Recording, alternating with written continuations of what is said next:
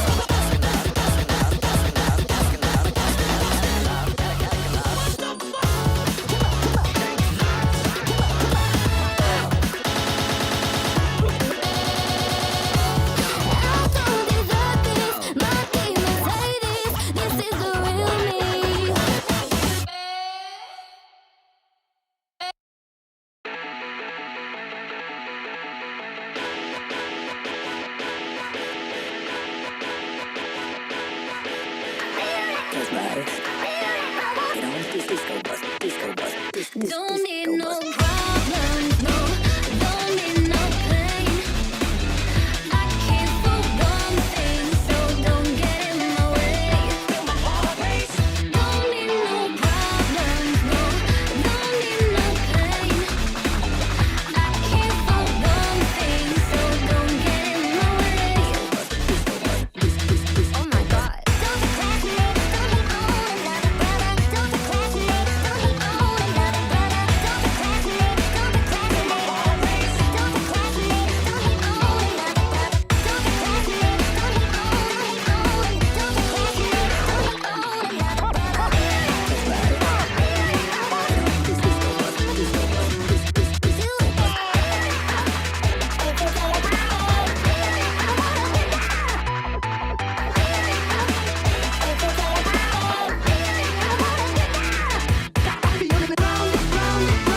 me, don't hate on another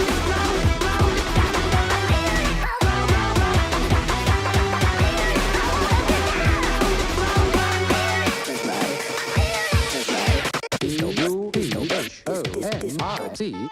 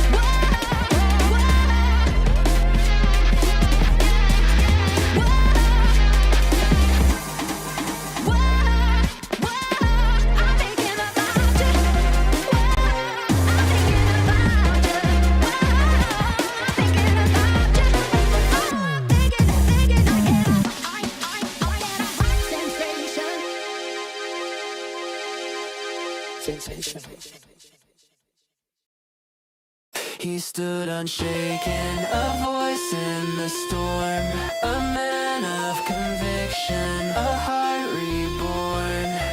He spoke the truth when the cost was high. He lived for Jesus, unafraid to die. We are Charlie Kirk, we carry the flame. We'll fight for the gospel, we'll honor his name. Charlie Kirk, his courage our own. Together unbroken, we'll make heaven known. A husband, a father, his family held near. A home built on scripture, on faith without fear.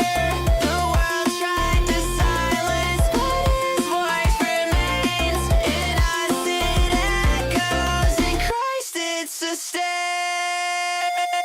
We are Charlie Kirk, we carry the flame. We'll fight for the gospel, we'll honor his name. We are Charlie Kirk, his courage our own. Together unbroken, we'll make heaven known. We'll make heaven known. We'll make heaven known. The battle is raging, the darkness will fall. We rise with his spirit, we answer the call. The truth is eternal, the cross is our guide. With God as our captain, we march side by side. We are Charlie Kirk, we carry the flame. We'll fight for the gospel, we'll honor his name. We are Charlie Kirk, his courage our own. Together unbroken, we'll make heaven known. We are Charlie Kirk, forever alive.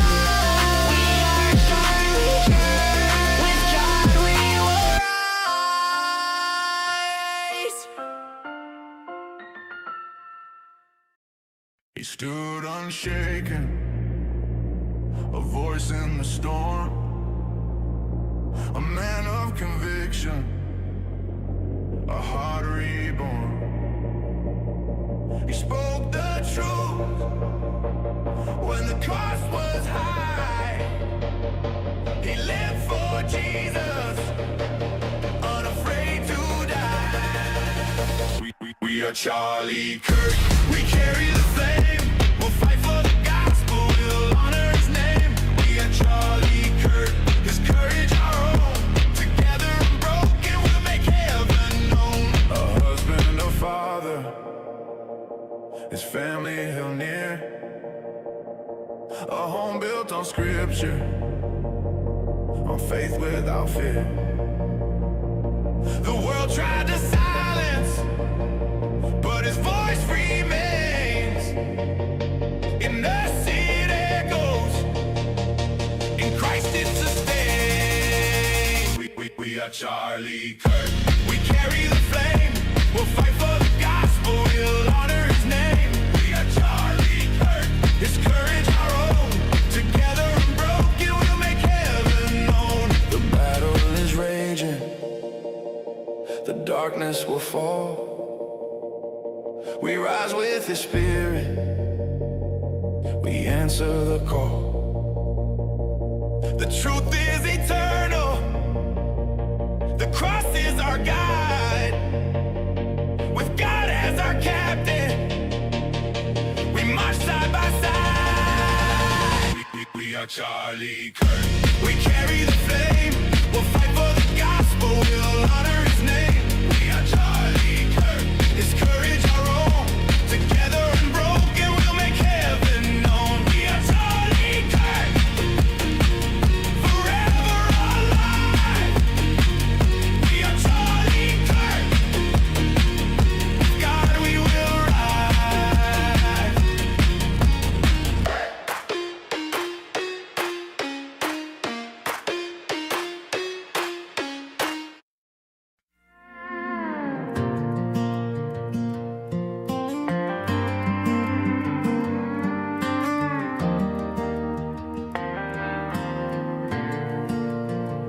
He stood unshaken, a voice in the storm, a man of conviction, a heart reborn. He spoke the truth when the cost was high. He lived for Jesus, unafraid to die. We are Charlie Kirk, we carry the flame.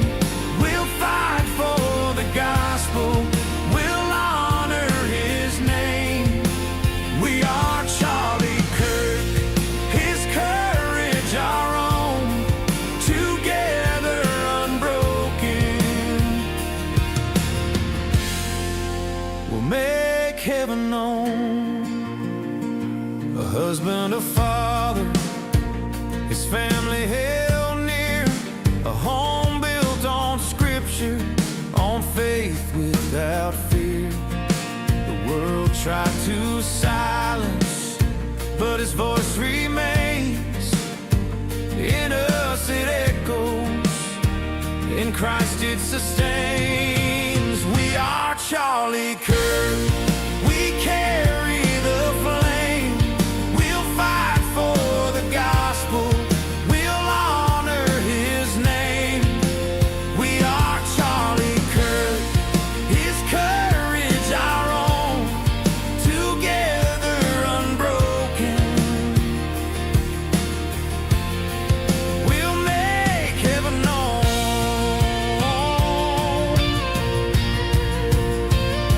The battle is raging, the darkness will fall. We rise with his spirit, we answer the call.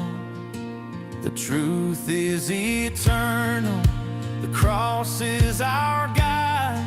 With God as our captain, we march side by side.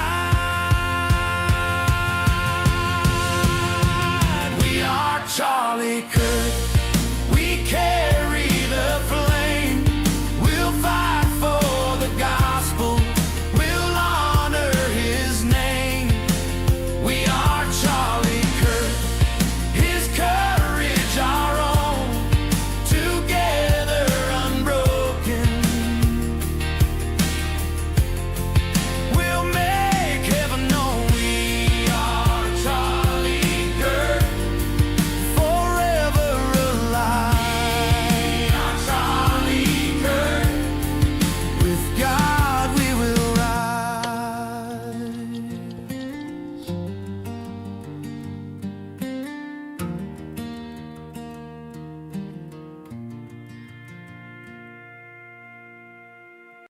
Hello, chat. Hello, everybody. Hello.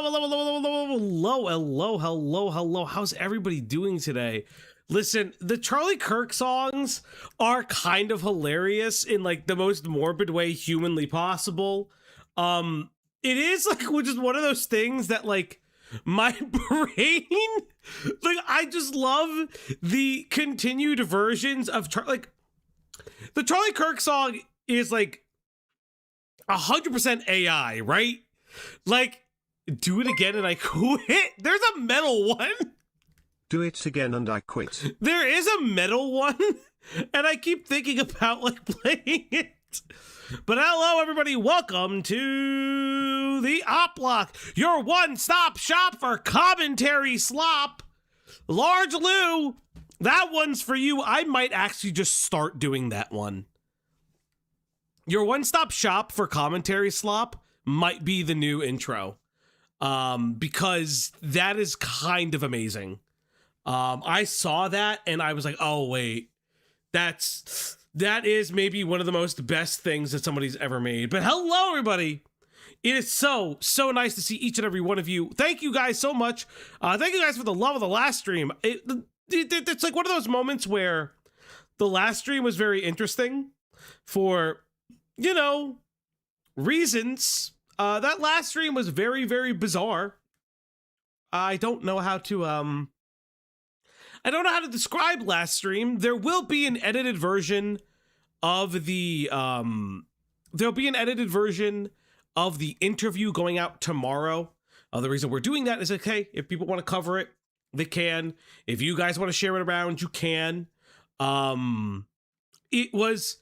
It definitely is an interesting time. Yesterday is very interesting. a couple people asked me like, "Oh, Fauci, how'd you feel about it?"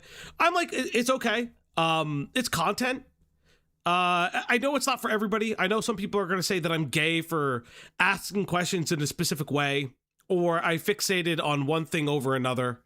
I don't really give a shit." No. In all honesty, like, that interview was incredibly impromptu. With commentary interviews that are impromptu, it's like you can go one of two ways.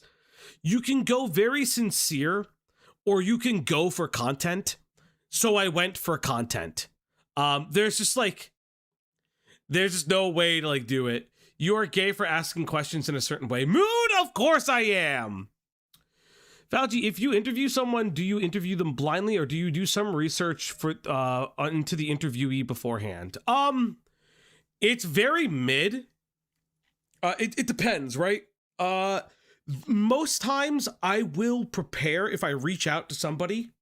But in that instance, like, I had done research on him. I had read through parts of the docs. I had skimmed them.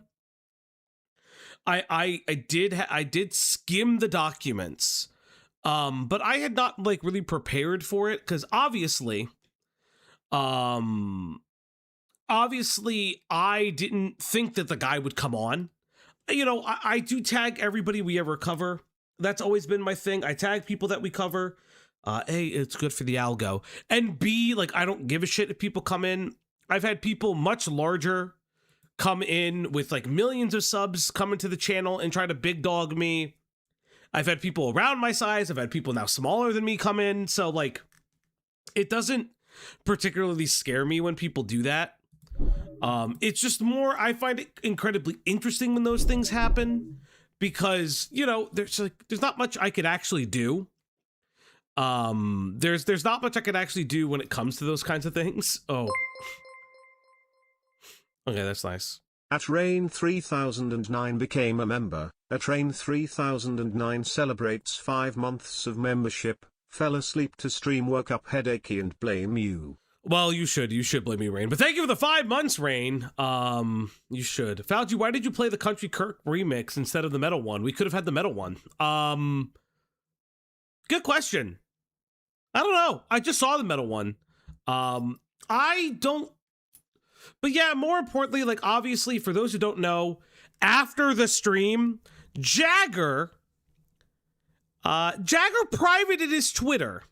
Jagger specifically privated his NSFW Twitter. So I'll kind of go over that because I do find it incredibly funny.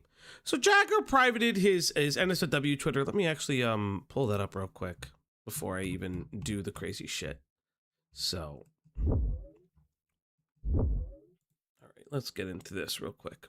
As a little bit of a follow-up. Let's do the actual, like, oh, Fauci's doing a follow-up thing. Yeah, I probably should one of these days. Stop that. So, after all the bitching and moaning about, oh, why should I private my 18 plus account even if I make content for kids? Like, why should I do this? Why should I? You know, I curse sometimes in my videos about, you know, Fortnite and Steven Universe and Five Nights at Freddy's songs and all these things. Jagger privates his Twitter. Now, you'll notice something really interesting because I'm going to show you guys maybe or maybe not a name change, right? So, as you can see, Jagger has privated his Twitter now. He locked it up. It was very interesting. Wasn't it private? It wasn't private before. No, it was not. No, it was not. It was not privated before.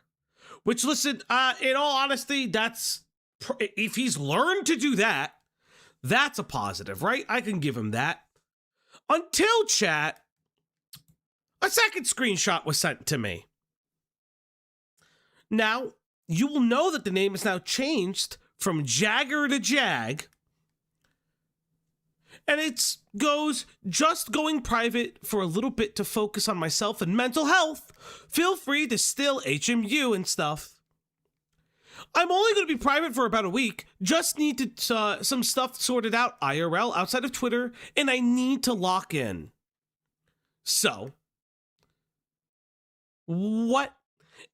Not does it take any of the advice that locking the Twitter would probably just be a fucking smart idea, which would be one of my major criticisms outside of a lot of other shit.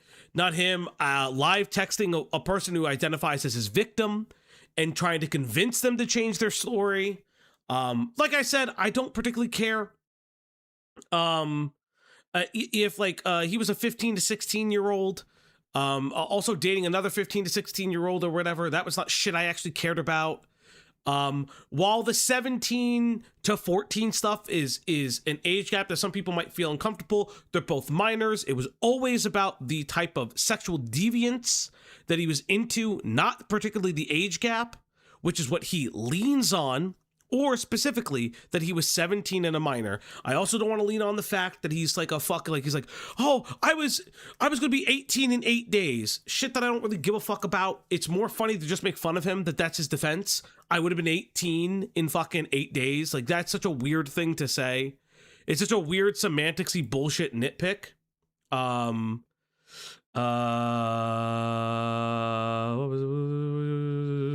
was it? Sorry, somebody sent me a DM. But like, again, there's so many things. I was talking to somebody today about it. Another creator, a larger creator, reached out and wanted to know a little bit more information about him. And I made the joke that it's kind of funny that he went from doing pedophile ERPs to then being the pedophile prey ERP. Very, very weird. Isn't saying he was almost 18 at the time make his argument worse? Here's what I will say. If we make fun of Internet Adjacent for doing it, why don't we at least make fun of Jagger for doing it, right? Like if Internet Adjacent's like, oh, well, he just turned 18. Yeah, you've been talking to this person since they were 17. Why would you do that?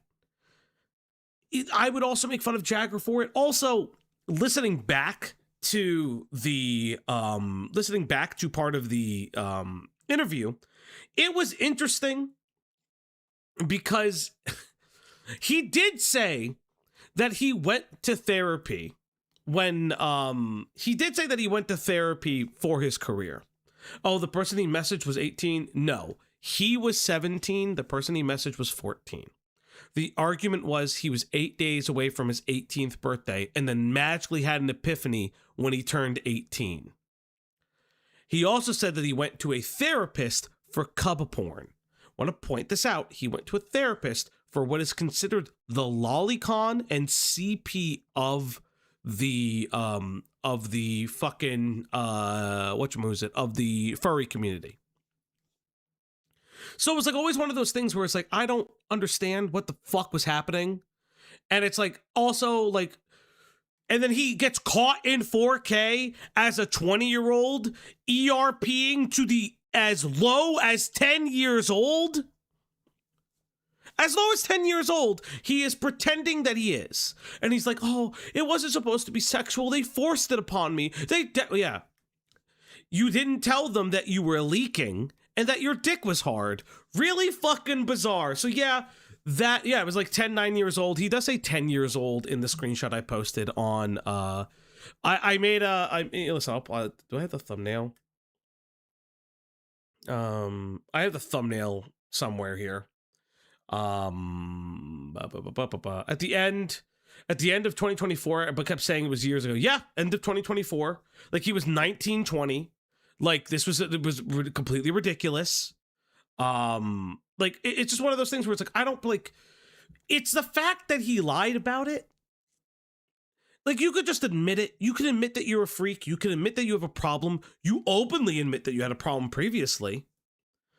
But it's just like, then you were like semantics Andying me. And I find that to be so fucking weird when you're semantics Andying me. You're like, oh, it's a technicality. Oh, it's a technicality. I'm like, okay, no, dog.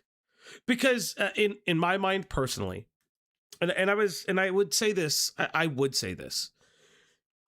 the disordered sexual behavior is complete opportunistic and weaponizing incompetence to weasel out of shit. Yeah, 100% deep sea.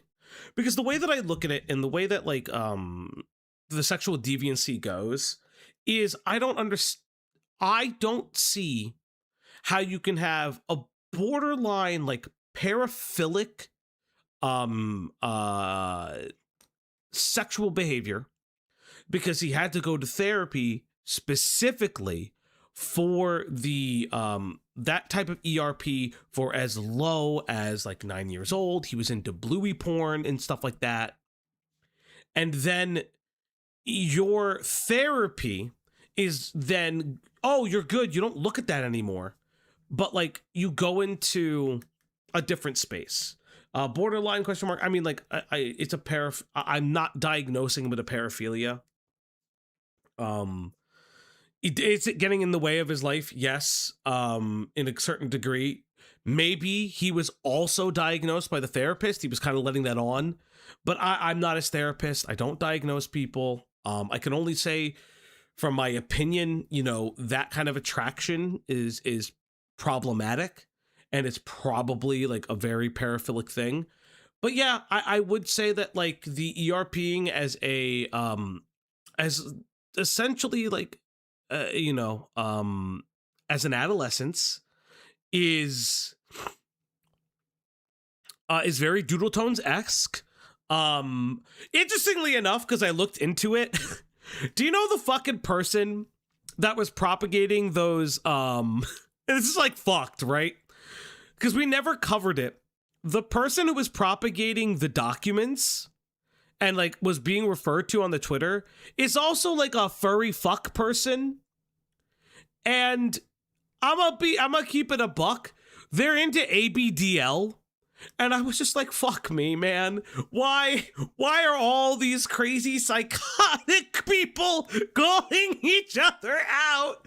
I'm just sitting here being like, no, you're all crazy. Oh boy, why is this happening? I really hope that this is it's like you're a worse pedophile than me.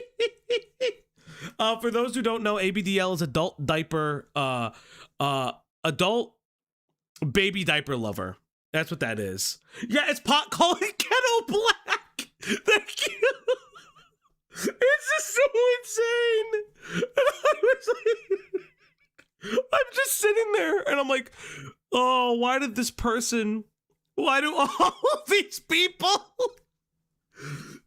all of these people like the most deranged fucking shit humanly possible? So the people who said that they were the creators of the doc was a person whose Twitter I can't physically bring up. And it's the idea that like fucking sex deviant is calling out another sex deviant. I forget who, but EDP was like, yeah, dude, you're a pedo. That's fucking insane. Takes one to know one, right, EDP? Fuck me. That's like, oh god, I love shit like that. You only get the shit on the internet, right? Like we can do a shit ton of research. We can contradict a lot of fucking we can go through like a shit ton of videos, context and things like that, and like kind of like smack through it all and like break it down. But sometimes I just love good old-fashioned sloppy content. Hi, Jazz. Like there is nothing better than like just fucking sloppy content. It's I don't know what it is. There's just something so fascinating about it. It's just so funny when it's so messy and it all happens like live and it's not perfect. In retrospect, one of the things I probably would say is I probably shouldn't have eaten during the fucking interview, but I was starving. And I was like, I didn't expect this motherfucker to come on. It's why like Greg and B were there to let me fucking eat. But like, it's like one of those things that I just found incredibly, incredibly funny. God, I love water, by the way. Also, as a, what'd you eat during the interview was pizza. I was just I was so fucking hungry, dog. I was just like dying. By the way, tonight's gonna be the last Monday stream for a bit, for at least 2 months. We will get Tuesdays now, but I just left Malcolm's stream and he mentioned your accidental N-bomb at one point, and I giggled. Huh. I mean, okay. That's cool. That's hilarious. Yes, I have seen the Akumu Ponder video. I probably won't cover it on stream. I don't know. I've seen parts of it. It's not bad. It's just one of those things where it's like, I just kind of don't know what to do with it. It's a lot. It's just like one of those videos that it's like, it's just a lot. And it feels, okay, how do I say this? Akumu's videos are good. It just feels incredibly personal. And because I don't know Akumu personally, and B, I'm not Akumu, it's very hard for me to constantly do it. You yell at Ace, but you gulp into the mic, okay? Am I gulping? I'm just very thirsty.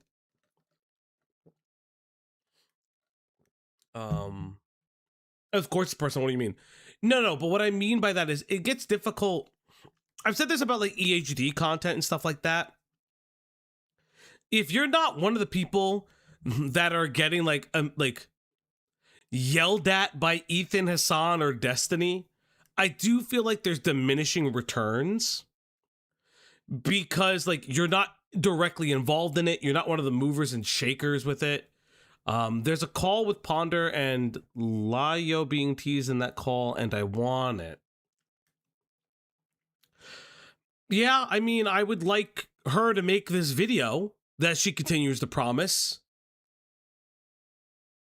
I would really like a video that she continues to promise that I've heard had to be pushed back for reasons that she should have been able to fucking handle.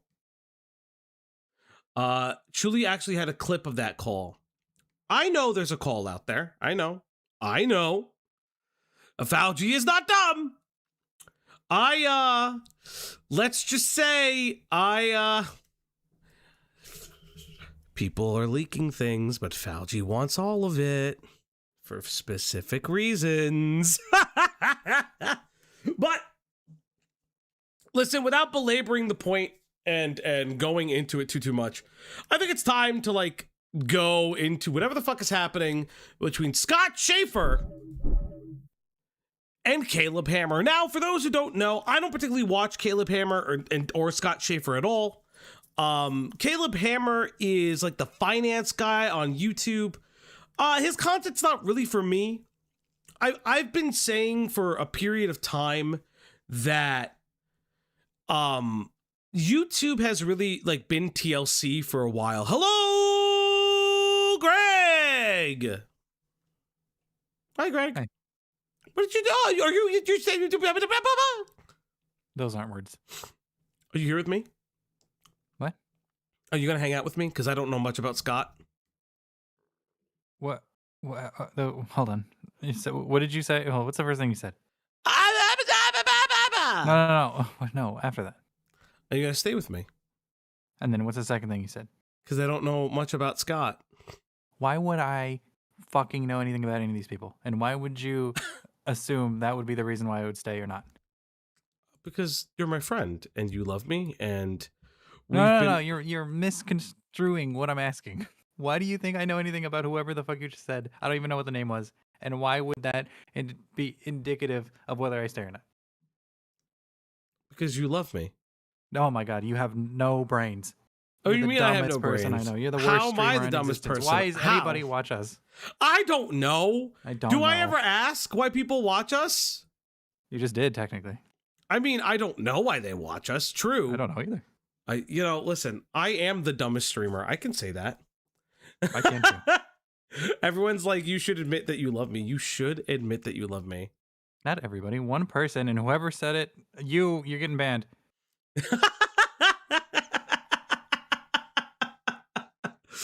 Oh my Christ. But and explaining Caleb is really interesting. Have you ever watched the Caleb Hammer video? I don't know who any of this is. I Don't know what any of this guy's a Boba Fett thingy. That's Scott Schaefer. This is for Greg and Greg only. Love you, Greg. Thank you, Pinker. Canadian. Thank you. You are actually not the dumbest streamer, which is both heartening and disheartening. Oh, That is maybe one of the funniest things that I've ever seen in my entire life. not the bottom. No.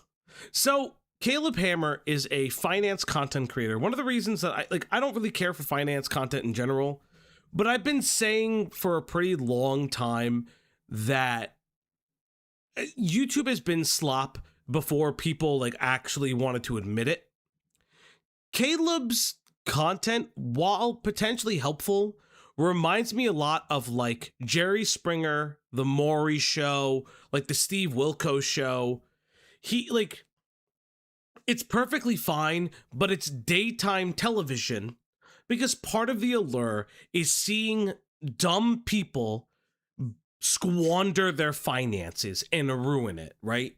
And that's Caleb's niche. It's not really for me, so I've never watched it. But like I can respect that he makes it.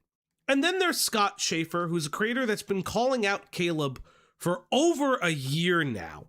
He had this first video was a year ago and has had 3 follow-ups since then.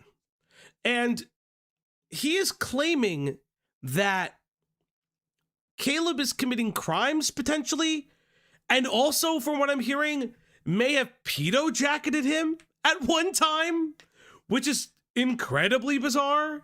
I don't know where that comes from. I've heard rumors about this, like mystical, magical pedo jacketing, and when Caleb was like 18 or 19, smearing shit on a wall in a dorm room. I don't know where that comes from because I've never seen this. And I know some people have covered it, and I think the overwhelming consensus is Scott is like a malicious asshole, like just straight up a malicious asshole, and is like borderline slanderous. I have personally not watched these. These are the consensus that I've heard from my other friends and streamers who have covered this. So I am really curious, and I'm happy to have Greg here because if I didn't have Greg here, what can I do? Greg, have you been doing anything interesting with your day? Nope. I'm also not going to be paying much attention to this, so don't ask me any follow-up questions. Are you playing 14? No, Why aren't you paying attention? because this sounds boring as hell. What? But Greg. But Greg. Okay. I guess we're gonna get right into it, chat. Let's listen to Caleb Hammer might sue me for this video. Caleb Hammer might sue me for this video, and that isn't clickbait at all. He's already Excuse me, what? Yeah, what is clickabait? Yeah, wait, I need to. isn't clickbait at all. Could you not film this again? Clickabait. Clickabait. I just sat down. What the fuck? What is clickabait? Oh God. Okay. Amazing and interesting. Amazing and incredibly interesting. All. He's already threatened legal action against me multiple times before I even released this video, simply for looking into a story he doesn't want covered and not immediately accepting his point of view. Now to me that seems very suspicious and almost like Caleb didn't want me to find something, and spoiler alert, yes, I found some very interesting. Greg, would you like to read the uncut? And I will read whatever the fuck Caleb is saying? Caleb's boy crush. I would like to personally stick my blank in a hole of his. Any hole will do. Thank you. Gross. Okay. Pieces of information we'll be discussing later in the video. Now, a few weeks ago, I was presented with some information that Caleb Hammer, a finance YouTuber with 1 million subscribers, had allegedly acted inappropriately with a guest on his show. I reached out to Caleb by email to get his side of the story, as these allegations were pretty severe, and I had no interest in making a video without getting everyone's side of the story. Caleb initially was very friendly over email and denied all the claims against him. Okay, so let's see. Hi, Scott. Sorry, I haven't seen your other message, but someone else did ask me, and I'll send you the same. I've been dealing with this former guest, Zeke, has said for almost a year now. He was on my show 3 times and a pilot episode for a show called Dating Money. After begging for a 4th time for months, I said he needed to make actual progress before coming on again. He said it was his, quote, career too, and eventually blew up. He started posting random allegations online in different places, and many of which didn't catch my attention or knowledge at the time. Over the course of a month, the allegations kept changing until he got something that picked up by other people online. The first time he came on my show, we talked about his OF. He told me after the episode recorded that he would build his Twitch and OF like many other Austin creators. He asked for any collabs and connections. That's why I offered a collab there. Okay, so you're coming on a show about poor financial decisions, and you're like, would you like to collaborate while I show haul? Okay. Interesting. Okay. Fascinating. It was uncomfortable for me to talk about, and I let the voice note in candid over the topic. The typical communication style. This is how I always am on my show too, and in the vlog. So I'm confused why people think it's some gotcha that I felt awkward and danced around the subject. But his posts were very out of context, so I get it. And as you can see from one of the screenshots, he asked for help with his OF down the road. Hey, yo, Caleb, can you fuck my asshole on live? Okay, so he asked this man if he could do the thing, right? Like, what is that? Hey, A-Space, thanks for the raid, guys. Welcome in. We are learning about the Caleb Hammer drama. It wasn't gay OF content. You know, it's funnier to think it's gay OF content, though. You know, in my mind, it's funnier that way. Thank you, Ace Space Raiders. Time to give you something more entertaining than whatever the fuck you were watching before. It looks like as of today, he deleted a majority of his videos about me on YouTube and IG, and even his OF from his Linktree. Not surprised if he's trying to clean up his messaging. He doxed me at 2 points, putting my life in danger, and threatened to kill me for not allowing him to have him on my show. He's also bragged about his claims being for, quote, drama, in a now deleted video. Watch his 3 episodes with me. That's his genuine personality. He bragged about lying and many other things that are bad. How anyone is taking this seriously at this point, I have no idea. But again, I know it comes with the territory of my job, and this is some solid red meat for a channel who just hit 1 million subs. Okay. I was quite close with most every guest within the first 30 to 40 episodes before I ever got any notability or too much attention. I legitimately wanted them to do well and tried to create connections with limited connections I had here in Austin at the time. In hindsight, even if you requested, connecting a guest with an OnlyFans creator was certainly not the best idea. If I could go back, I would change that. It came from a genuine place, but I do understand how it could be misconstrued. Hope this makes sense. We've addressed this on Reddit many months ago. Hope you have a good day. Okay, I feel like that's a reasonable email. Explains what the drama is, explains where his perspective is, offers like a public discussion about it. It's not something that is hidden. It's something that they've collated and done all of. Okay. How can this go downhill from here? He even told me to have a great day. What a nice young man. Unfortunately, that attitude quickly changed when I didn't immediately accept what he had to say as fact. He told me he wasn't interested in doing a Zoom call because he wasn't interested in participating in the internet drama industry. I'm not interested in a Zoom call at this time, as I'm truly not the biggest fan of the internet drama industry. Hold up. Let me look. Do you mind reading Scott for me, Greg? Maybe we should read Scott first. At the top. Yep. 1 second. Atinzar Int became a member. Zane for the Atinzar 12 Int celebrates 12 months of membership, fell asleep for a minute or 30 and woke up to hold. Of course you did, Zane. Thank you, buddy. Thank you for the 1 year, dog. Thank you so much. Been a wild year. It has been. Scott Schaefer to Caleb. I appreciate you getting back to me, Caleb. The two of you have very different versions of what is going on. I did a Zoom call with Zeke a few minutes ago. He claims that he thinks there was no quote-unquote friend. You were trying to connect with him for OnlyFans. Whoa. You were trying to connect him with for OnlyFans content, and then this was just a ploy to allow you to hook up with him. He has also claimed that you inappropriately felt up his leg after one of your appearances on his show and made him uncomfortable. Obviously, these are very serious allegations. Is what he's saying true? If not, have you pursued legal actions against him? I've talked to Zeke on Zoom and would like to do the same with you to get the full story. Let me know if you have any free time today or tomorrow for a brief 10-minute video Zoom call to clear these issues up. Okay, so you have baseless allegations. Hey, Leo, what's up? So you have potentially baseless allegations, something that this guy has harassed him for, who has doxed him twice, according to Caleb. And you're like, well, what are your thoughts about the fact that he's saying that he felt you up? That you felt him up, excuse me. Okay, sure. I am curious.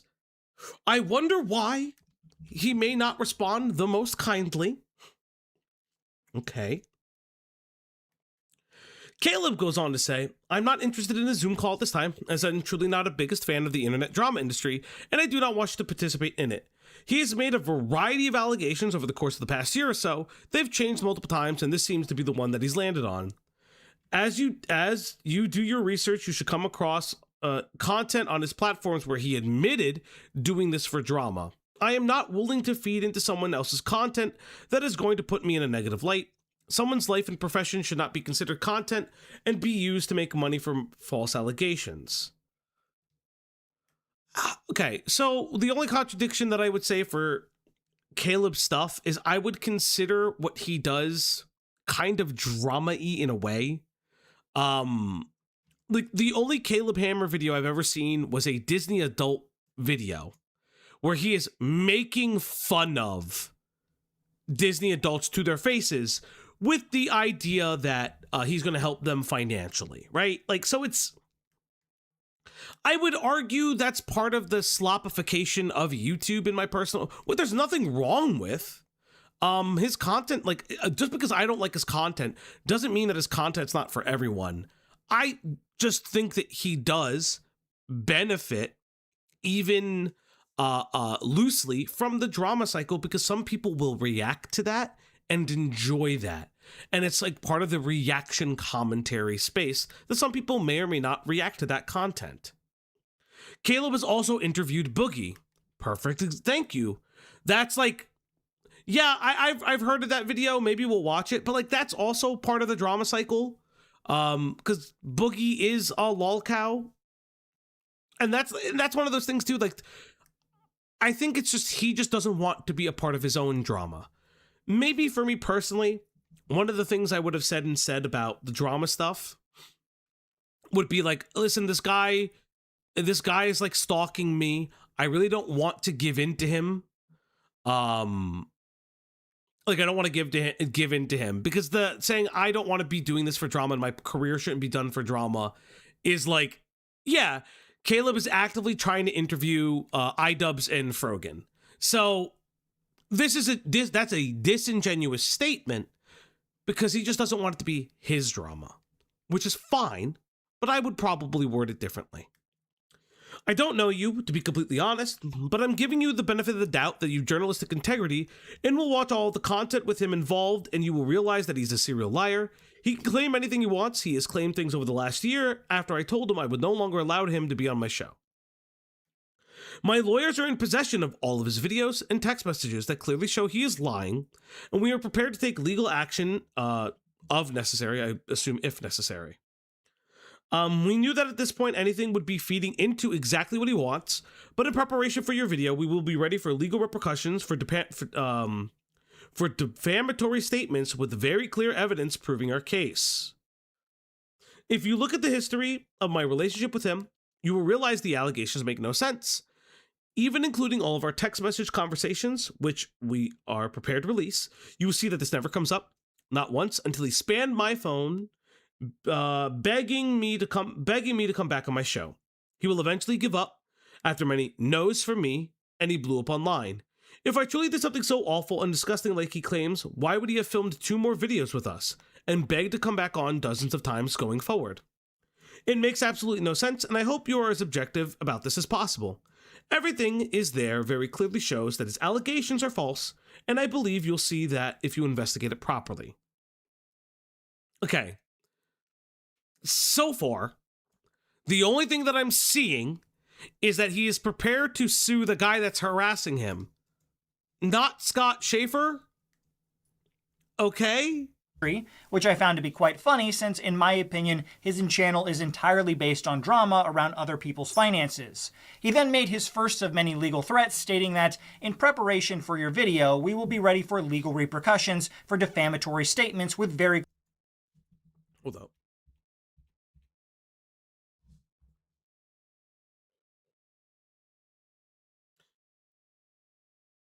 What? You clip chipping cocksucker. Actually, no, fuck you, Scott. He's literally speaking about him. Taking legal action against him. Not you, you fucking moron. What?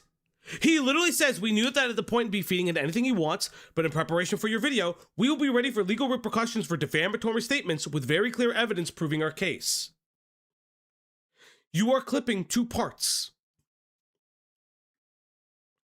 You're clipping out the context. It's about the other guy because he's going to make defamatory statements. You idiot. In doing a Zoom call because he wasn't interested in participating in the internet drama industry, which I found to be quite funny since, in my opinion, his channel is entirely based on drama around other people's finances. He then made his first of many legal threats, stating that, in preparation for your video, we will be ready for legal repercussions for defamatory statements with very clear evidence. Scott is claiming Caleb is running because he's not playing how he wants and refuses to look at the videos. Yes, yeah, that's fucking weird. It's proving our case. Now keep in mind that this was after I had sent him only 2 emails and was just trying to get the details around the initial case of inappropriate behavior I was first aware of. Threatening legal action so quickly in the initial fact-gathering stage without any video being made yet really set off my alarms that something odd was going on here. Okay, so fuck you, you disingenuous cocksucker. Because you asked him why did he not take legal action against him in the email that you sent him. You're like, oh, if this is so bad, if this is so defamatory, why haven't you taken legal action? He explains the legal action that has taken place, talking about his lawyers preparing documents, having all the videos saved. That's an insane thing. You asked him if he's taken any steps legally. And then he's saying, in regards to, what the fuck is this guy's name? Zeke or whatever the fuck his name is, that he is prepared to take legal action for defamatory statements. Because the assumption is that you are platforming Zeke in either an interview or his own words, which by definition would be defamatory, if not true. Why was Caleb so defensive about me looking into this case further? He wasn't. He sent you information, denied your Zoom call because he just didn't want to do it, gave you good faith by saying, hey, I'm giving you all the evidence that I actually have. I actually have more evidence. And listen, like, I don't know Caleb. I have no vested interest. But one of the things is that I don't like is the editorializing and the assumption game on a person being a little bit forthcoming about why he doesn't want to be involved. I would have probably deleted the part about the drama shit, but like, The problem I have is from everything I've seen from Scott is the story got too personal, and for every 1 point he has 3 to 4 nothing points. Yeah, like I'm interested. I agree that his channel is drama. Is drama. He can argue that just because you don't do drama coverage, that's fine. But it's drama if you're trying to get very public lolcows like Boogie and trying to get Frogan and iDubbbz on. That is drama content in a fashion. However, he's not taking legal action against you. He's not threatening legal action against you particularly. The initial person who came forward was so obviously a liar. Why quickly jump to legal threats against someone who was trying to tell a story that would present all sides equally? It wasn't against you. He gave it to you, declined the need for comment, and said he is willing to make good on the legal part of it. Caleb claimed that his lawyer had gathered all videos and text that clearly show his first accuser, Zeke, is lying, and made the statement that they are prepared to release these. I asked in the follow-up email if I could see any of the evidence they'd gathered, including videos Zeke... I watched several of his videos on you and haven't seen anything that led me to believe that he's lying. You said your lawyers have all his videos. Can you link me one of them on the ones that you've now deleted? Yada, yada, yada. Right now, it looks like two people are having different opinions on events that happened. You don't deny the voice message you left him is real. The touching him inappropriately, you deny. Any proof you can provide to me, the proof that he's a liar. Can he prove that the touch happened? Again, this is absolutely insane. Someone is accusing him of sexual assault, of a variety, or sexual misconduct. Like, you've watched the video where he says he's doing it just for drama, and you don't think he's lying. You've looked into his past posts and said that he changes his allegations multiple times, and you don't think he's lying. Of course I deny touching him. The voice memo has context that I've given 1,000 times. It is our job to look into things. It's your job to look into things, not mine. I'm not giving you anything for you to use for clicks. Enjoy your ad revenue, my dude. You are going to be beyond embarrassed platforming someone who literally bragged about lying about these allegations and tried having me killed. This is gross. End of communications from me to you. Next will be from my lawyers. Yeah, because his lawyers are just going to give a fucking public statement. Now, I don't think they're going to sue you for harassment. They're just going to give a fucking public statement. Yeah, hey, have your lawyers given up possible shit for your case? Yeah.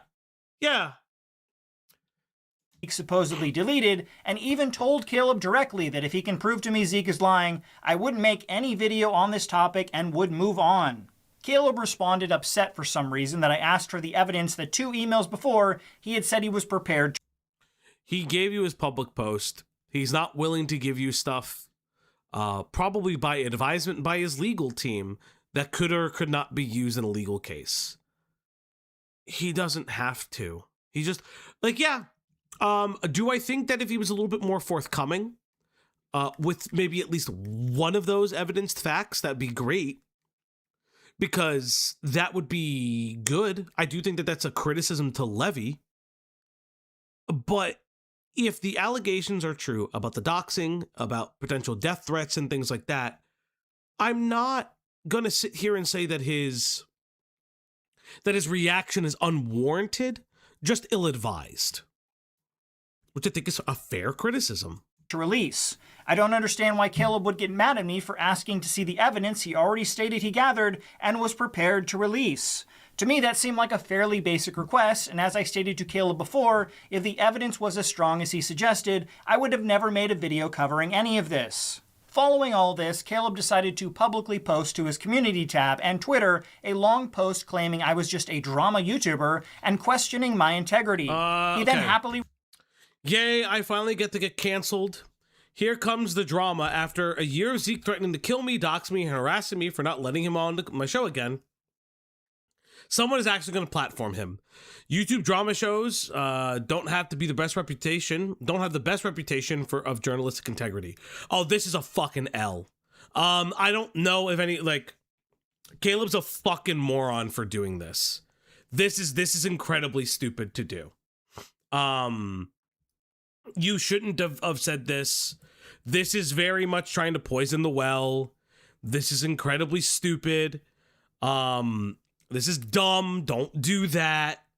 Like, that's such a fucking stupid thing to do. In my personal opinion, if Scott didn't fumble the bag as I've been told, this would have been a bigger slam dunk in my personal opinion. But I hope Scott is better than most, though I personally never consumed his content. I can't believe the guy who has tried to ruin my life multiple times because I won't allow him on the show again. He never improved and only lied to me after being on the show, is still trying to harm my life. I'm glad that most people will be objective and see that he bragged about it being, quote, for drama in the past and that he's a compulsive liar. This is gross. I hope our culture deserves better in the future than feed stuff like this. You, as an audience, is my life. Oh my God. Okay. Okay, maybe there's a point to if Caleb is gay as hell. Maybe he likes the dick a little bit. Oh boy.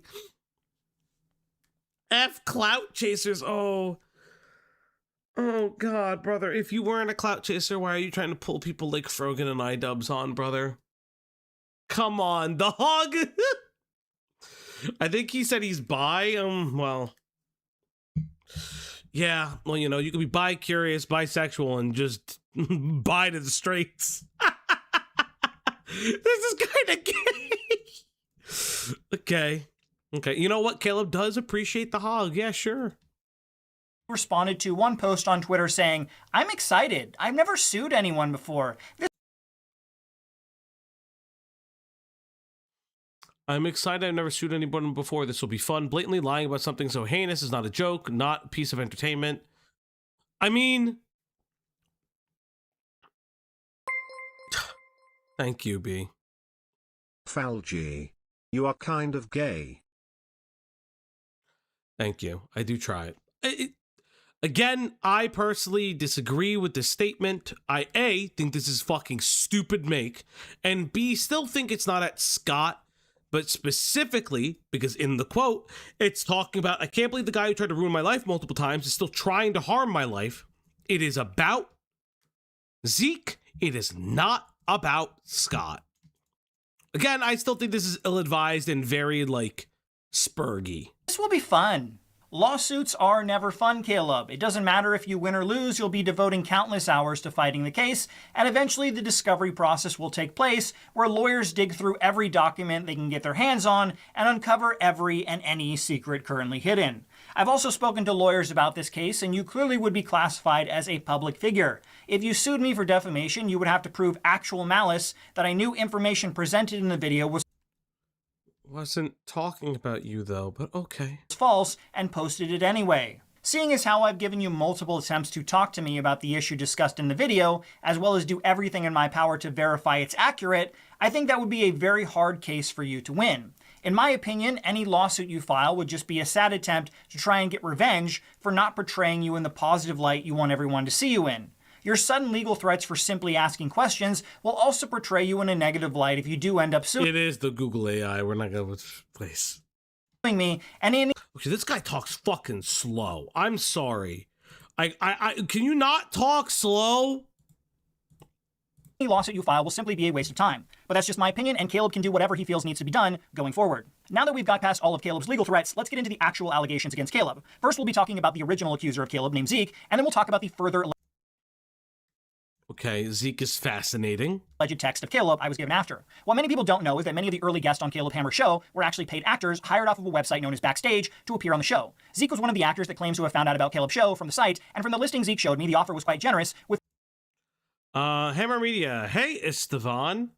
I would like to have the upcoming show. As stated in the description, this is a reality television educational show. It should not take more than a few hours. We will provide $25 an hour for the shoot and 25% commission on all revenue generated for the episode for 12 months.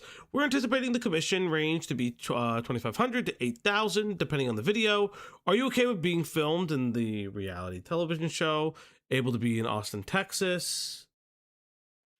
And then it's millennials and Gen Z. Yeah, but this is commonplace for reality shows. Fucking, what's it? People put casting calls out for reality television shows. Like, this is not uncommon. Huh? Uh-huh? Like, that's not, like, where do you think that they find them? Okay. Interesting. An initial small $25 appearance fee. Yeah, reality TV isn't real life. How do you think people like early Jerry Springer shit came on? Like, they fucking grabbed people.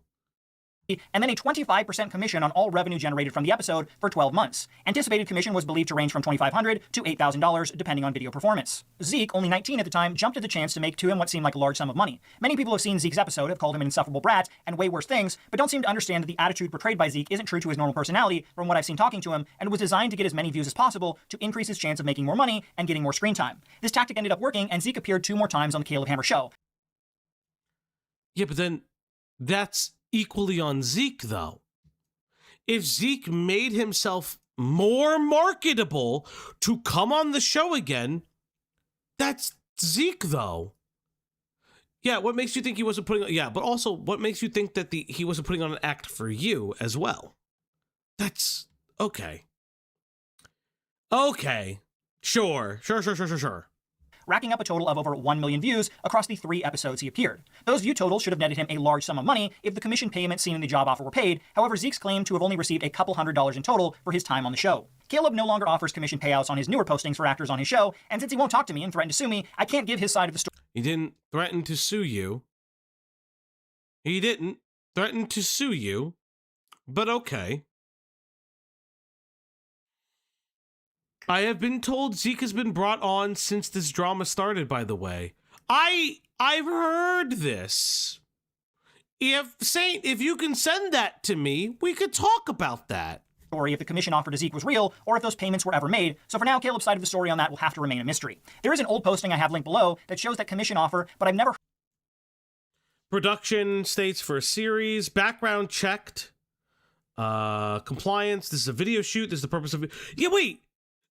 They fucking put out casting calls for fucking, like, oh my god, what the fuck is that shit called? Greg, do you know that, the Cut? Yes, Greg, thank you. The dating show, like The Cut, or like, things like, 1 versus 100, or like, one doctor versus, Dr. Mike versus, 25 COVID deniers. Like it's still a casting call. That's still a casting call. That's how they market it. Yes, Jubilee puts out casting calls from what I remember. If I remember correctly, the allegation was said to have happened after the second shoot. Zeke showed up for a 3rd episode after allegedly getting groped. Yes. Interesting to know. Heard of any of the actors who appeared on the show receiving... Negotiable. Yeah, it's a contract. Yeah, no one's going to come onto the show, be publicly humiliated without that. And yes, they're probably anticipating the range. But that doesn't mean the range is always the same. That doesn't mean the commission range is the same. He could have got hundreds of dollars, not showed you all the bank statements. You probably should have asked for all bank statements, yada, yada, yada. And maybe they did underpay him, and that's pretty shitty as well. That amount. If you were one of the actors who did get those payments, I would love to hear from you, and my email is linked below. While the issue of the alleged missing payments is important, the bigger issue came up in July of 2022 after Zeke's first appearance on the show, when Caleb ended up leaving a very disturbing audio message on Zeke's phone. I can tell you're a cool dude, and I want to, like, if there's anything, any connections that I have, which I've built a lot of connections in Austin, anything that I'm able to kind of link you to, you know, I definitely... Okay, so before listening to this, I thought you said you didn't want to until you learned more about discussing in person. You don't have to do anything you don't want to be very clear. Voice message. What? It means it's easier now. I have a better understanding. He still wants me to vet ya. I can make I can make him. Doesn't that clear? Okay. So I guess this is about. I don't know what this is about. I want to be helpful. The main reason I haven't wanted to have this conversation via text is, sorry, I had to burp. One, I'm not used to OnlyFans, straight up. It's not really my scene. I'm a personal finance dude. I don't really know anything about that. Two, I'm straight. I'm like 90% straight. I've definitely fooled around because I'm open-minded. And Okay, 90% straight, chat. 90% straight. when you get drunk, whatever. But and this is like a man-on-man thing. But essentially, I think, from the conversation I had with him, the pay will be dependent on what you're willing to do, and what you're willing to do is set by you. So what he would like to do, you guys make out. He would like to do that. What he would like you guys to do, him feel you up. He would like to do that. You can say no about any of these. He would like to play with your dick. And see, that's why I didn't want to type this out. This is the most dry way to describe sex industry ever, but like, from people I know who are in the sex industry, this is like the dry way of doing it. This might just be how the 10% gays do it. Yeah, maybe this is how the 10% gays do it. But can he eat your butt? Gilla would like to know for science. But this is like incredibly professional. The voice member sounds like you. No, it does not. But like, if I'm gonna be honest, like, you're asking him for OF help. And he's trying to treat it as a professional endeavor. This doesn't sound like he's not propositioning him for sex. What? Okay. Either, because that's like weird for me to say. I don't, it's not like we're friends or anything, but that's what he wants to do. He wants to give you a blowjob. I was also told and confirmed with him that your face would be hidden, blurred out and hidden. Your identity would be hidden. And then if you wanted to give a blowjob, you could. Again, you would make more from that. And, he would eat your butt. And you would make more for that. You can say no as well. You could top him, he could top you. Whatever you're willing to do comes with more money. But you could literally do nothing. You could literally just lay back and let him just touch you for the video. And I guess for some reason his subscribers love that. And you get paid for it. So really, that's what it is. And, there's things that I think... Yeah, this doesn't sound like someone who's confident about the OF business and giving consultation. This is him relaying messages to Zeke about another person's business model. Okay. So what's the allegation here? I don't feel comfortable talking about in this kind of situation, and I'd be happier to talk over in person. Maybe I'm just that kind of person. So you just let me know what you think. When that audio message was first leaked, a lot of people claimed it was fake, and in 2024, with advancement in AI voice cloning technology, I understand why some people believed that. However, despite that, Caleb has confirmed on his Reddit, as well as in emails to me, that the voicemail you heard is 100% him, and he makes no claim to it being altered in any way. What is disputed about that voice message is why it was left, with Caleb and Zeke having very different stories. Zeke talked about doing OnlyFans modeling on his first appearance on the show, and wanted help to grow on Twitch and OnlyFans from Caleb. Okay. Caleb's version of events was that he was simply trying to help Zeke out by connecting him with another guy to hook up with and make money from adult content on OnlyFans. After talking to Zeke, he made it clear to me that he only ever wanted to fuck bitches and get money. Talking to him further, I asked him why Caleb seemed so... After talking to Zeke, he made it clear to me that he only ever wanted to fuck bitches and get money. Talking to him further, I asked him why Caleb seemed so interested in trying to hook him up with a guy on OnlyFans, and asked Zeke if he led Caleb on into thinking he was interested in doing adult content with other men, which he quickly denied. Zeke said... I have no problem with how you choose to identify, but Caleb wanted to set you up with another guy for sex and OnlyFans. Did you lead him to believe that you were willing to hook up with men for the reason cash? Caleb kept pushing the gay OnlyFans content... I probably wouldn't be interested in two. I'm going along with it. Okay, I can, okay. You read blue and I will be gray, I guess. At the top. Yep. I probably wouldn't be too interested in going along with that deal, to be honest. Not really my type of thing. I could meet him, but it would be hard to convince me to do anything other than photos for people. Also, anything from the other OnlyFans girl. Oh, no worries, smiley face. And I can reach out to her. I'm not as close to her. What all would you be willing to do with him? Get felt up? Maybe get a PJ? Can't believe I'm typing these things. Oh my God. Wait, he's not saying I wouldn't be too interested going along with that deal, to be honest. Really not my type of thing. So he's only saying that he would only do photos. He wouldn't do sex acts with a man, which is fine.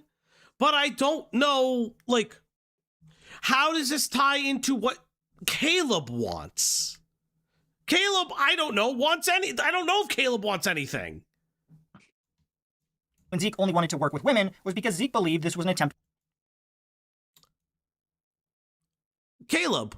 Okay, so going on, I will be blue, you could be gray. Why would Caleb offer to connect you with a man for sex on OnlyFans? Did you say anything that would make him believe you were interested in men or doing sexual things with them for money? Because he wanted to have sex with me. That's it, plain and simple. There was never anyone else, only him. That's why I was asking for women, which he never named or gave contacts. But he talks about a man. He talks about a person that he has reached out to, and that he doesn't know people, he doesn't know women in that space. Here's a fascinating thing. Can I have the full text logs? Can you publish the full text logs? That would be fascinating. By Caleb to hook up with him instead. Interestingly enough, the only piece of evidence Caleb sent me to support his claim actually supports Zeke's claim that he never wanted to do hardcore content or ever brings up doing content with men, saying he was only interested in softcore, lewds, and solo. Yeah, what kind of stuff are you posting? I'm curious. I'm just. I mean, the softcore lewds are solo. I get more followers and money the more into it with different models I met, and do little vlogs of us meeting on stream and then off stream film content. Okay, but this doesn't prove any conversations that didn't happen outside of texting. Like, this doesn't prove anything else, but okay. So this is what Caleb sent. And if the only person he knows is a guy, and the guy is willing to help him, but the guy is gay and or bi, I don't know what the controversy is. It doesn't seem like he's offering to hook up with him. It sounds incredibly businesslike. Work. I'm not sure why Caleb sent this as evidence to support his claim, as it makes it clear Zeke wasn't interested in the hardcore content Caleb went into detail about in the voicemail, so I'm really confused as to why Caleb... But they discuss it. He then says no, and then he's like, okay, then what are you willing to do? Hey, that's perfectly fine. I'll identify what that is for you. He's literally acting like a manager. He is...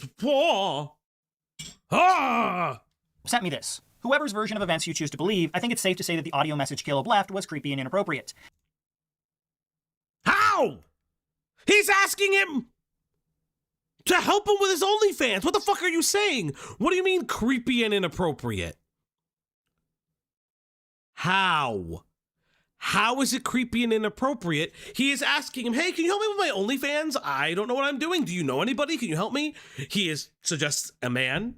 Now that could be incorrect, and maybe Caleb should have shown a text identifying what gender Zeke is looking for. Do you want male models, female models? Do you care who it is? What are you saying? It's not creepy if he's asking him to help him. His offer wasn't, hey, I can be a model for you. Like, I can be a stand-in for you.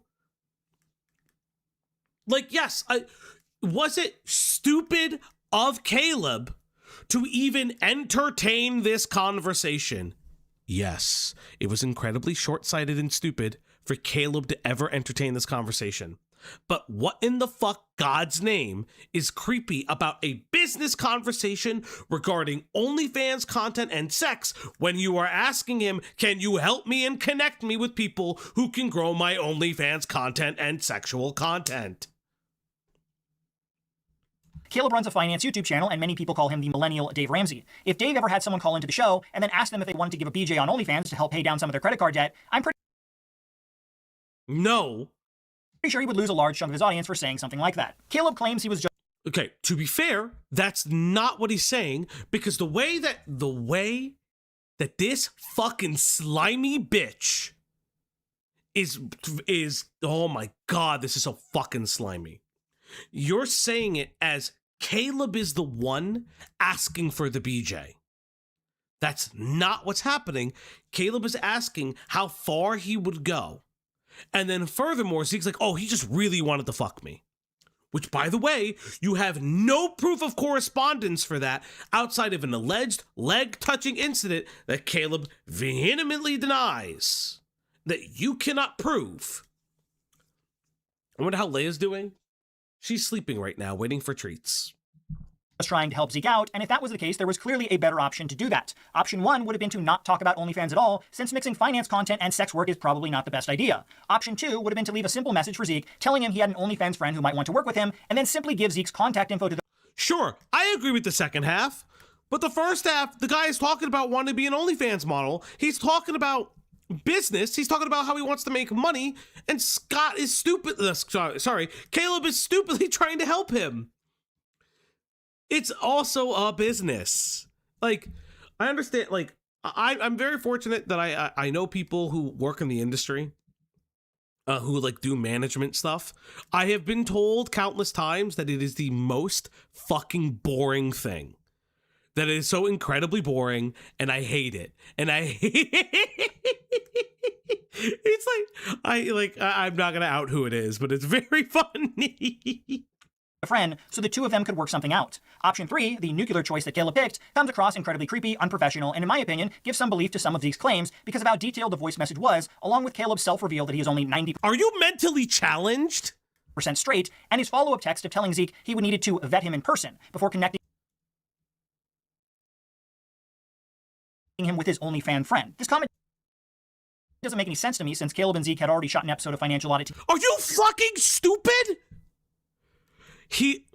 I think that this guy does not read at a 4th grade level. The vetting is talking about the individual that he is talking to about the OnlyFans content, not about... This is not a casting couch fucking... Oh my God, does he think that Caleb Hammer is the Harvey Weinstein of fucking business YouTube? Are you fucking you ignoramus, disingenuous fuck? I don't even like Caleb. I find his content kind of boring. And even I think that this is insane. This is malicious. This is 100% malicious. There is no level of incompetence from a guy who touts himself as a researcher, as a journalist, and as whatever the fuck he thinks he is. This comes off as malicious. I can't think that this guy is this stupid. I just can't. Because it's purposely misreading text messages. Purposefully. Together, so I don't understand what sort of vetting process Caleb had in mind. This wasn't Caleb's first attempt at offering OnlyFans to people who appeared on his show. On Caleb's subreddit, early on in his YouTube career, he made a post explaining he had offered OnlyFans work unsolicited to several... Hey y'all, OnlyFans, always here, and I wanted to get your opinion on something so we can all hold each other accountable.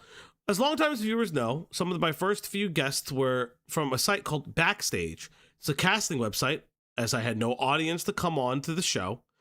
Now, those were expiring actors, and more. Nothing was fake. It's 100% real. I just assume some people want to clout. During my 6 months making videos, I started becoming friends with local creators. Many streamers also have OnlyFans, and they said that they were always looking for people to collaborate with. Being a very open-minded person to some of the guests, I figured it would be nice to offer potential opportunities for some of the guests. I've done this for a variety of jobs and connects, and I want them to improve, to see them improve, of course. 3 to 4 times with the actors, some already had an OF, I offered if they wanted the connection to content creators that had an OF, then if so, I would just connect them. Now, to me, I wouldn't find this weird if someone offered me a connection. I'd just say no. But I've seen some say this is weird or creepy. Is it? I always want to be the best person I could. Yeah, I would. So I would say, this is creepy to do to people who aren't in the space. If someone comes to you on your video and says, I am looking to get into OnlyFans, that's a different thing. Or if they fill out a sheet and say they're looking into sex work, I do think that that crosses a boundary, and I do think that that's creepy and it is a liability. However, Zeke is not that person. Zeke isn't that person.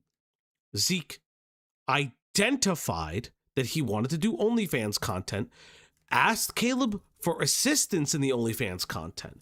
It'd be like, the problem with this is that you're setting up the idea that Caleb is trying to pimp out guests, which, again, it's inappropriate to suggest it to people who have never considered sex work.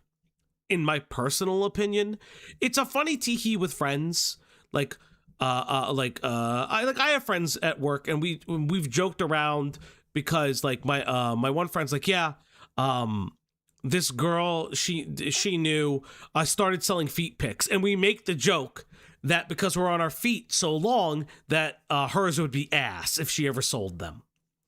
And like, that's and that's a joke, but not fucking not saying, hey, actor on my show that I'm paying, would you consider OnlyFans? Like, that's kind of weird. Oh, access. Get your dual disc ready, it's time to dual figure. Access, thank you. But like, get your gay on is insane, by the way. And there's no shaming the bag, but I will say that this was ill-advised of Caleb to do. Why? In the context that he was doing it, because he's offering them financial assistance. At Kevins.9785 Hey, became a member. At Kevins.9785 celebrates 11 months of membership, almost a year membership of Loud Italian. Thank you so much, Kevin, for 11 months, chat. And if you want to feed that dog, like, subscribe, do all the doobly-doo things, it would be greatly appreciated. We are on our way to 5K, I guess is the goal. Because fucking Lazy said we need to be at 5K. The actors who appeared on his show and wanted to ask his audience if they felt this was appropriate. After his audience overwhelmingly made it clear they felt this was not appropriate and questioned why he was doing this. I guess, if I went to a personal finance expert for help, they offered me the opportunity to make money by connecting me with an OnlyFans creator. Presumably to have sex for money on camera, I would find it extremely fucking weird, inappropriate, and unprofessional. It seems like you're trying to use your platform to get financially vulnerable people involved in sex work. Not against, yeah, that's a fair criticism. I don't know if this is an overwhelming level of criticism, but that's a fair criticism. Yes, Stoic Horo, if you want to be my pay pig, all you have to do is pay up. Flat Around goes on to say, I would absolutely avoid it unless someone specifically asked about it. If someone that ran an OF or something similar came onto the show and was looking to collaborate with someone, that's how you end up with some drama from earlier this week. My honest thought that most relates is, if I'm in need of meeting with a financial advisor, if during that meeting at some point they suggested to myself or my wife do porn to make extra money, I'd be extremely creeped out. Love your content. I think you give great solid advice and have a solid platform, but that ain't it. Clear this up and keep doing your thing. Again, completely fair. That's a fair criticism. Caleb quickly deleted the post. Unfortunately, Zeke's claims against Caleb don't end there, as Zeke has also made the claim that Caleb inappropriately touched him after the filming of their second episode together. Yeah, you're claiming he actually touched you inappropriately as well? Yeah, he did. He locked me in his house after the second filming. What? His friend who helps him film, he left. I was locked in his house, and he sat me down on his couch in the living room, and he was trying, like, the reason why I was on those shows so many times is because I was looking for opportunity, and he kept promising opportunity aside from the OnlyFans stuff, but he was really trying to lure me in with that. He was breadcrumbing me. And I'm sorry. Police report? If he locked you in his house for the purposes of having sex and physically blocked the door, that is a form of kidnapping, by the way. What do you and I hate to say this, do you have proof of any of this? It would be nice to have proof, because that's kidnapping. So the second time we filmed, I was on the couch, and he would not let me leave. He would not pay me what I was owed for that filming, and essentially he didn't give me the money until he groped me. And I needed that money to go home, because he knew all my personal finances. He knew how much money I had. I had no money when I showed up. I had zero money because I had spent it on gas to get to Austin. He knew that. Okay. How much did he claim he was going to be giving you? Thousands. And how The much did you? original contract was thousands of dollars, and he only paid me less than $200 for filming. While Caleb But counterpoint, the idea was to receive the idea was to receive the rev share after a year. The rev share was supposed to be after a year. So he would pay you the upfront cost of the hours you spent, but then your rev share would be given after a year. Also, can you show a contract then? Maybe show a contract that would show any kind of contradictions, because then he's violating contract law, and you can take him in civil litigation if you wanted to. He said he kept going for opportunities. I felt like this is another gain for clout and money. I hate to say this. I mean, like, it is interesting to say that, yes, but if I'm being generous, and I'm being generous is very loose, if he felt that it was being coerced for sex, sure. But that's a weird thing to say, that he groped me and wouldn't pay me if I didn't allow him to grope me. Like, I'm not saying that doesn't happen. I would just like to see any text confirmation, any attempts for police reports, maybe alerting your friends that this happened. has never denied the voicemail is real. He has always claimed that the other accusations Zeke has made against him are completely false. Caleb has claimed that Zeke threatened his life and doxed him, and this is just a disgruntled former actor on the show, unhappy that he didn't want to bring Zeke back for more episodes. When I asked Zeke about that, I was actually shocked that he openly admitted to me that he had threatened Caleb's life. You're not lying? You didn't threaten to kill him? Of course I did. He molested me. Excuse me? Why did you slip and say he raped me, and then you walked it back to molest? Huh? And then, huh?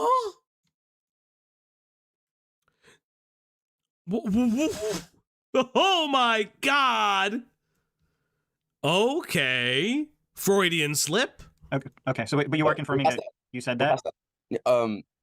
Him calling me a liar is him lying, but I mean, of course I threatened to kill him, but it wasn't really like I'm gonna do it. It was more like, be scared. Now I have to say that Be scared. Greg, if I threatened to kill you and I described it, but it was like, no, I just be scared. How would you feel about that? Hold on, explain it again. I'm trying to, Greg, I'm going to kill you. I'm going to find you. I'm going to go to your fucking house and I'm going to take your fucking life.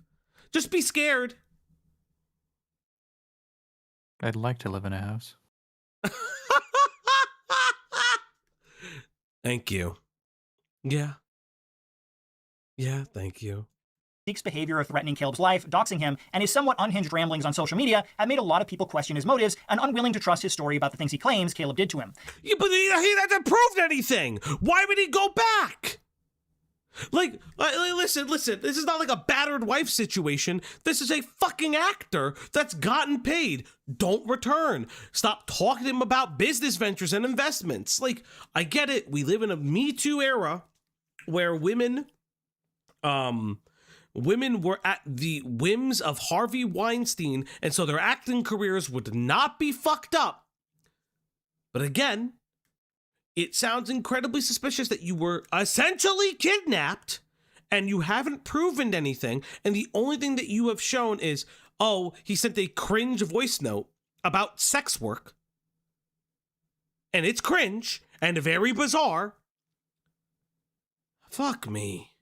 If he had never acted in that way, I think a lot more people would be willing to give the benefit of the doubt to him. Now, in my own personal opinion, I've actually been in a relationship with a woman who had been assaulted in the past, and the anger and violent outbursts were something that I experienced firsthand. So while other people may quickly write Zeke off as a schizo liar, I don't think it's fair to immediately claim everything he says is fake. Guys, he was in a relationship with a battered woman. What the fuck? Guys, I used to be in a relationship with a battered woman. Why did she leave you? What the fuck? Oh my God.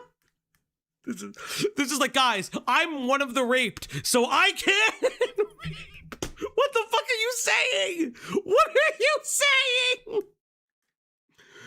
Oh my fucking Christ.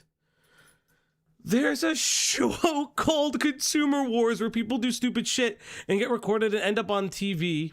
Every episode, everyone waits until it escalates and then calls the police. Yeah, that's fair. That's fair. Like, how can you say? Listen, I used to. That's so weird, man. That's so weird. just because he's acted inappropriately on how he handled this. We can talk about it if you want. I'm just saying, it's very clear to me that this Zeke guy is full of shit, based on all the stuff that we're seeing here. Okay, so these are the messages. Okay, so I'm dead. What? I mean, that's easier knowing I have a better understanding of what it is. But okay, so this is wait. So the messages that Greg and I read, the full context is just below that. But if you read up, it's still a continuous conversation.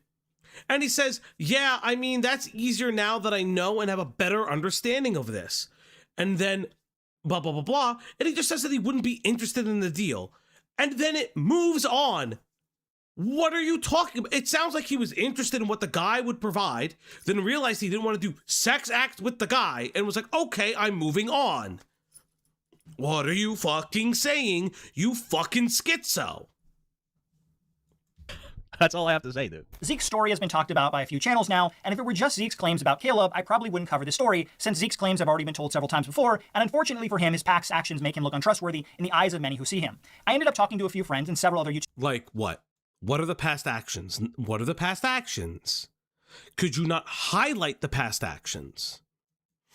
creators as well, and one thing that was brought up was Is this the first video? Yes, and there's 4. that if there was any truth to Zeke's story, Caleb has probably acted inappropriately in the past as well. Someone who would so brazenly do what Zeke claims he did would have other skeletons in his closet. It didn't take long for another source to come forward, and I was contacted on Twitter by a former friend of Caleb who had known him for years. He went into detail about their history, and while I have to keep most of his initial message private so as not to dox him, his final paragraph paints Caleb in a very bad light. I share all of this with you to say that everything I know about Caleb, based on years of experience and communication with him, tells me that any of these allegations made against him are true. He believes wholeheartedly in his superiority to other people, which is why I believe he enjoys telling people about how wrong they are and need to do everything different with their finances. I think he gets off on feeling smarter and better than other people, and because of his frequent and unwanted sexual comments, I am not surprised in the least that someone has reported that he has made unwanted advances and/or similar. He's a narcissist through and through, and he thinks his supposed intellectual and moral superiority make him immune to consequences or mistakes. This source wants to remain anonymous due to the constant death threat Zeke and others have. The constant death threats is... Yeah, but Zeke has also threatened him with a death threat. What are you talking about? We are making it through all 4, I promise you. Received from Caleb's fans, but I have verified that he did indeed know Caleb for several years, and if Caleb were to claim this was a lie, I have plenty of evidence the two of them know each other and would be able to prove this source isn't made up if Caleb were to ever claim this source isn't really who he says he is. The source ended up sending me dozens of chat messages he claims are of Caleb, and if true, show a consistent pattern of unwanted sexual comments towards others in the group, as well as further sexually themed comments about a 16-year-old boy. I was truly shocked at just how much was uncovered. At the time of filming this video, even more is still being found. I've done everything in my power to confirm these messages are real, including sending one that has the sexually themed message about a 16-year-old boy to Caleb to ask if he wanted to deny if it was real. Caleb's response was that it was very out of context. So much about previous into email. I don't feel comfortable communicating with you because of your previous communications, but I'm going to contact you with my attorney. But the above is very out of context, but I'll let you two connect for more info. So he is offering the lawyer to give more info. Okay.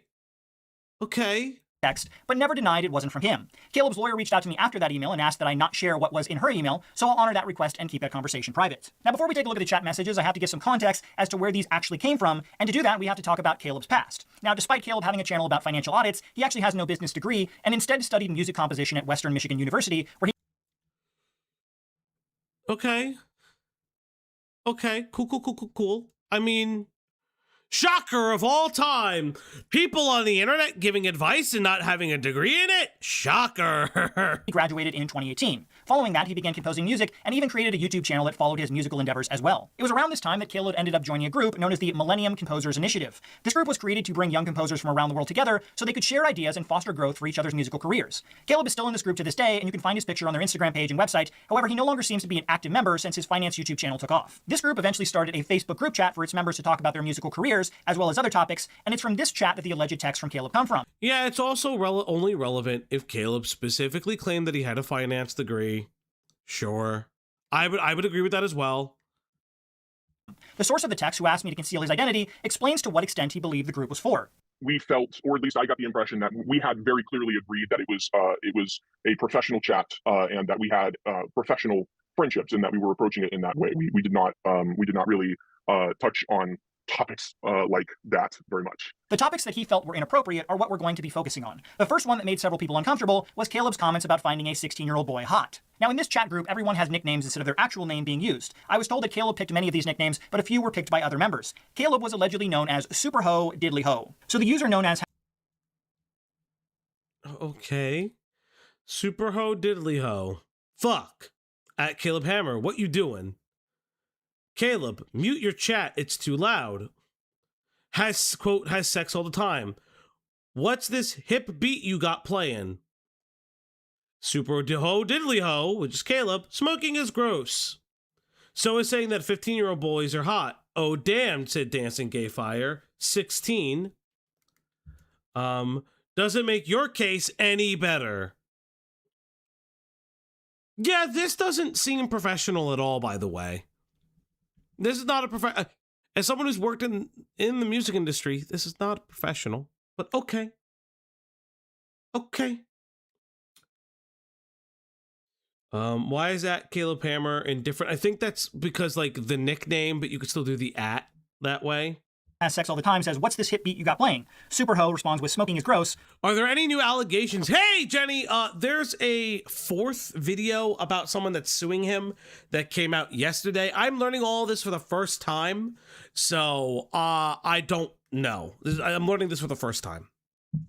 Uncut responds with, so is saying that 15-year-old boys are hot. Dancing says, oh damn. Superho responds with 16. Uncut says, doesn't make your case any better. Superho responds with, haha, thinking from a picture is cute isn't bad. I don't think the person was for real, LOL, Dancing Fire, thinking... cut because they are young. He had facial hair. Like, come on. Yeah, that's terrible, inappropriate jokes. Like, I'm gonna be honest, these are terribly inappropriate. Okay. Yeah, it's weird. Uncut says, why screenshot? Because Superho had taken a picture of this guy's Snapchat of his 16-year-old friend, and Superho says, he hot, is gay, please. Uncut says, he's 16 and no, effing perv. Superho responds with shame. Uncut says, what was the age of consent in Michigan? Superho says 16. Okay, this is fucking okay. What? What? It's just... What? I don't care how out of context these are. Like, I would assume the out of context is that they're all sharing in the joke. This is just like a really inappropriate joke. Maybe. Because now they're talking about like age of consent. I'm so confused. Why are we doing this? Yeah, this feels as professional as the Mr. Beast chat. Yeah, like, again, I think this is incredibly ill-advised. This doesn't look great. But, yeah, but like... Uncut says Texas is 17, and Superho says shame. This is the message I sent to Caleb to confirm if they were real, which is when he replied that they were very out of context. I asked the informant if there was more context to the story, which he replied that there wasn't. To give a little bit more context, I reached out to Caleb for comment on this. He said this was taken very out of context, didn't give me any other info around that. So just anything you know around this particular incident. Yeah, I mean, it's interesting that he'd say that, particularly because I'm not sure there's any more context out of which it could be taken. That is the extent of the context surrounding this, was that the friend with the nickname Uncut posted this picture of his friend who was 16 years old. Excuse me, what? Why did Uncut have a 16-year-old friend? Huh? Why are you talking? This is not a... So Uncut posts the 16-year-old friend? Why? Why? What is the point of posting in your, quote, professional group chat about a 16-year-old? Okay. That is interesting. Yeah, Caleb's wrong for the messages, but like, why are we here? Would Caleb have seen it if somebody else didn't post it? Posting him as a part of posting. He posted the photo to congratulate him and to express gratitude for him. And A 16-year-old? Why? Or because the assumption is everyone is an adult in that group chat. It's the professional group chat. Why? and that's, I mean, that's it. That's the context. And then Caleb saw his story on Snapchat and took that screenshot. And it was at that point that Uncut questioned it, and the rest of it takes place here in this group chat. There's no other context out of which it could have been taken. Now, I do have to say, since Caleb has threatened to sue me, that 16-year-olds are actually at the legal age of consent. He didn't threaten to sue you. Oh, God. Okay. We're here. We're here. In some states, including Caleb's home state of Michigan, so maybe he doesn't think anything is wrong with saying a 16-year-old boy is hot. Despite that, it seems a lot of people, myself included, think that it's inappropriate for a then 23-year-old Caleb to say things like that. It made members of the group uncomfortable. Why, if he's 23 and they're all around the same age, why are they even sharing a picture of a 16-year-old? Because it sounds like Caleb wasn't the one that shared it. It was somebody else in the group chat. And then for some reason, again, are Caleb's jokes incredibly in poor taste and even like kind of fucking sus? Yes. But this has nothing to do with Zeke, because Zeke has literally no evidence of any of the claims that he's making outside of Caleb clearly being uncomfortable and trying to connect them. Yeah, it's like Layla said, the claim is somebody else posted it, not Caleb. And just last year, the influencer known as Just Pearly Things made a similar tweet saying 16-year-olds are hotter than 26-year-olds. For a brief moment in time, both people on the left and Okay.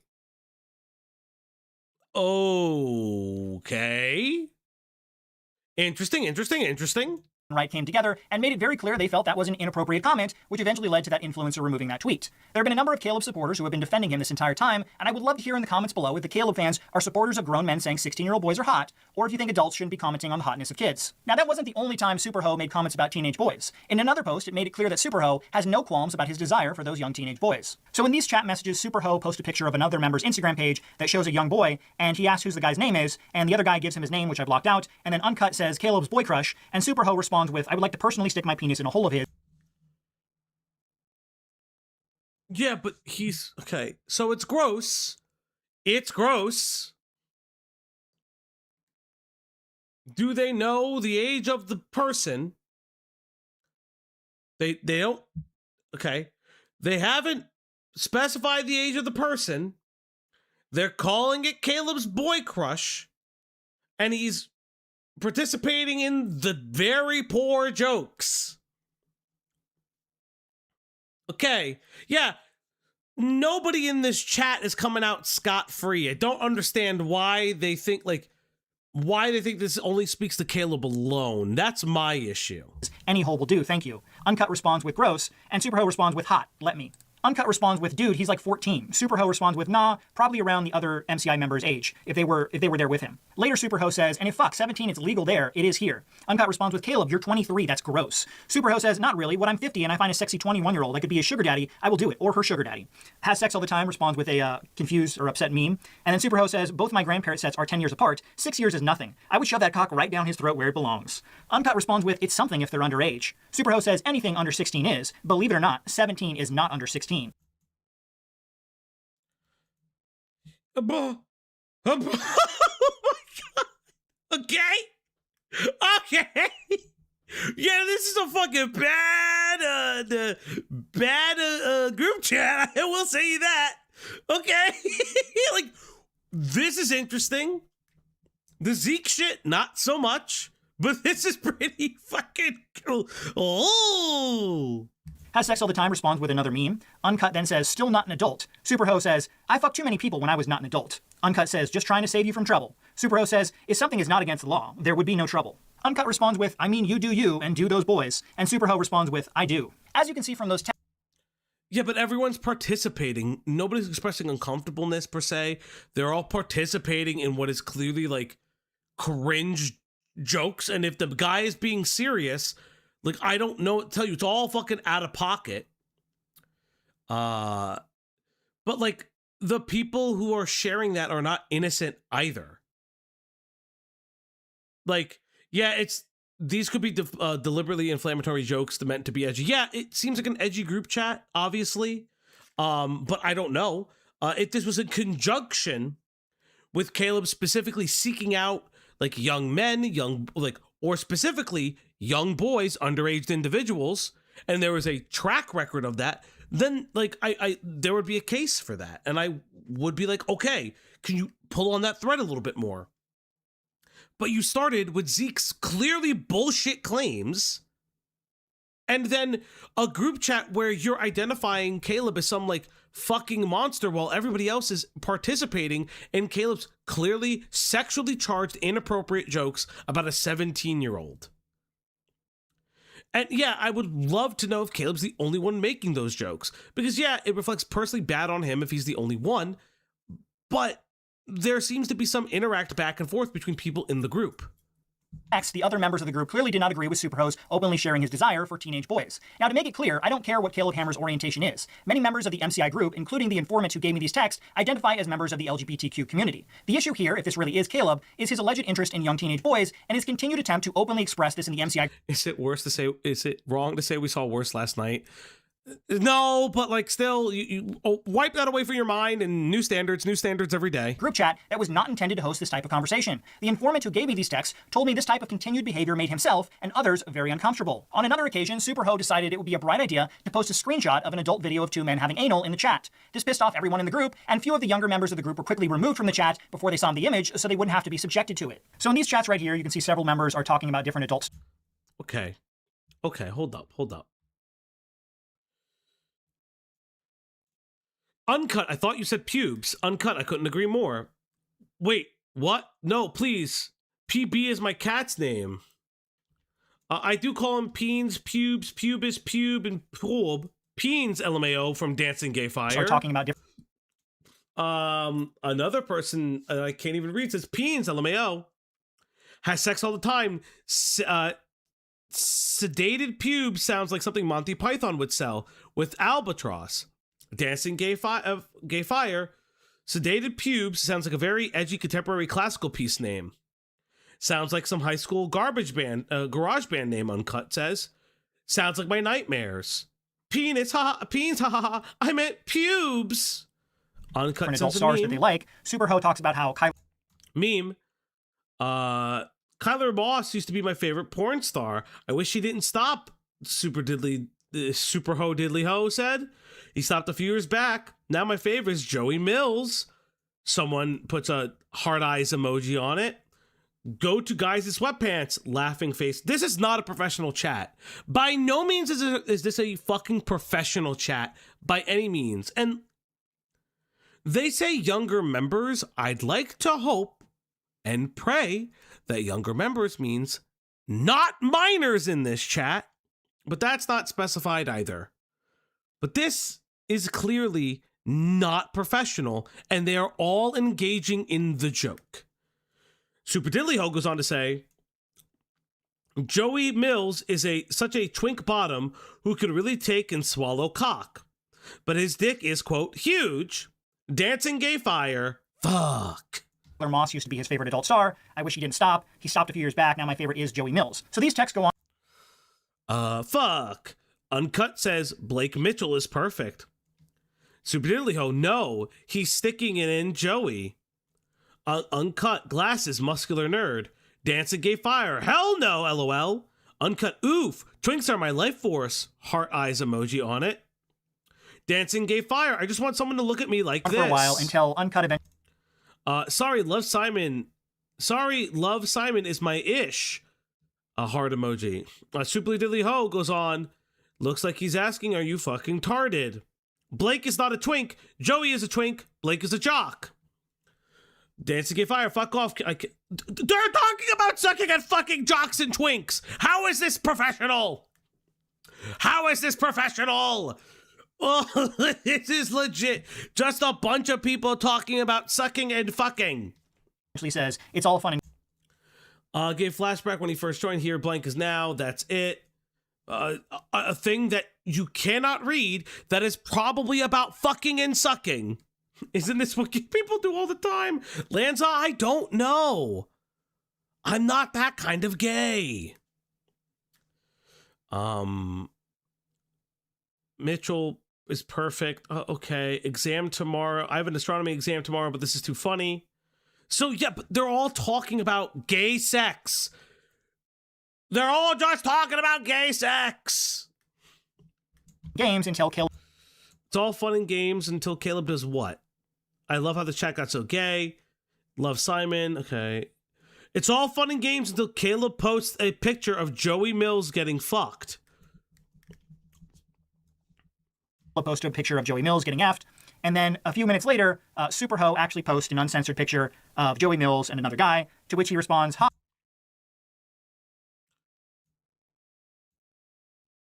So you dared him to do it, and he did it.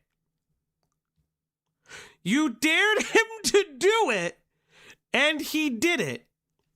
Should he have done it? No. But why did you play Russian roulette with a fully loaded chamber? What the fuck? Okay. Haha, changed it on you. It's Joey Mills topping. Okay, god damn it, why? Delete that shit, inappropriate. There are some things you just don't send to the chat. Thumbs up, thumbs down emoji, puss. Changed it on you. It's Joey Mills topping. And then you can see pretty much everyone in the group is extremely ticked off that he decided to post this because it was clearly just a joke, and then he decided it would be hilarious to post uncensored. No nude pics.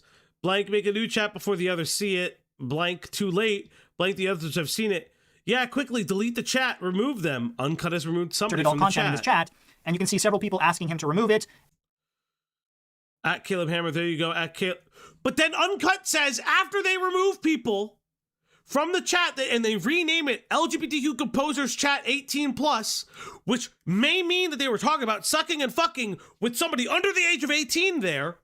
They then say, okay, Caleb, you could post your smut now. You are encouraging him to do this. None of you are uncomfortable by this. I'm sorry. You guys are encouraging him to do this.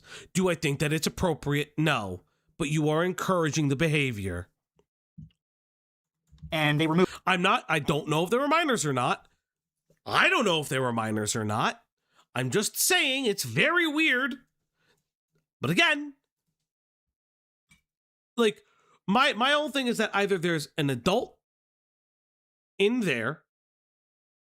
I heard people, but the 18+ suggests other. Listen, I don't know if a minor was in there. I'm not making that allegation. I don't have any proof to that, and I feel like that would have been an allegation put forward, unless all these people be like, oh, it's too incriminating for all of them. But what I will say is that there are people that were uncomfortable with the sexual images. They change it to 18+. They rename it so it's not a professional. This is the fucking Mr. Beast bullshit all over again, where it's, hey, this is clearly like a repurposed friend chat that's a work chat, right? And it's like, this is clearly like them fucking around. I'm sorry. Is Caleb inappropriate? Yes, they dared the overly inappropriate guy to be inappropriate. But that's it. That's just it. Other people. Like, you're making it sound like he raped them via text. In the group, so they wouldn't be subjected to actually seeing this image, and Caleb doesn't really seem or. It should be gone. Caleb ghosted us. Haha. Refresh. Did I see? Blah, blah, blah, blah. Superho doesn't really seem like it's a big deal to him. Now, aside from Superho's love of teenage. That it's not a big deal to the other people, too. Like, it's just not a big deal to the other people, too. It still shouldn't have been done, but it's not a big deal to the others, too. Boys and posting inappropriate, unwanted adult content, he also dabbled in the occasional slurs from time to time. On one occasion, he decided to rename everyone in the group to R-word, including himself. I don't give a fuck. Holy shit, I don't care. Wait, this is it? I don't care. I don't give a fuck. And then to add a cherry on top, decided to rename R-word 5 to R-word 5 Mexican. When I spoke to the informant. Okay, that's special. I don't care. You've gone from accusing him of kidnapping with sexual assault to indecent conversations with sex and then slurs. Okay. Allegations are trailing off. I don't get it. If this guy took out established titles, how he get to pedantic levels of call out material. This is ACC levels of like pedantry. Like this is like incredibly niche content level, like levels of it. And other instances do it too. LOLcow community kind of does it with creator to creator violence and stuff like that. It's just really, really weird. Greg, can I ask you a personal question? No.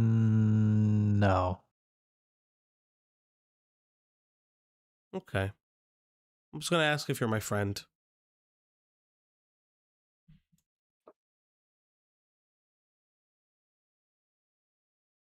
Thanks, Greg.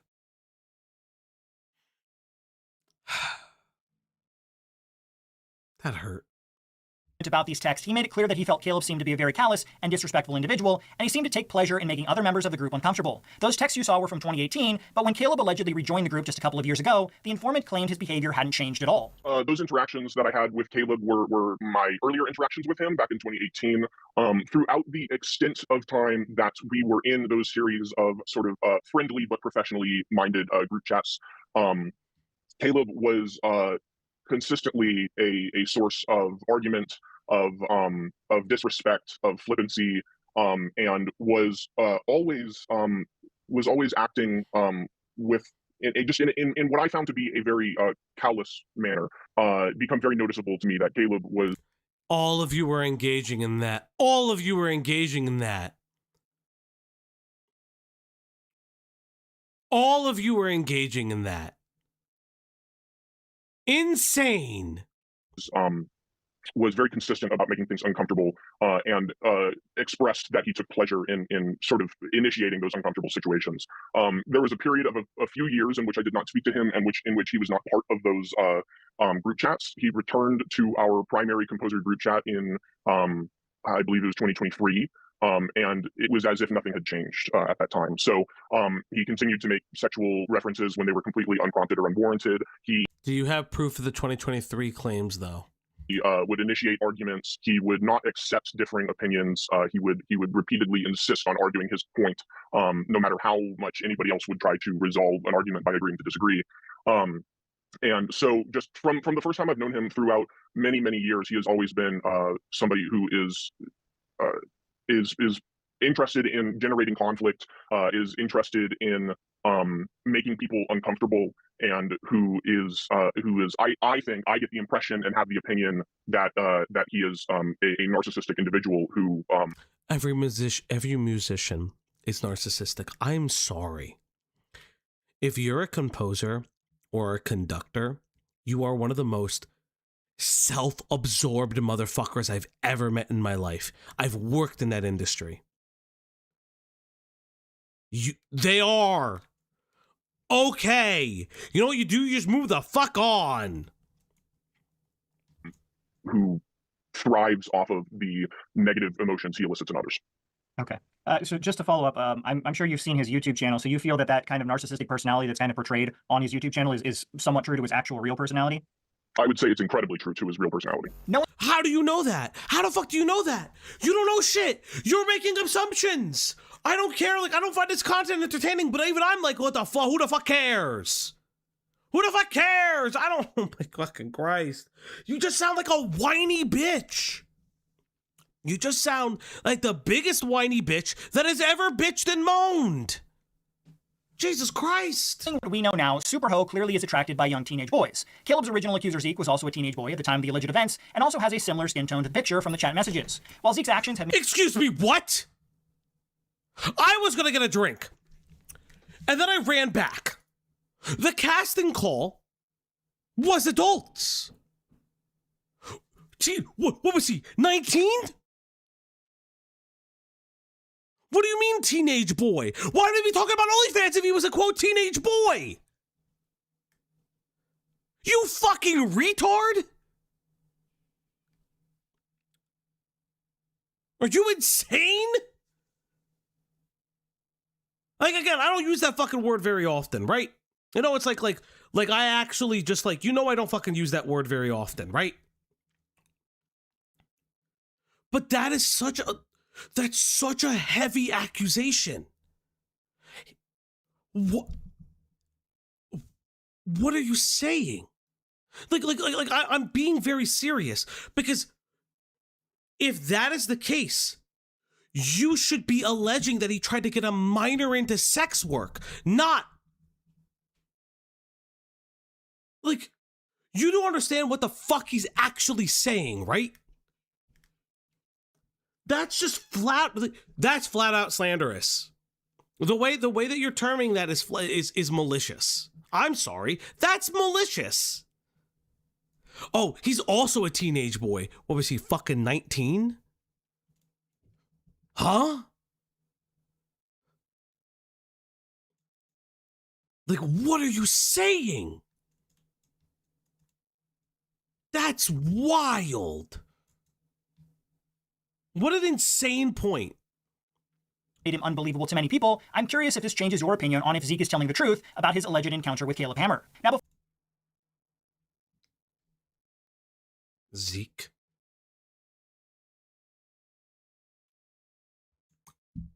So, this is a video from a year ago. So this guy isn't getting sued. I'm going to be very real. From what I understand, it's not Scott that's getting sued. I don't know how. Okay, so for people who are saying it, I don't know how old Caleb was at the time of the filming with Zeke. So that's something I actually don't know. So if someone's able to show when, you know, this is a perfect example, right? Let's go here. Let's go Caleb Hammer. Caleb Hammer.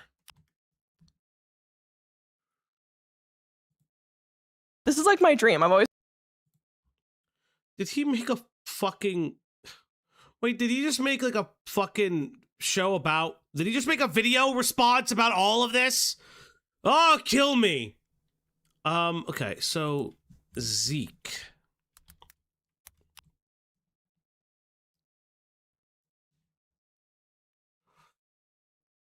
"19-year-old has the..." He's 19. He's 18, 19. I'm Esteban Quiroga, Esteban Z. Quiroga. I'm 19. I'm from San Antonio. He's 19. Go actually kill yourself. Scott, you are... Whatever goodwill you have regarding any kind of investigative journalism you've done, actually go fuck yourself. Actually go fuck yourself. I don't know how old Chip 22 and 19. Well, I don't. So wait. To be fair, that video is 3 years ago. I don't know how old Caleb is now. I don't know.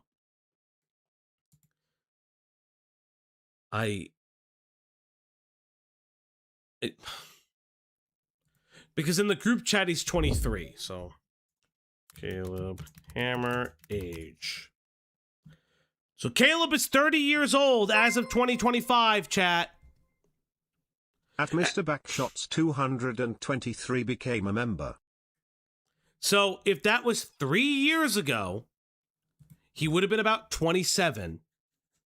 Thank you, Backshots, for becoming a boom operator. Thank you. If you want to become a member today, all you got to do is do the doobly-doo thing.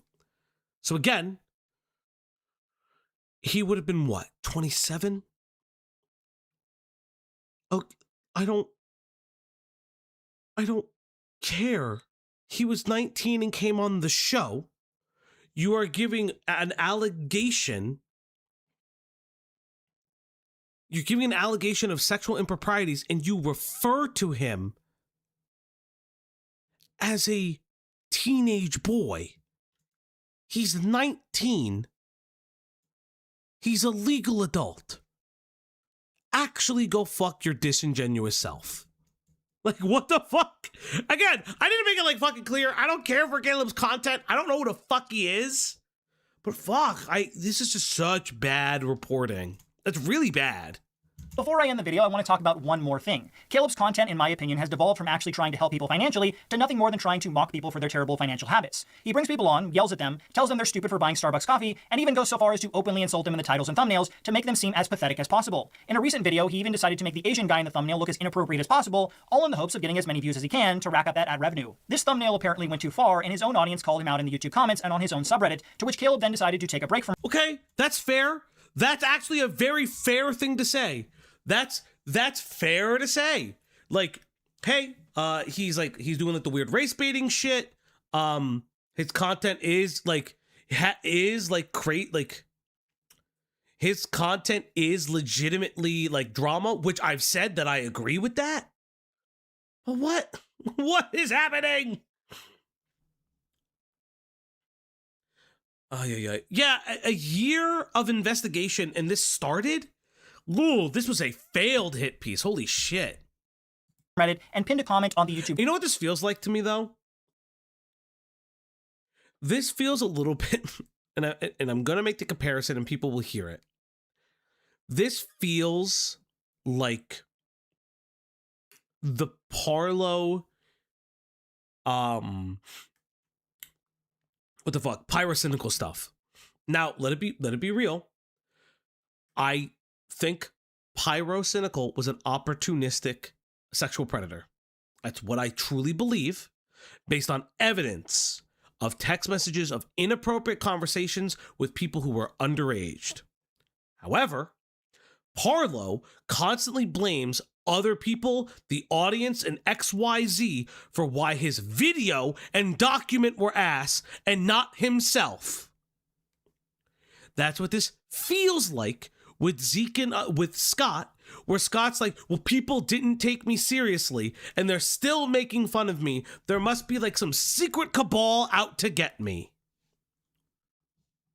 Also, remember to like the video, I guess. I don't fucking know. Video trying to push back against the well-deserved backlash for portraying an Asian man in such an inappropriate way. Now, Caleb has claimed on many occasions that guests on the show get a say on the thumbnail design and titles of their videos, and that he would never create those over-the-top designs unless the guest was okay with it. But after speaking to a former guest of the show, Gia, she said something entirely different. Caleb put her in a jail outfit in the thumbnail, wrote scum on her chest, and titled the video that she deserves jail. Gia claims she never agreed to that and was very disappointed how she was portrayed on the episode, claiming the bad parts were hyped up, which led to Caleb's fans attempting to dox her and ruin her life. Like, we did the episode, they told me to hype up my bad parts, and so, like, to make me out to be, like, the bad guy, because that's, like, kind of his shtick.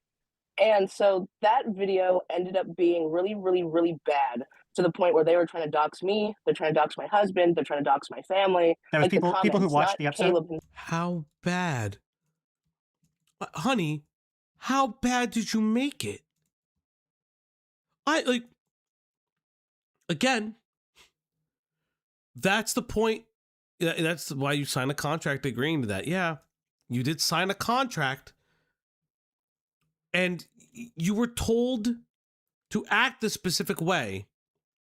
I think Caleb says that the guests sign what thumbnail and shit would be. It is also how a reality TV show works. And that's the thing, like, I think Caleb's financial show is more Jerry Springer and Maury than he wants to admit.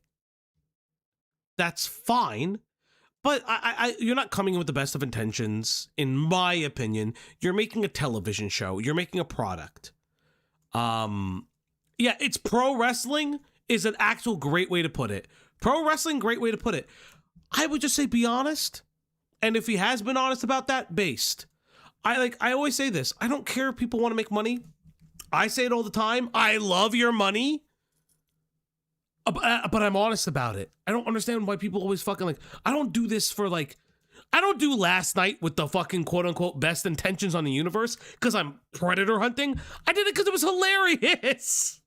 Like, come on.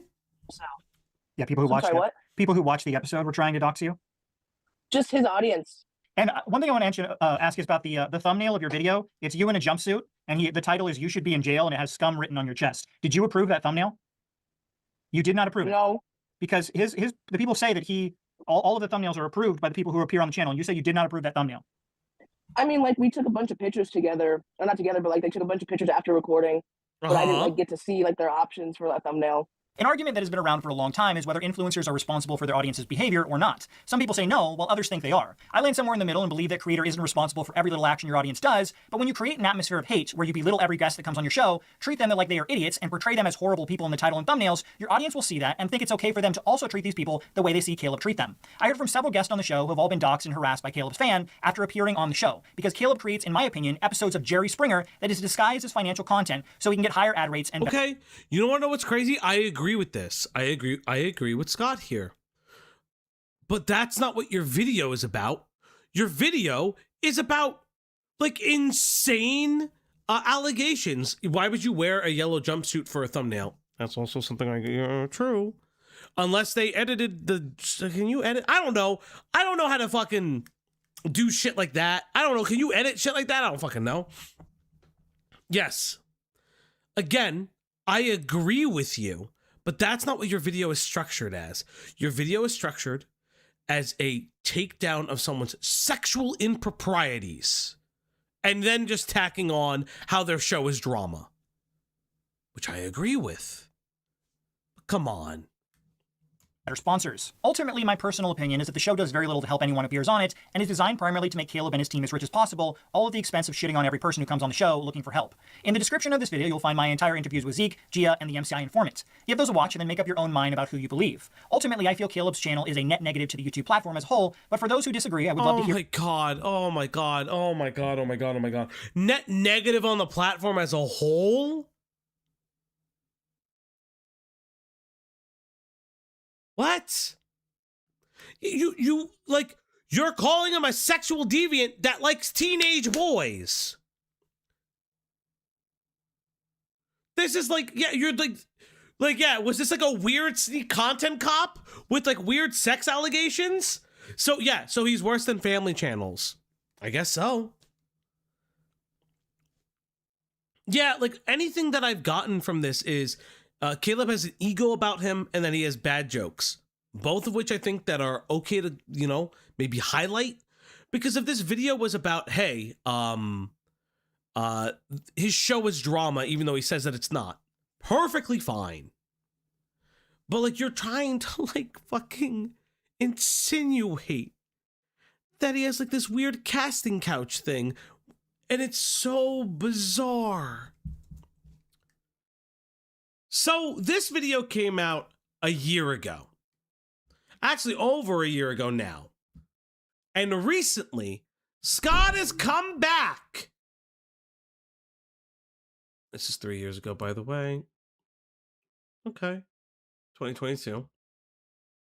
Scott has come back a month ago, going over, again, Caleb Hammer in a set of 3 videos. Now, we will go over this video, the following video, and then the Ruined My Life. I don't know if we'll get to the Caleb Hammer video today, but we'll see. All we can get him for right now is drama denial. None of the sexual shit is legitimate. Yeah, that's kind of like where I'm at. That's kind of where I'm at. I don't understand how Scott, in his infinite wisdom, can think what he did was not anything but like just trumped up. But okay. Let's see what's happening a year later. About a year and a half ago, I made a video about the disgusting and inappropriate behavior of YouTuber Caleb Hammer. Among the many things mentioned, the worst by far, were the group text messages of Caleb saying he found a 16-year-old boy hot and wanting to— I'm sorry, what? What about the rape allegation? What about the sexual assault allegation? Now, I understand that the 16-year-old hot thing, very bad, but that's the worst thing? Not the, I'm sorry, the allegation of kidnapping and sexual coercion? Weird.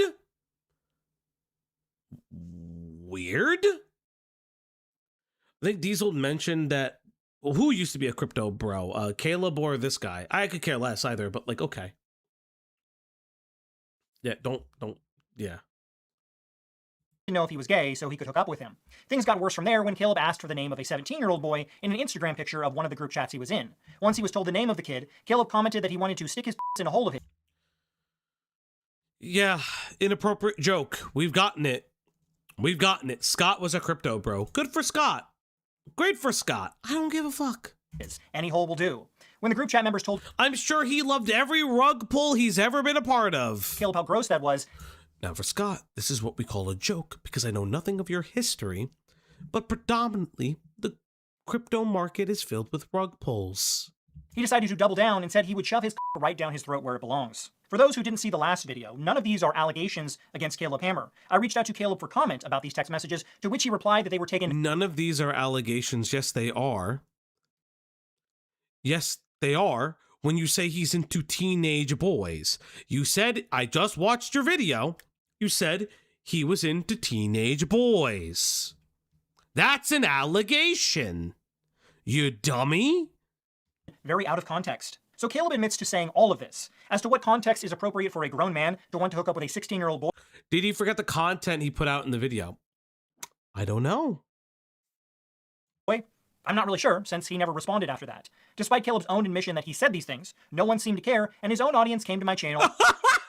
He's so fucking salty! Listen, I've been salty about videos before.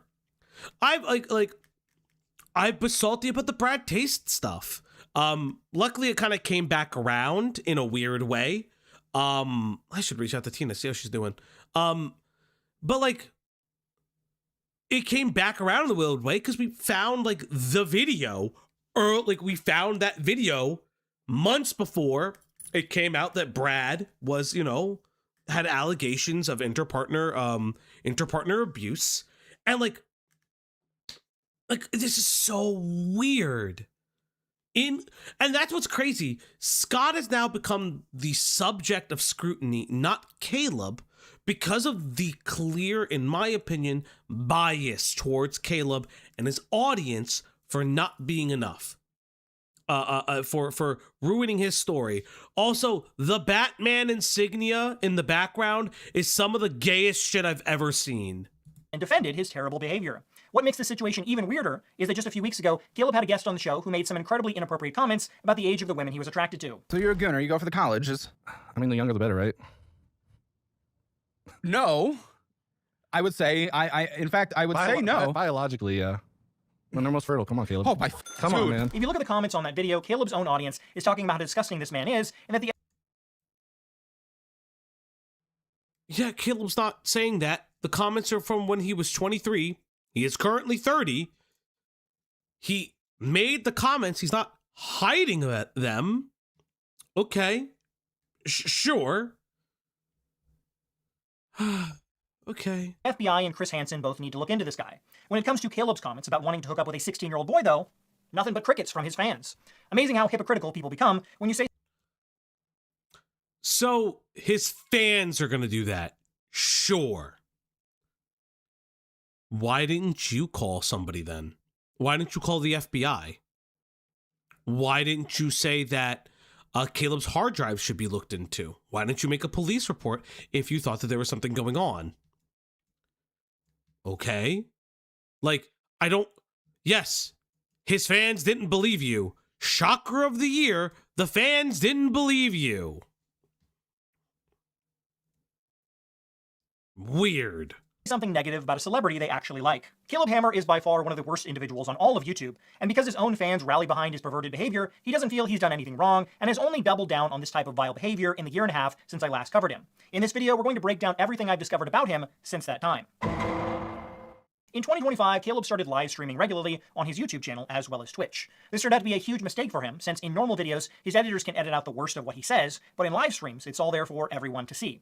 The best example of this was over the summer when Caleb's employee, known as Bitch Brandon, So they call him Bitch Brandon. Okay. What Caleb calls his own employee, by the way. Brandon decided to live stream on Twitch, playing games that mostly kids play. Caleb thought this was fun. What? What? What the fuck game is this? What game is this?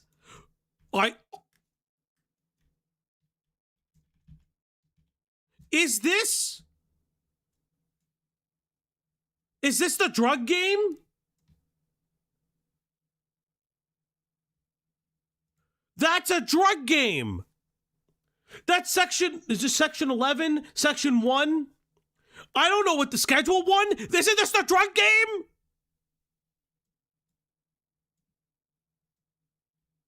Yeah, this is the fucking drug game you fuckers play. Why are children playing this game? What the fuck is wrong with you? It's so fucking... This guy's such a disingenuous hack. Playing games that mostly kids play. Caleb thought this was funny, so he hopped on his official Twitch account and started making jokes about Brandon being attracted to children. First, he stated that Brandon's kink is 12-year-olds, and then later stated that Brandon wants 10K to be pegged, but will take 10K to peg a 12-year-old. Brandon wants 10K to be pegged, but will take 10K to peg a 12-year-old. Yeah, edgy jokes. He hasn't changed. And he's playing Fall Guys. A fun fact, adults play Fall Guys. I don't know what to tell you. It's like they're edgy jokes. Play Schedule 1 with me or I quit. Thank you, Falgi. You get all the good boy points tonight. What did I do, Trusky? Oh yeah, Trusky is also, friend of the channel, Trusky has been like, you gotta cover this, you gotta cover this, get mad. You're gonna get mad. They're just jokes. His name is Bitch Boy Brandon on his fucking thing.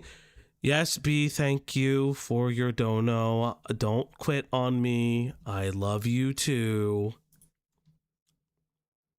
Making pedo jokes about your own employees from your official Twitch account is an incredibly disgusting thing to do. For those wondering if that was actually Caleb Hammer, we know it was, since Twitch banned his account after people... You just don't like his jokes. He's not saying he's the one that's gonna fuck the kids. He's saying his employee is playing a child's game, and he's playing a child's game to find the children. You know, B, you could just come into the... You have open... It's open mic for you, B. You can come in at any time. This is actually insane. People reported those comments. But don't worry. Twitch doesn't actually care, and they unbanned him just one day later. In a later live stream after it became clear... Okay, yeah, because they're jokes. They don't really break terms of service.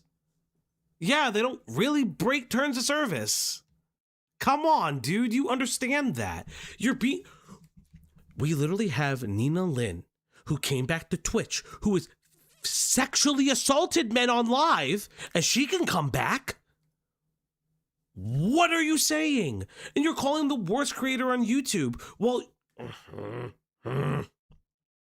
he was going to get banned on Twitch again, he commented about his first ban for his pedo jokes. And I know they're going to give me more than a one-day ban now because I had that other ban for being a little stupid in my friend's chat. Oh, I just got banned on Twitch. I wouldn't say that making pedo jokes is just being a little stupid, as Caleb puts it. Most people... It is a little stupid.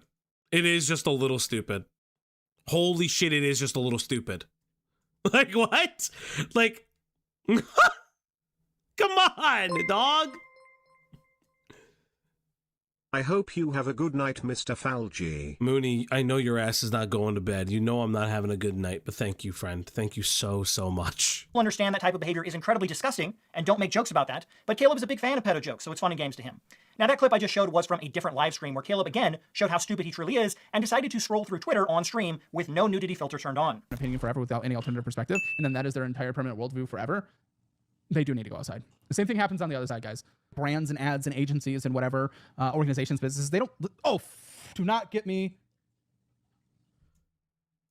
Okay, that's just a mistake. He Googled a person's name, and the mistake is that their ass is out. It's not his personal Twitter. That's a mistake, you fuck. I've done that.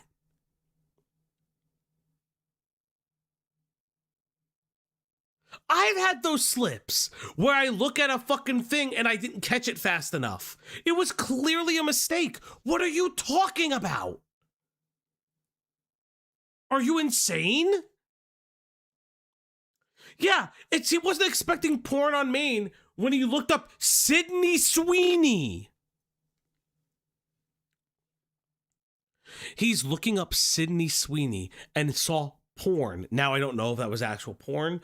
I don't know if it was something else. But, like, what do you mean? What do you mean? Chat, get him? B, what are you going to do about it? What, are you going to rally the chat against me? I dare you. I dare you to get everybody in the chat, especially the lurkers, to rally against me. All right, actually, nah, I don't agree with you, Falgi. Axis, okay. What's up, brother? Oh, come on. It's like my second week of streaming. What is happening? Now that one you can just chalk up to a mistake, but you would think someone with millions of subscribers and years of making business content would know not to do something so stupid. He's never live streamed before. He's actually just not used to live streaming. What are you saying? Sydney Sweeney is an actor that is exclusively known for people being thirsty about her. Yes, but it was somebody else's ass. That was the thing. Or it was probably a scene from like something like Euphoria. I don't know what the fuck it was. Yeah, business content doesn't mean PR smart either. He doesn't know. Yeah, he didn't have the nudity filter on. He thought that looking up Sydney Sweeney wasn't going to be a problem. Shocker. I've done that too. YouTube never gave him a ban for that, by the way. If I or any smaller channel accidentally showed nudity on a live stream, my channel would get permanently banned. But once you start making enough money for YouTube, they look the other way and... Or maybe... Okay, hold up. So it's called... So Caleb Hammer Live. Let's find it. Fuck it. Caleb... By the way, make sure you're subscribed as one of the first 50,000... I don't care, Caleb Hammer. Caleb Hammer... Shut the fuck up, Caleb Hammer. Live. Banned on Twitch. Twitch banned me? Is that what it's called? Twitch banned me. Is that the video's name, though? Is that the live stream's name?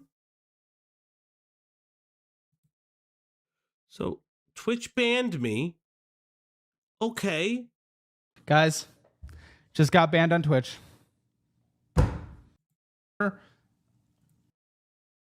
It's censored. You disingenuous hack fuck.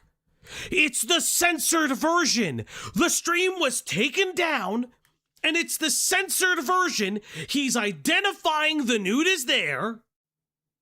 It's censored on YouTube. Right? I'm not crazy. Twitch banned me.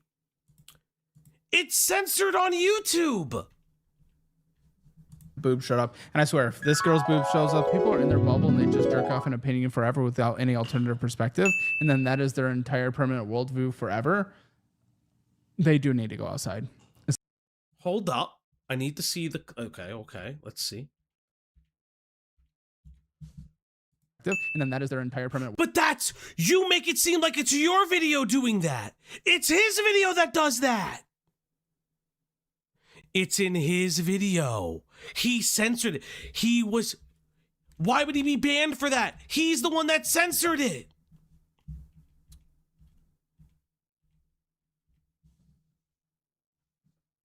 That is incredibly disingenuous. These are not journalistic pieces. These are opinion pieces. These are op-eds. These are not journalistic pieces. You do not have journalistic integrity, though you may claim to be one, or maybe you don't. I don't fucking know. I don't claim to be one. It's completely malicious. That is a malicious edit. Because you make it... The problem is that he has made it seem like that's his video that has censored it. Why is Scott arguing like YMS? God only fucking knows. Making them millions. After multiple live stream bans, you would think someone would understand they need to start making better choices about what they do on live streams. But is that what Caleb did? Of course not. Caleb Hammer is an idiot.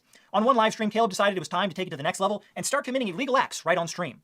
Caleb's audience requested that he react to a TikToker named Bradley on a budget who lives an extremely frugal life to pay off his over 100K in debt from going to culinary school.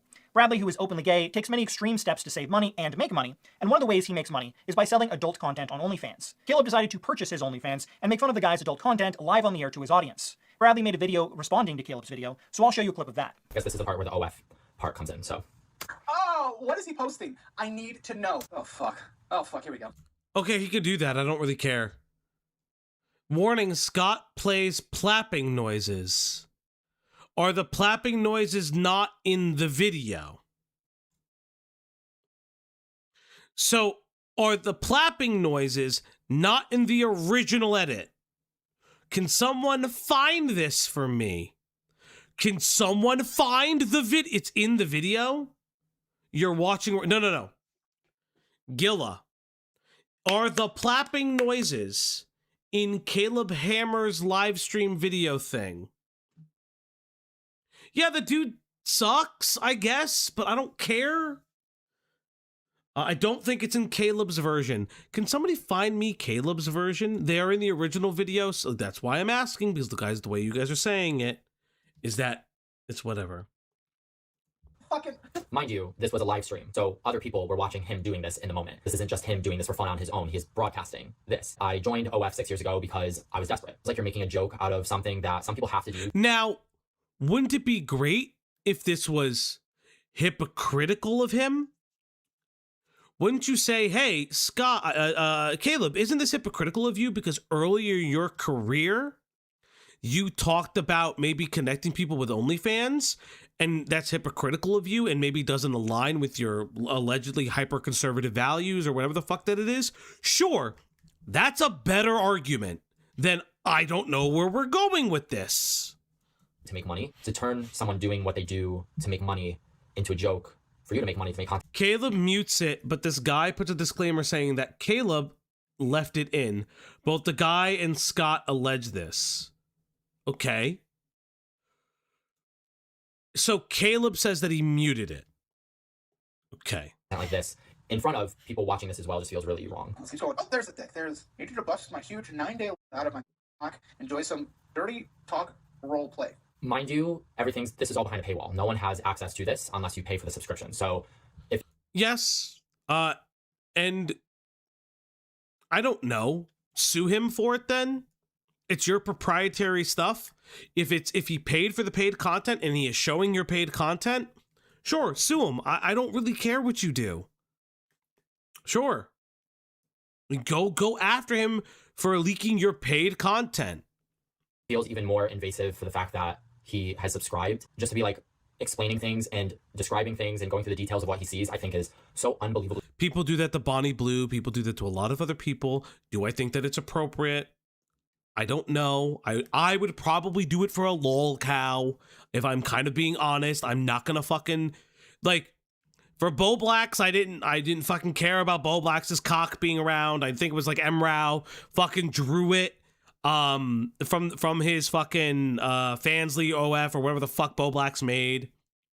I don't really care if he does this though. I don't know. Like, would I do it? I don't know. It is what it is, though. Sue him, then. I don't know what to tell you. Wrong. Now, it's one thing to just describe what is in an OnlyFans video, but Caleb took it a step further and multiple times played audio of Bradley climaxing and having intercourse to his audience live on stream. Butthole exposed, unshowered for 7 days. Just climax. Okay, very good. Isn't that unbelievable? That's unbelievable. I would never do this to someone. This is just this says everything I need to know about him.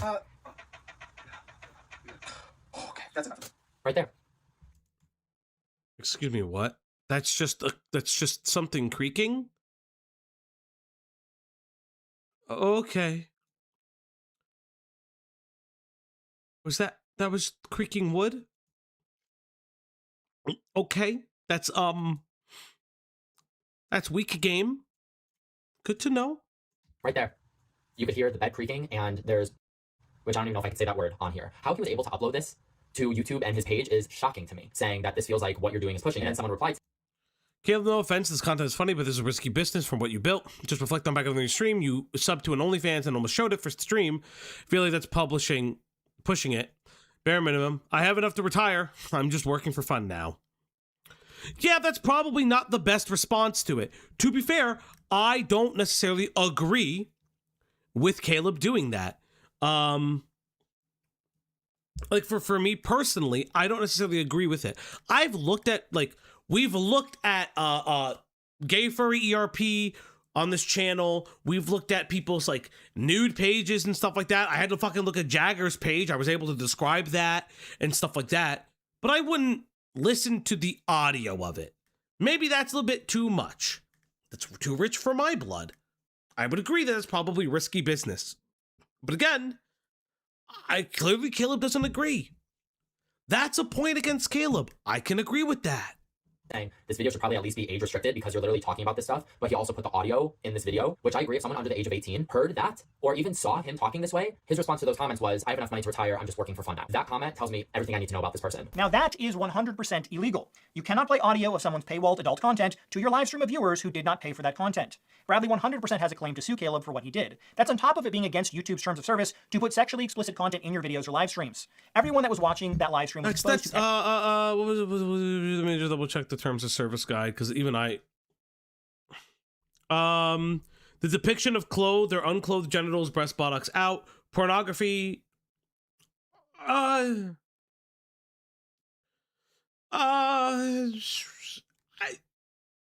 mean, it borders on it. So here's the thing with the terms of service. The terms of service can extend a little bit if it was reported enough, because it goes on to say as well, the policy applies to videos, video descriptions, comments, live streams, audio, and any other YouTube product or feature. Remember that these are just examples. Do not post content if you think it might violate this policy. This rule is for this on TOS. Yeah, it's a terms of service thing.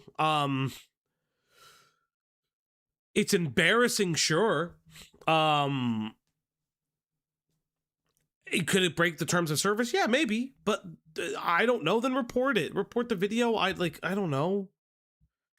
Clearly, the video has been taken down. Everyone that was watching... Reminder here, if you got the live stream, it's muted. He doesn't play the audio. Meant for sexual gratification, so by censoring it and by making jokes about it, you skirt the rule. That's how the channel reads smut. Yeah, that's true. That is how people read smut. If somebody has the original live stream with Caleb reacting to it, I don't know if it's available. I'd love to see that and see where the audio is. If it's muted, sure. I don't know how true it is. I know people are going back and forth and say the audio's in there, the audio isn't there. I don't have it. I was trying to find the original live, but it seems that most of his lives are members only. Fair. I guess we just don't have it. That live stream was exposed to X-rated audio without their consent, and it's quite possible that children were exposed to this as well. Unlike Caleb's previous clip, where he accidentally showed boobs on screen, this was 100% done on purpose and breaks multiple YouTube rules and laws by doing so. Was Caleb ever punished by YouTube for live streaming this? I know Jay Longbone looked it up, not sure what it's called. Of course not. Once you make enough money for the platform, they don't care what you do. That's not necessarily true. I mean, yes, it's not great. Jake Paul is a really good example of that, but you know, the Suicide Forest wasn't a good idea for Jake Paul to show.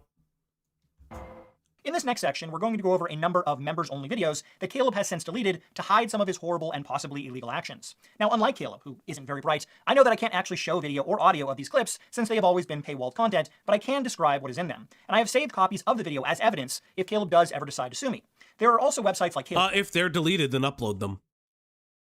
Because technically he has to show proof that he made them. You could just say it's all AI. Fucking do it. Was my argument for Rose. She'll probably fucking now see this. Because she was like, oh, well, you platform somebody else's video. Prove it's yours. Scammer, which have cataloged all of Caleb's Logan, content. yeah, I always forget which Paul, his brother's, whatever. Including deleted videos, so Caleb deleting these videos hasn't prevented them from being circulated and showing what a terrible person he truly is. I don't pay for mine. Why are you paying, guy? It's so dumb. And also, there are sites where you can see what's behind the paywall for free. Many of these clips have ended up on the Creepy Caleb Hammer subreddit. Yeah, it just is. Sure. If you looked on the screen, Bradley had it downloaded and used it from the media player. Yes, I did see that. I know that. The clips of Caleb possibly committing a crime were quickly deleted by Caleb's legal team to try and prevent people from realizing what a disgusting human being he truly is. But you can see from the comments just how gross these clips actually were. Because, like her, I now have literally recorded consensual sexual experience last year because our culture is insane right now. Yes, I remember. This is very much illegal. He's one bad month away from an OnlyFans, mark my words. I think people would pay more to see him keep his clothes on. Hey guys, I look like an overweight Israeli Millhouse, but did you know I have sex? So wait, what? So filming sex. People from realizing. I'm sure these women are aware they're being filmed. totally aware, never came up. What a disgusting human being he truly is. So he's claiming. Notice how he starts mumbling and whispering when he's lying about something. So the claim is that Caleb records partners and they aren't aware of it. Okay. Okay. But you can see from the comments just how gross these clips actually were. As Caleb has threatened to sue me in the past, I have to take all precautions, and I reached out to Caleb's legal team for comment about the clips we're about to talk about. Okay. Hi, Tyler. I made a video. Okay. 12-year-old getting pegged. Attaches a yet unreleased blank where they interviewed several women who have claimed inappropriate sexual behavior from Caleb, some of it being classified as sexual assault. Okay. Subreddit. Inappropriate behavior to date. He claimed that he always, quote, I get consent recorded. Others who have been at this house have verified that he has a camera in his bedroom pointed at his bed. In a video, he stated that he has recorded sexual acts in his home. From his subreddit post, he seems to believe that he can record whatever he wants in his home because it's a one-party consent state. However, from research I've found, that doesn't give you permission. Yeah.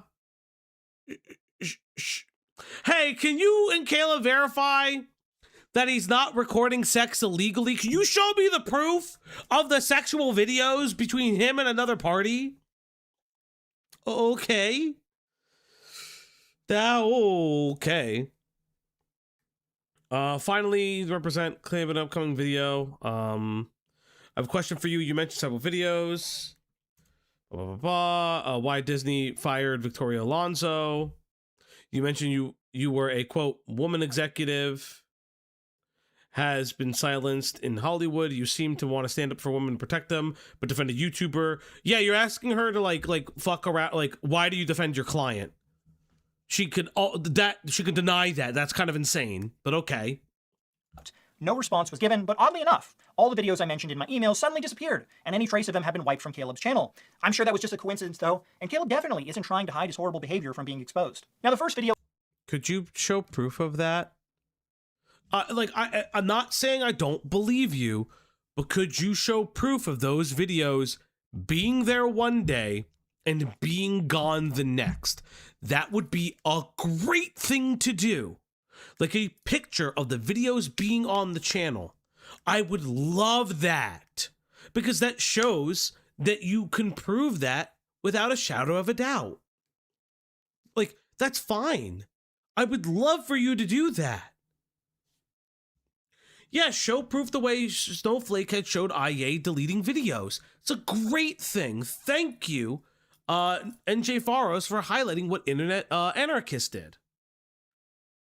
If you had evidence, you would have shown it, yes. In question was a 12-hour-long subathon Caleb Hammer did back in March. The subathon video itself no longer exists, but Caleb's team forgot to wipe all traces of the video from his channel, as the subathon trailer can still be seen on his page, but you can't watch the video unless you're a channel member. Most of the subathon is pretty boring, up until the end of the video, when Caleb's entire staff decided to participate in a roast of Caleb Hammer. At the end of the roast, Caleb got on stage and decided it was time to make some of the most inappropriate and assault jokes you've ever heard. Caleb targeted his employee, bitch Brandon, and went on a tirade saying that, Brandon, a womanizer and a woman beater, you're basically Chris Brown if he let himself go and develop diabetes. The only thing fatter than your gut are the bruises you've left on your exes. Honestly, Brandon, you're collecting amazing sales for the company. Of course, it's not as impressive as the amount of kids connected to your name. But what the audience might not know is you've got a lot of tattoo ink on your body. I can't tell if it's because you're a cool person, or if your body is an obituary page of all your beaten to death exes.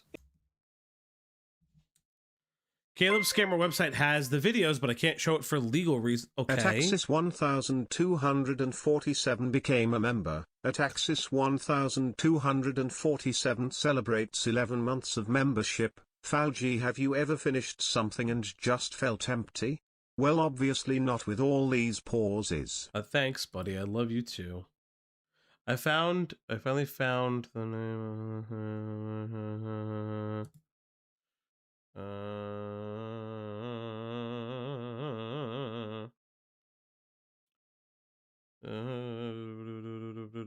He's seen. He played audio at inappropriate times. Okay. Thank you, Saint, for that. So people have alleged, I'm not going to show that on stream, but because we've moved past the point, but people alleged that the audio was there in Caleb's video when he was viewing the Gentleman's OF page. Again, I wouldn't have done that. Again, it's a roast. he makes inappropriate jokes. We've noticed that he makes edgy jokes. Cool. How is that criminal? It's important to note that of the 15 or so employees that were there for the roast, no one laughed at any of the jokes. Even Caleb's own employees knew how disgusting and over the top it was. Caleb Coke's jokes about bitch Brandon. This is just, yeah, you know. A few shocked what the fucks. The camera pans to the crew and they all look a little bit uncomfortable. The jokes she made about Clara were about her being a childless cat lady and how she keeps her cats hydrated to make up for her kitty being dry. The jokes he makes about Erin were about her being masculine and not having a curvy body. Yeah, he's bad at jokes. Special mention to his use of the F slur. Faggot. I don't care. God, I don't care. Yes, he's bad at jokes. Yes, he's edgy and not funny. You accused him of rape. You platform someone who accuses him of molestation and or rape. He can't keep his story straight on that one. I don't know what to tell you. This feels like a petty follow-up to very serious allegations. For their boss to make these comments about one of his own employees. I think this is a big reason why the subathon was deleted from his channel, because he doesn't want channel members to see just how disgusting and revolting he truly is. Now, the next clip I'm going to talk about, Caleb deleted, in my opinion, to hide illegal activity. This clip requires a little context before I talk about the actual clip, though. Back in February, a young lady who went on a date with Caleb that had a horrible experience posted about him on the Creepy Caleb subreddit. Caleb made sharing my story because despite what he claimed it was a real person, okay. Horrible date. I'm not a devoted fan, hater or fan, just a girl who lives in Austin looking for a boyfriend who made the mistake of going out with him. A brief overview of what happened.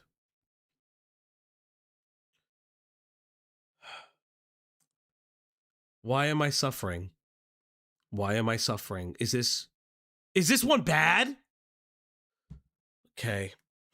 I matched with him when we met for a date. This was a few weeks ago. Everything seemed fine. He was nice, dorky, and in my opinion, cute. We were supposed to go out to eat where we met, but it was an earlier time for dinner. So he asked if I wanted to hang out at his place for a little bit before dinner. I was definitely apprehensive about this as I literally just met the guy, but he said he lives really close by and wasn't looking to hook up, just to hang out for a bit until we got hungry. I agreed, kept in mind that he lived close by, and he said he had no intention of hooking up. I guess I had more trust because he was a well-known person who seemed to be very careful. I should know that I'm not a fan, whatever. He just saw shorts and a video a while ago of Stephen Graham, who I'm a big fan of, reacting to him. He told me him and Graham were like best buds, so I don't know why, but that did make me trust him more, so he didn't give me any indication of being creepy. He was nice and funny. This changed very quickly once we started driving. He put his hand up on my upper thigh, and I quickly pushed it off and said, I'm not ready for that. He said, oh, sorry, you're just so attractive, whatever. And I was like, okay. A couple minutes, he put his hand back and said, what are you doing? I literally just told him no. He said, oh, I thought you said it was okay. So I clarified what I said. What I meant, it was okay that it happened, but I'm not okay with it.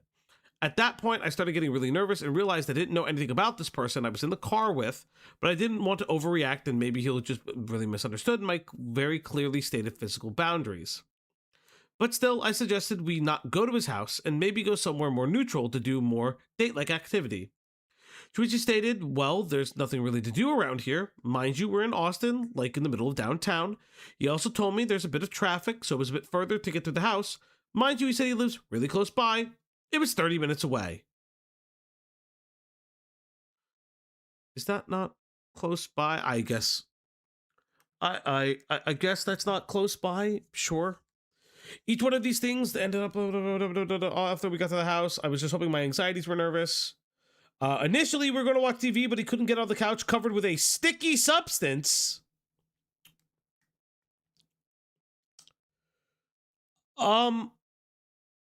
Okay.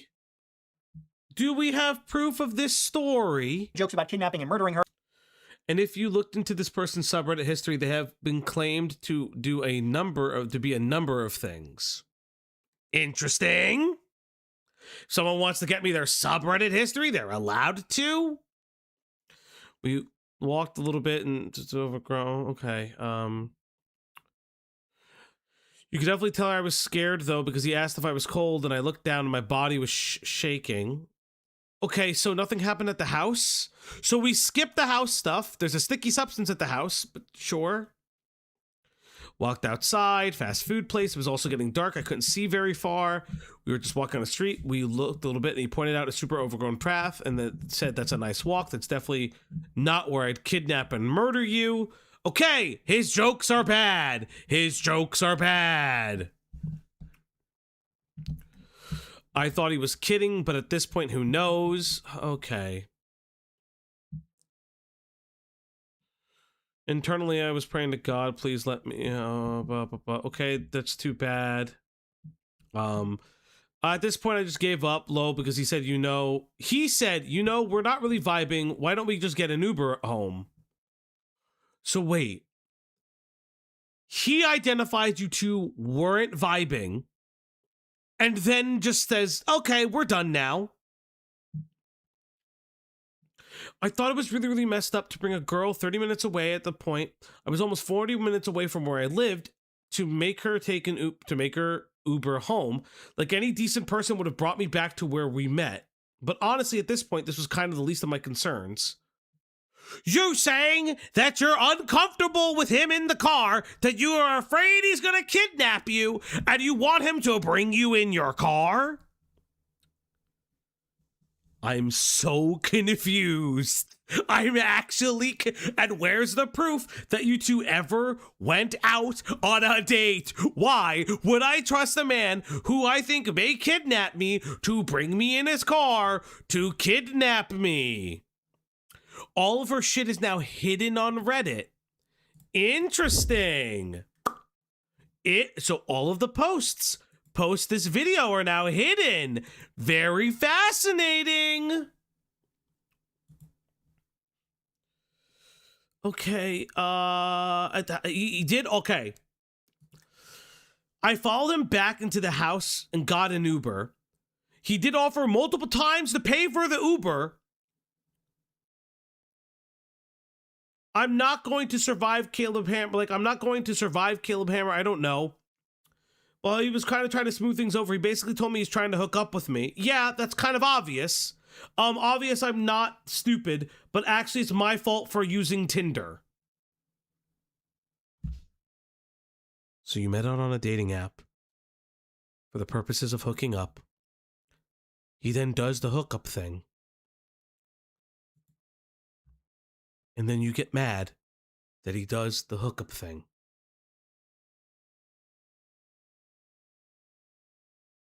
I'm upset. I'm upset. Her and requested her to take a bath for him so he could watch her in the tub. On his own subreddit, he responded to her allegations, confirming most of it, while also completely trashing her. What's most interesting is the way he started his rant, though. Caleb states that, here we go with the... Can I see it? Here we go with over-sexualization. This is my creators. Okay. But this is why my creator friends privately recommended I get consent recorded, single-party consent state, yada, yada, yada. Little does this performative person know who is chalking up to a bad date. Yeah, I hate it. Over sensationalism that we can't seem to get rid of since 2020. But this is why my creator friends privately recommended I get consent Can I see his comment, though? Recorded. And we live in a single-party consent recording state, so after the insanity of last year, guess what? I did. That line about recording consent... I want to see the recording. You said he admitted to everything. Can I see what he said? The recording, excuse me. Can I see what he said? Can I see what he said, please? Can you show me instead of tell me? Please? Please? Please? I'm begging you. I'm begging you. Is interesting because in a previous post-show video, Caleb made a startling confession that he records sexual acts in his house. This took place in the post-show for the episode titled Financial Audit's Most Toxic Couple. In the clip, the couple admits to Caleb that they film themselves having sex, to which Caleb gets grossed out by, and then Caleb's producer, Lindsay, asks Caleb, "You don't film yourself?" To which Caleb responds, "It's actually been on security cam a few times, home security." Now, this response of Caleb...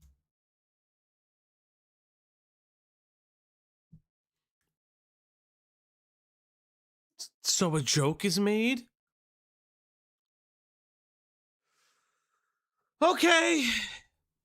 Caleb admitting to recording sexual acts on his home security after he made a post telling everyone he records consent led a lot of people to believe that Caleb Hammer is recording the women he has sex with without their knowledge on hidden cameras around his house. Multiple people... he has security cameras in his house. Shocker. I hate to say this. That happens. That's not a hidden camera in the bedroom if he's saying that he has security cameras in his home and it's been recorded. Should he delete the recordings? Probably. But that's not a secret fucking nanny cam. People who have been to his home have confirmed he has multiple cameras around his house, and Caleb even confirms it in his post as well. I reached out. Are they in public view? If the cameras are in public view, do you know who also knows that the cameras are in public view? The people who are having sex with him, potentially. Now, does that always happen? No. But if they're security cameras, and they're incredibly public security cameras, I don't know what the fuck to tell you. Perfect example, right? Let's say Amaranth records, and her husband at the time, I don't even know what the fuck they are anymore. Let's say they fuck in the hallway, because remember, they have security cameras. It showed her, it showed the attempted robbery. And let's say they break up. It still recorded the sex acts. They're secure. So they accuse them over the fact that he has security cameras. Yes. These are jokes made in whatever taste that he thinks they are. And that is what he is saying. Out to Caleb's legal team to ask if that's what he's doing, because if it is, that's 100% illegal. Living in a one-party consent state allows you to record conversations. It does not allow you to record sex acts. You are taking leaps from recording consent to secretly recording sex. But you don't have proof of either of the, like, you don't have proof of that. You have his word that he records consent. That them saying, yeah, I'd like to come on a date with you. But like, without permission of all parties. For whatever reason, a lot of influencers in the red pill community have been telling guys that you can record sex without a woman's consent, and this is legal, when it 100% is not. If anyone does... But that's not what Caleb is saying. That's not what Caleb is saying, though. You don't have Caleb on recording saying that. You have a joke from a producer that he feeds into. By the way, his female producer, I guess. This, it's breaking several laws, and another YouTube creator, Jack Denmo, who tried to do this, was recently convicted of sexual assault. Needless to say, these are very serious allegations. I'd like to know Jack Denmo's specific allegations. So you bring up a person, right? Can someone from, can one of my mods look up Jack Denmo's allegations? I'd like to see this article. I would like to see this article. I would like to understand what this article is. Who the fuck is Jack Denmo? What are the level of allegations that he was accused of last year? What was the charges that were brought up? I would like to know the specifics of what this is. Because I don't know what Jack Denmo is being accused of. Needless to say, these are very serious allegations. After I reached out to Caleb Hammer's legal team, I noticed that the post show that had this clip has now been erased from Caleb's YouTube channel, and his lawyer went to extra lengths of having the Reddit video post that showed the clip taken down as well. Caleb... Okay. Sure. They're gonna do that? That's what a legal team and PR team does? Is it great? Nope. Does it show that he's probably hiding something very bad that he's saying? Yep. But that is not an admission of guilt? Yeah. Sorry, this post was removed by Reddit's legal operations team. Okay. He just said sexual assault, so now he's claiming Caleb is sexually assaulting someone. So the idea is recording it without consent would be that, but I'd like to know who this person is. Okay. Opinion, oh my God, shut up. Oh, come on, can I not view this article? Hold up. Fuck, what's the article viewer thing? What's that website that allows you to view articles? Fuck, what's that? What's the fucking website that allows you to view articles again? Fuck me. I can't remember off the top of my head. Fuck. But while I remember, like, subscribe, tip, feed the dog. I know she's not in view right now.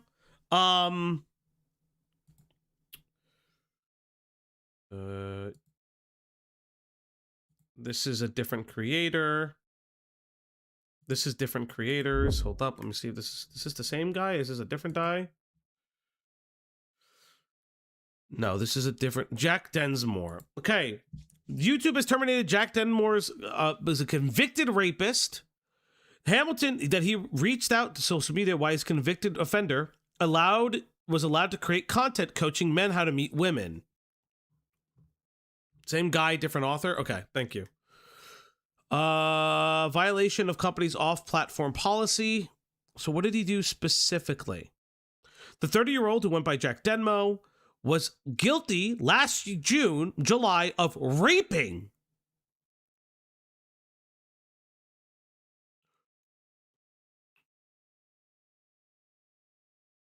Denmore published video pranks in which she crashed post-secondary homecoming parties and encouraged students to drink and have sex.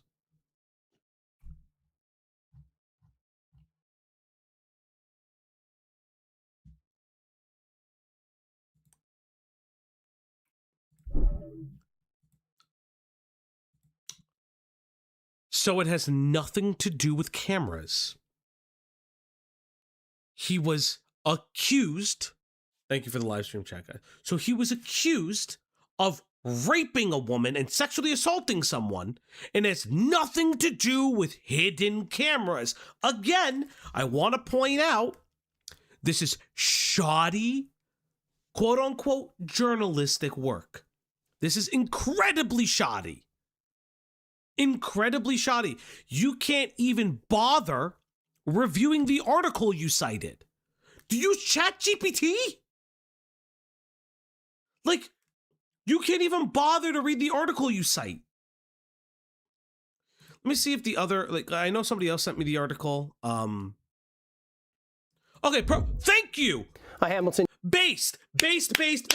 Here's a audio version of the article we just read. YouTuber was sentenced to 3 years behind bars today for sexually assaulting a McMaster student back in 2020. Up until just 1 day ago, Jack Densmore was posting on one of his YouTube channels to hundreds of thousands of subscribers. Kelly Botello has more. 1 day ago, Jack Densmore was uploading his latest video to YouTube. As long as you have 1 or 2 friends or people that believe in you, then that's all you actually need to accomplish the things that you want to. Today, he was taken to jail after a judge sentenced him to 3 years behind bars for sexually assaulting a young woman in 2020. Hey guys, welcome back to my channel. Today, I'm looking for a back-to-school girlfriend. Densmore rose to internet fame with videos of him attempting to pick up women on university campuses, interviewing drunk people at Hess Village, and partying with... Scott Schaefer is one of the most malicious, lazy motherfuckers I've ever seen in my life. This is just plain lazy. I looked up, and it has nothing to do what you are accusing Caleb of, which is illegally recording and keeping sex tapes, is not what this man did. He's being accused of raping women. Students. More recently, his... Actually, excuse me, convicted. He's a convicted rapist. I can say that. Content has shifted to him giving men advice. In this video, I'm going to teach... Hooray, I can say, finally, a drama where I can say the person involved is a convicted rapist. I have never thought that I would be so happy to be able to say that. You how to attract women. Oh, what's up, boys? So everybody's been through a dry spell at some point. I'm going to tell you a story about how I overcame a dry spell I had in the past. Listen, man, women are much more attracted to you than you are aware of. In 2020, Densmore was on a first date with a McMaster University student when they became intimate. At first, it was consensual, until Densmore pulled out his phone to start recording. Densmore argued he was recording a consent video, while the woman said it was his attempt to make a sex video. That is...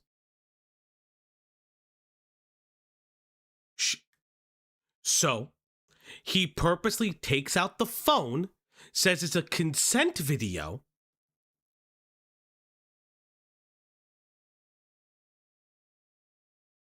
I want to highlight this for a second. By leaving out aspects of what happened in the case, this is a completely different scenario. Because what is happening is he's taking out the phone in the middle of a sex act saying, I'm recording this. She verbalizes the no, and he continues with the sex act, which I'm assuming she tries to discontinue the sex, and he continues to have sex with her. Densmore then had forced intercourse with the woman, sexually assaulting her, the judge decided. The judge reiterated today that a sexual assault is a very serious act of violence, one that requires a penitentiary sentence, although he did take into consideration that this is Densmore's first offense. Mr. Densmore maintains his innocence. So the recording happens. She initiates the discontinuation of sex and he rapes her. He continues the sexual intercourse. How is that similar to Caleb? How is it similar to the remark that he's made or the potentiality that security cameras may or may not have caught him in the act of sex? Again, if they are incredibly visible to other people, I don't know what to tell you. Listen, if he's hiding the fact that he had security cameras, I would say, hey, that's an incredible, look, why don't you investigate previous dates? Oh, he's hiding the cameras? Oh, friends don't even know that he has cameras in his home? That's a great thing to point out. But these are terrible leaps in logic.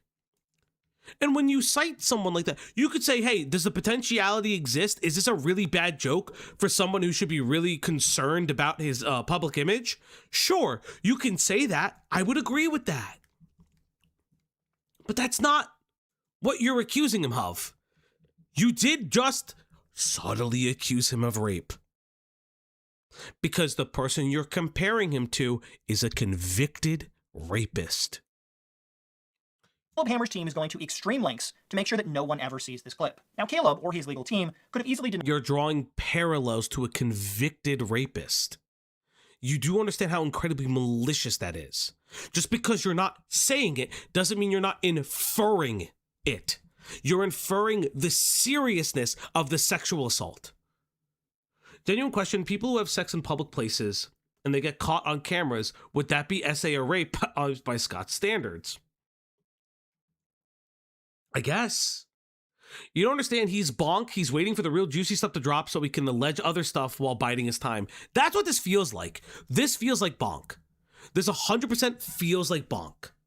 And that's what's really kind of bothering me, is if there are serious allegations against Caleb, moving forward, Scott has just done such a poor fucking job at this that I'm actually concerned if anyone ever comes out, because maybe they're not believed. Maybe Scott is not the person to take their story and move it forward. Again, do I think if Caleb is saving those security camera footage, or if he has like a nanny cam kind of thing and hiding certain things to record sexual acts without consent, would be illegal? Yeah, I think there's a case for it. I'm not a lawyer, not a judge, and not a cop. But sure, have them search his home. But again, if you don't have enough to warrant a fucking police warrant to get the cameras, these are very heavy allegations. You're accusing him of sex crimes. Like, legitimately, you're accusing him of sex crimes. Denied this claim when I reached out for comment, but they never did. In fact, everything that I've said in this video, I provided to Caleb's team, and they did not respond with a denial to a single thing in this video. So what does that mean? They're not entertaining you anymore. They're not entertaining you anymore, stupid. They don't like you. You've been malicious. Your first video was malicious. You accuse them of being exclusively into teenage boys. It's malicious. The Creepy Caleb Hammer subreddit has attracted a lot of followers over the past few years. Many people who just like Caleb, but also a lot of former fans of his. On his main subreddit, you won't find any criticism of him because you immediately get banned if you even give constructive criticism. I haven't even written anything spicy. I was banned a couple days ago. Can you show what the evidence of that was? I would like to know. This has helped the Snark subreddit to grow quickly and has many posts from former guests who despise the way they were treated by Caleb. Several female guests have shown screenshots of their text messages where Caleb used his influence to try and date them. Can't take the money if I'm out fucking around. Very true. Are you sexual in nature? If you want to stop this conversation at any time, please let me know. Also, reminder, our NDA is very clear as well. I will. Are you shy?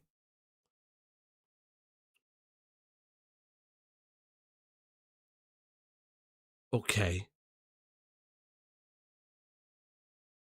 Interesting. And then if they turn him down, he makes it clear to them they can't talk about him negatively because they signed a waiver. This kind of behavior is So NDAs don't protect the illegal things, by the way. But one of the things I would say that's interesting is like, hey, that's pretty bad if Caleb is doing that. However, he's like, if you want to stop this conversation anytime, please let me know. Please remember our very clear NDA as well. Can't make money if I'm out fucking around. He's not propositioning the sex. I'd like the fucking context. Do we know that this is Caleb? I'd like to hope so. I don't know. There must be more messages that prove that this is Caleb in the Snark Reddit.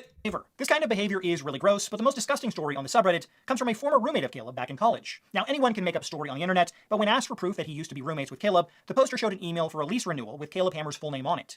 Caleb Hammer's team got the post removed since it showed his middle name, and somehow that's private information, so the Redditor had to re-up. So Caleb Hammer's, okay. Dude props, doxing, OP, blah, blah, blah, blah, blah. Okay, let's see what this... Uploaded with that info removed. So I believe that the information provided is accurate, or Caleb's legal team wouldn't have taken the time to get it removed. During an AMA, one person asked him if he ever saw Caleb do any evil shit, to which he replied, nothing evil that I've seen, but definitely some unhinged shit. When we interviewed him to move in with us, he told us he likes to diddle dudes. Should have been our first red flag. Oh my god, he was a frat boy. Holy shit, he was a bad frat. He's a fuck boy. He's literally he's a gay fuck boy. Holy shit. He was pressed further and said that one of the most... Hold up. What's the allegation? He used to hide condoms all over the house. I was finding them years after he moved out. He also smeared his own shit in the bathroom when he moved out. Okay? Who cares? Yeah, that's bad roommate shit. That's okay. Okay. What would you like me to do with that info? What would you like me to do with that information? How old was he when this happened? Flag. He was pressed further and said that one of the most unhinged things he saw Caleb do was he smeared his own shit in the bathroom when he moved out. When asked for more details, he said, so here's the long story. I went out of town to visit some family, and he was supposed to take care of my dog. He was moving out like 12 hours before I got back, not due to a fight, he was just moving on. And when I got back, I found my dog laying in her own piss in her kennel, where she had clearly been for at least a couple days. I washed her up, cleaned the kennel, but it still stank throughout the house. So I went upstairs to check his face out, and before I even turned my head to look in the bathroom, I knew exactly what I was going to see, which was his own shit smeared all over the shower. I went down to the leasing office and told them I wasn't cleaning it, and they needed to hire someone ASAP. The cleaning crew told me it was the most disgusting thing they'd ever seen. When I spoke to another of Caleb's roommates in the video... Yeah, that's pretty shitty. I'd love proof, but that's pretty shitty if true. No pictures? It's just testimony? And we're taking the testimony as proof? Did you reach out to the Reddit account? I did on him last year. I heard this story as well, so I do believe this is true. So you heard... Okay. You heard the story last year. Weird if it was the same person who made that story. Be fucking bizarre if the person who is openly mad at him made the same story and that was the same account where the same person. Allegations are evidence. Flamenco still lives. If he heard the story last year, why didn't he run it last year? That's a very good, yeah. Why didn't he run it last year? That's what I'm thinking. Very weird. Smearing your own shit in the bathroom to piss off your ex-roommates is one of the most vile things I've ever heard someone do, and if true, just shows Caleb has been a disgusting... If true, but you're... Okay, here's the thing though. You're presenting it as if it's already true. You are presenting it as if it's true. You just say that at the end, but if you're like, oh, and you don't say an allegation. Now, you don't say, well, no proof has been provided at this time. The only thing that we understand is that this person has lived with them. However, I've heard this story before. So I'm inclined to agree. I've reached out to the person who had the subreddit account to see if it was the same person who told me the story before, and they didn't reach back out. That's an easy way to do that, by the way. Holy shit. It's almost like I solved the problem for you. I already did it, chat. Chat, I've done more research than this motherfucker has. I've reached out. Holy shit. Solved your problem. I fixed your script. Human long before success on YouTube. Again, I reached out for comment from his legal team, and they never denied the claim to me. They didn't fulfill the claim. What do you mean? Them not answering you is not an undenial. They just don't want to answer. Now, a lot of the information in this video has already been known for close to 2 years at this point. Why anyone would want to associate with a man who makes comments about wanting to hook up with a 16 and 17-year-old boy is beyond me. But Caleb has continued to only grow on YouTube. Just recently, he was signed by a major Hollywood studio, Creative Artists Agency, to represent him. However, they have a long history of dropping celebrities when scandals break. Considering Caleb's past and continuing behavior, I don't think he'll last there very long. Caleb recently had Michigan Governor Gretchen Whitmer on the show, and before she appeared on the show, I reached out to her team and told them everything in this video, and she still decided to go on the show. So I guess she's in favor of all the disgusting behavior shown in this video. The right also... Oh my god! He's like, I'm gonna ruin his business deals! Oh boy. That's... Yeah, you don't have enough evidence. Unfortunately, you have second-hand, third-hand testimony. The guy turned into Zeke to the team, keeping emails, them throwing bullshit claims with no proof. Of course, they're going to ignore him. Insane. Insane. Again, I don't think Scott's career is done. I'm not going to fucking say that. I just think that he's incredible. Like, I think what it is that he's kind of at the point where he's created his, like, he is Caleb's biggest hater. And one of the kind of the craziest things that I would say is that doesn't help him because now he looks unhinged. I don't think anyone's career is ever over on the platform. Like for instance, right? I don't think his videos have taken a hit. I don't know. I mean, his Honey video was 189. His Caleb videos are pretty big. I mean, his videos seem to be like kind of the same thing. Oh, great. AI slob channels. Cool.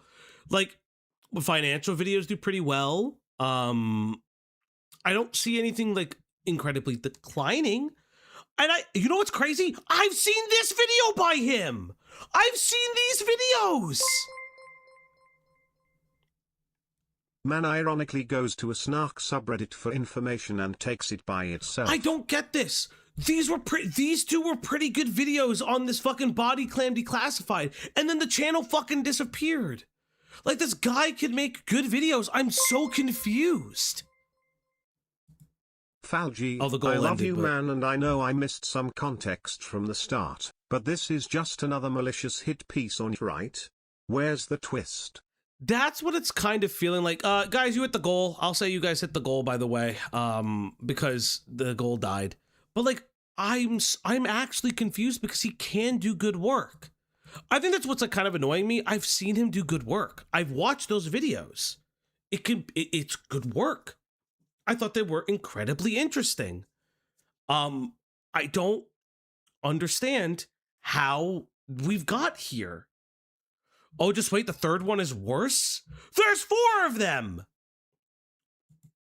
Okay. I'm so confused because I thought this guy's video wasn't that bad. The fucking, oh god. Also seems to love. Also, it's time to feed the pupper. I don't know where our treats are. It's time to feed that dog now. On the upload stream tonight. Let's go. There you go, girl.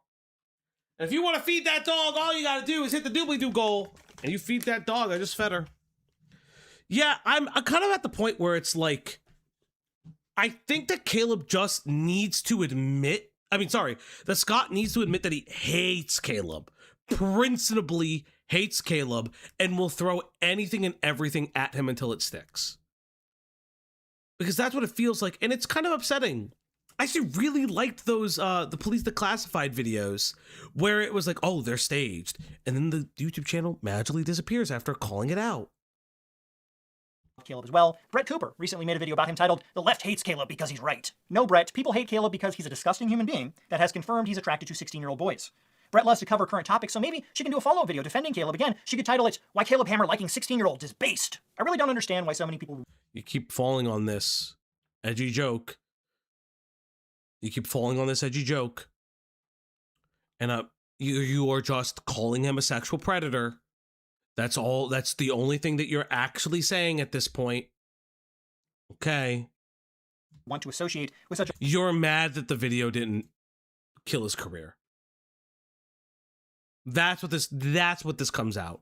These are constant hit pieces that he's mad are not working. And that's, to be fair, I liked this guy's content before. I'm actually kind of shocked. Kind of shocked. horrible. Because this feels lazy. Like, they're not lazy. This feels sloppy. It does. This does feel sloppy. You waited a year and 99% of your posts are snark Reddits? Okay. Human being, but I guess many people just don't have any real morals these days. Chris Brown is another great example. Despite beating Rihanna to a bloody pulp, he still makes millions a year from the songs people buy, and lots of women pay thousands of dollars to get to attend meet and greets just to see him. If some celebrity provides entertainment to people's lives, most people will look the other way and excuse all their horrible behavior because ultimately most people are What a insane. Here's a guy that beat women. Caleb Hammer made a edgy joke. hypocrites and don't care what their idols do as long as the entertainment continues. Now finally, I want to end on the fact that Caleb Hammer doesn't actually care about helping people on his channel, and you can see that to be true by the sponsorships he gladly takes. Caleb loves to yell at people on the show for making stupid purchases and going into debt for the most ludicrous reasons, but then he turns around and happily tells his own audience to go into debt for an absurd reason, all just to push a stupid cash advance program. Okay, let's be honest. Waiting for payday feels like watching paint dry on your last dollar. But with Step's new early pay feature, you don't have to wait. With early pay, you can get access to up to $250 before payday and okay, so yeah, payday loans actually suck. Sure, payday loans are ass. Oh, but I don't like. Yeah, like he's a pedophile and he has bad sponsors. He smears shit. Like I don't like. This video is so all over the place. Videos are so all over the place, dog. Reminder here, this isn't alone. Yeah, okay, sure. It's the gap for when life happens. No whether you're covering rent, need gas money, or decide last minute to see your favorite band live, Step's got you covered. Or decide last minute to see your favorite band live, Step's got you covered. For those of you that are Caleb Hammer fans, you know that if a guest ever came on the show and told Caleb they took a cash advance to go to a concert, he would lose his mind. If Caleb was shown the clip of anyone else saying that, he would make a 10-minute speech about— Okay, I'm sure it's part of the ad read, which he could refuse. He could refuse. Yeah, this just feels like padding the script now. how stupid it is, but when Caleb Hammer does it, somehow it's a-okay to push a cash advance app to his audience. The guy is a hypocrite, a disgusting human being, and an absolute grifter. This is scattershot and weak. It is. It's scattershot and weak. So now let's go on to Caleb Hammer confesses to vile behavior. Okay, so now we're gonna go at 1.5 again. Here we go, chat. Remember to like and subscribe, get the numbers up, and remember, share it with your favorite streamers. I am Falgy, your favoriteest streamer of all time. We've been going for 3 hours. Can I finish this? Yes, I can. So I've seen a lot of really unhinged stuff on live streams on Twitch and YouTube over the years. But the live stream that I saw yesterday, if you told me that Caleb Hammer was going to admit on a live stream that what I said about him in a video was true in regards to the text messages, I'll pull up the text messages right here. The text messages that I showed of him wanting to hook up with various different teenage boys, right? This one where he took a screenshot of a 16-year-old and asked another person in the group chat if he was gay because he's hot and he wants to hook up with him, right? And then there was a 17-year-old where people were telling him, you know, Caleb Hammer, he's 17. That's disgusting. You shouldn't try and hook up with 17-year-olds. And Caleb says, I don't care. Caleb says, I would shove that right down his throat where it belongs, right? If you had told me that Caleb Hammer was going to admit to that incredibly creepy and kind of pedo-type text, he was going to admit that those were all real and okay, he said all of those things on a live stream, I would not have believed you. There's no way that a large creator is that stupid. But I would be wrong because Caleb Hammer actually is that stupid. He admitted. Yeah, it's still not pointing out that, like, even though they're making fun of him for saying those and saying no, there are other, like, people are engaging in that conversation. People are engaging in the conversation. But okay, let's find out more. Text messages. We'll go into more detail on the text messages later in the video. But he admitted to all of those being 100% Will you? Are you? Oh, please don't tell me he's gonna fucking retread the first video. Real and authentic in a live stream he did on his live stream channel yesterday. Why he would admit to that? Admit to some of the most disgusting things a person could possibly do, and all of these text messages I showed, and he's like, yeah, those are all real. Why you would do that, I don't know. Maybe Caleb Hammer was dropped several times on his head as a child, because no intelligent person would ever admit to that, right? If you were intelligent, if you were large... He admitted to it privately. Your first video, he admits to it privately. And you put it in your video. So I'm so confused. He already admitted to it. YouTuber, and you were... I'm so confused. Why is he so mad? What is this performative madness? Intelligent, there's two options you would take. If I had made those texts up, if I had fabricated those in some ways, which I haven't because Caleb has now admitted they're all real. But if I had made those, he admitted that they were real, and out of context in the email, you're acting like your first video doesn't exist. What? Excuse me, what? You're acting like the first video didn't exist. I just watched your first video from a year ago where he admits it to you in an email. He wasn't hiding it. I'm so confused. What are you saying, brother? up in some way, the smart thing to do, since someone is accusing you of heinous acts, would be to sue that person, because this is false, and this needs to be taken down. I need you to defend my name, right? If they're real, which Caleb has now confirmed they are real, if they're real, the smart thing to do is to shut up and never speak about it. That is what an intelligent person would do. Caleb Hammer is not an intelligent person. So Caleb Hammer went on a live stream and he— Wait, why are you encouraging to sue you? Why are you encouraging him to sue you? Fauci, you have the pass again? Guys, you can't, no. What is happening? was like, yeah, it's all true. Now, the reason that he gives as to why he decides to tell the story and be like, yeah, all those text messages that were shown in that video, they're real. The reason that he gives is, oh, I was just joking, guys. I was just an adult joking about wanting to hook up with little 16 and 17-year-old boys, which, in my opinion, doesn't really make it all that much better because most adults know not to joke about stuff like that, especially if you're, you know, someone incredibly famous. You shouldn't be doing stuff like that. He wasn't famous at the time. He wasn't famous at the time that those messages are shown. These are old messages. He's not famous at the time. He's a fucking moron for making the joke. Like, but he's not famous. What is it? This is absolutely... What was he supposed to is he supposed to fucking Minority Report his fame? Is he like, what? Oh, and they are also engaging in jokes around it too. I'm sorry, they are.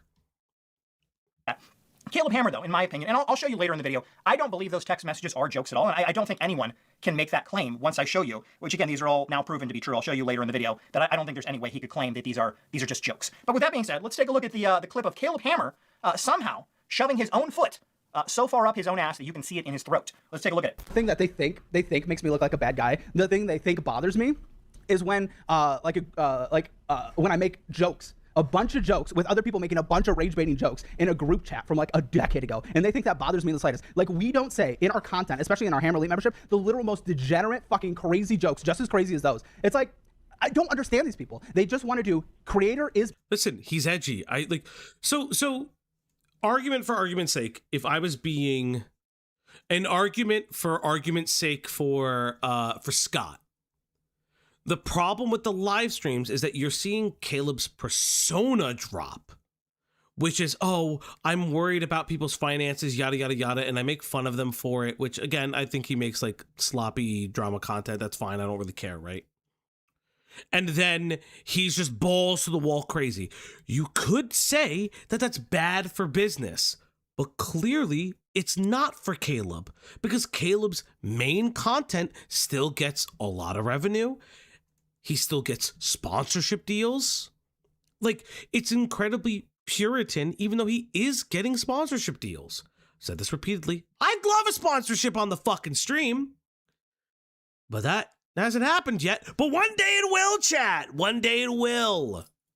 Bad. I hit creator. Creator is bad no matter what. Reddit does not care. No one that works at Reddit doesn't care. It's so weird. I will never understand. It is the most unemployed behavior. But again, like a text group chat where everyone's making insane crazy jokes and then they screenshot just mine. You know, and it's just like, oh, Caleb Hammer bad. It's just like, that has to always be the reality. All right, so there's a lot to break down in that clip. I don't understand why someone would, you know, blatantly throw themselves under the bus like that, but let's break it all down. So the first thing I want to talk about is the fact that Caleb Hammer can't do basic math, and I really don't know why anyone would take financial advice from a guy who can't do basic math, right? He says that those texts from the Snark subreddit, they're actually from me. We'll go over that. But he says those texts from the Snark subreddit were from 10 years ago. They're not. They're from 7 years ago. And you...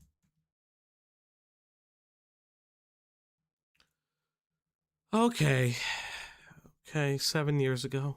Clearly see that in the text when Caleb says that he's attracted to these 16 and 17-year-old boys. The other members say, Caleb, you're 23 years old. Okay. He's 30 now, so it's 7 years ago. He said like a decade ago.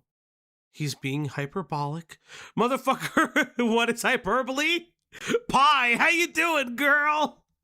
Fucking, I was talking to somebody, and I was talking up Pie so much, and I will reveal one thing that I have ever said, privately to Pie, that if Pie said that she was leaving the channel because I fucked up, I would burn this channel down just for Pie and Pie alone. That's gross. Now, Caleb is currently 30 years old, I believe, so that would make those texts 7 years ago. Okay, they're 7 years old. What is your point? Not 10. So either Caleb Hammer can't do basic math, or he's lying. Basica? Basica? Basica? Basica? He said Basica. Interesting. What a man of complete prose. Do you guys really want to take a video from a guy who can't say words correctly, like Basica? To try and make it seem like he was a lot younger when he said those texts. I don't know which is worse, the fact that people, a YouTube channel that's a finance channel that has 2 million plus subscribers can't do basic math, or he's lying to cover up that he's attracted to teenage boys. I don't know which is worse. You can make up your mind about that, but clearly it wasn't 10 years ago. Now, the second thing I want to point out is the fact that Caleb Hammer doesn't want to admit my name, that those texts came from me. If you don't know, I put out a video about 1.5 years ago, and I was the one who had covered those texts and first showed those. Oh my God, you sound so mad. I get it. You want your laurels, you want your break. Take love, live, laugh, love, live, laugh, love. Do you ever thought that those texts may have come out earlier than then? Because here's an interesting question. How did the roommate find you? How'd the roommate find you, buddy? The thought process you've never maybe had, but it's okay. And then those texts got uploaded to the Snark subreddit, but they haven't been talked about on the Snark subreddit for Caleb Hammer in over a year. I talked about them again in the new video I did on him last week. So clearly he is referencing my video and not the Snark Reddit, since I was the one that uncovered all of those text messages. But what if he just didn't watch your video and then saw it on the Snark Reddit, dog? Hot take, what if he just saw it on the Snark Reddit? Messages. He will never mention me. He never mentions me in that video. And in fact, if you actually go to his main channel or the live stream, and I tested this on a second channel that I have, if you go to his live stream or the main channel and type in my name, it will not come up. My name is banned, all right? So Caleb Hammer, who claims that he does not have paper... Okay, like, I will say this, if that is true, incredibly cringe to do that. Don't ban somebody's name. That's pussy shit. Just don't address it. It's fucking easy. This guy has never worked a blue-collar job or served in the military. The comments and jokes would turn his hair white. Oh, I know. How do you know that he's name banned? He says that he's name banned. I will say, if that is true, meh. He just sounds jealous that the Snark Reddit got more love than he did. Thin skin. He's tough as nails. He doesn't care what people say about him online. Has gone out of his way to completely ban my name from all of his channels. Can you show evidence of that? That'd be cool. To make sure that no one can ever reference me, or no one will ever reference the video that I did exposing him, right? That's insane for someone who doesn't care, Caleb. I thought you don't care. You said that in the clip. I don't care at all that people are exposing me. Clearly you do. Caleb Hammer has he's the most paper thin skin on all of YouTube. If he as he says manically angry that he didn't get credit, the Snark Reddit got credit. He's the most paper skinned man that's ever existed. Got a paper cut. I would be worried for him bleeding out. Now, to be clear, that's not a threat. I know Caleb Hammer likes to claim people are threatening him. I want to make that very clear. I'm just saying he has paper thin skin. So Caleb Hammer. Hey, remember that time you interviewed the dude that literally said, yeah, I did tell him I would kill him, but I didn't really mean it, but I did mean it. You interviewed a man who, very interesting that you're not talking up Zeke again, by the way. I want to highlight that. Notice how he has revisited old points, but the only old point he hasn't revisited is Zeke. Very interesting. Why haven't you done that yet? Very bizarre that your star witness Zeke and his alleged kidnapping and sexual assault claims have miraculously disappeared from your coverage. Huh.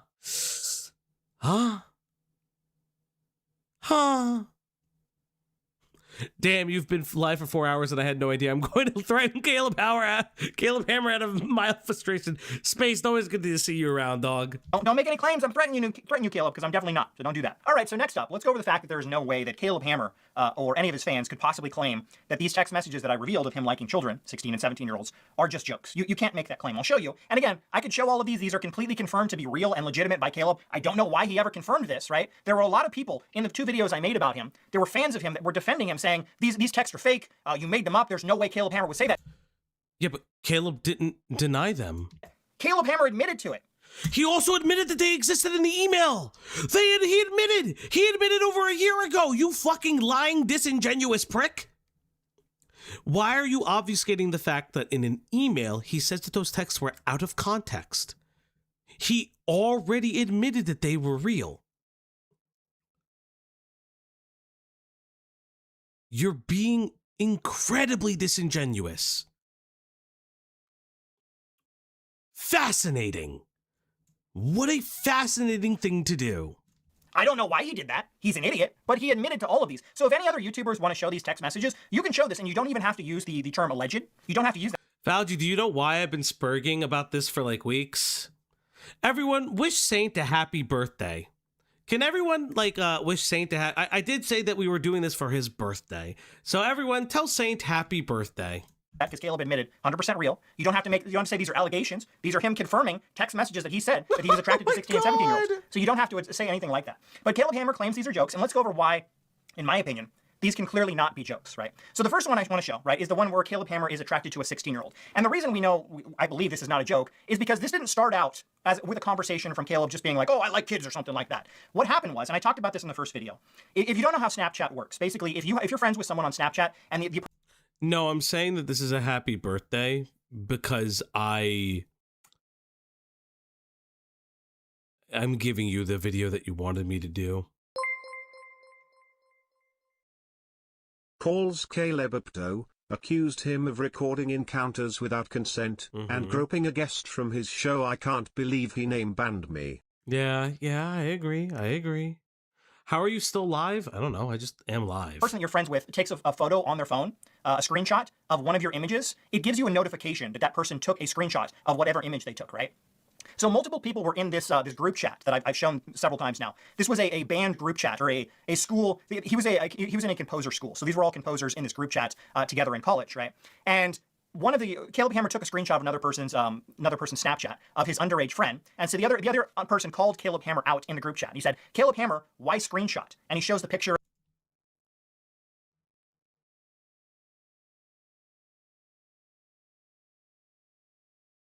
Oh, okay. Of the 16-year-old boy that Caleb Hammer took a screenshot of, and Caleb Hammer responds with, "He hot. He is gay, please." And the other guy responds with, "He's 16 and no, fucking perv." Caleb Hammer responds with shame. So I don't know how Caleb Hammer can claim that these are just joke messages from 10 years ago when we know they're not 10 years ago. How would that person know that he took the screenshot unless they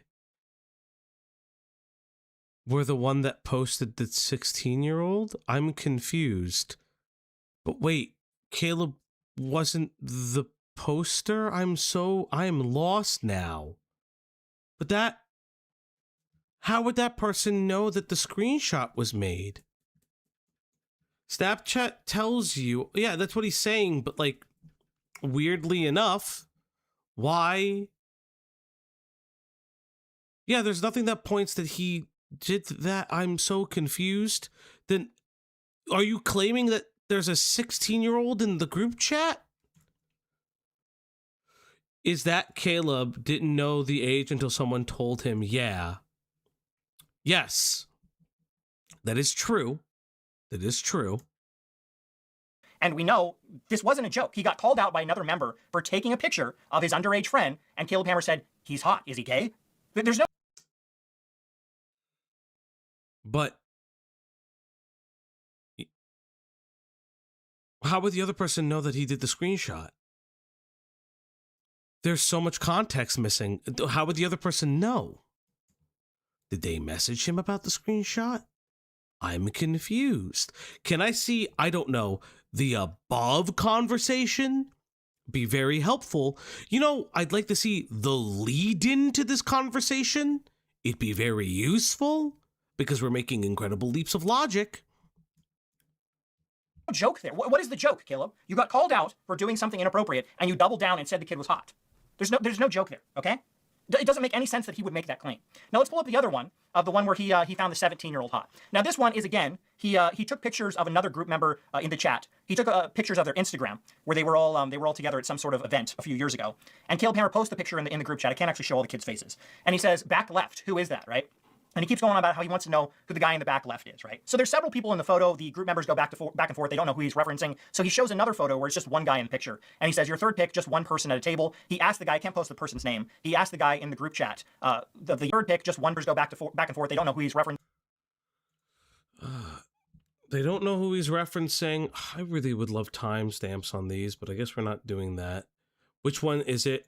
Okay. So he shows another photo where it's just one guy in the picture. And he says, your third pick, just one person at a table. He asked the guy, I can't post the person's name. He asked the guy in the group chat, the Instagram friend that this guy is. He says, who is it? And the other guy says, Caleb's boy crush. And Caleb says, I would like to personally stick my penis in a hole of his. Any hole will do, thank you. The other person responds with gross. And then the guy says, dude, he's like 14. Caleb responds with, nah, probably around the other group member's age if they were there with him. And then the other group member responds with, he's 17.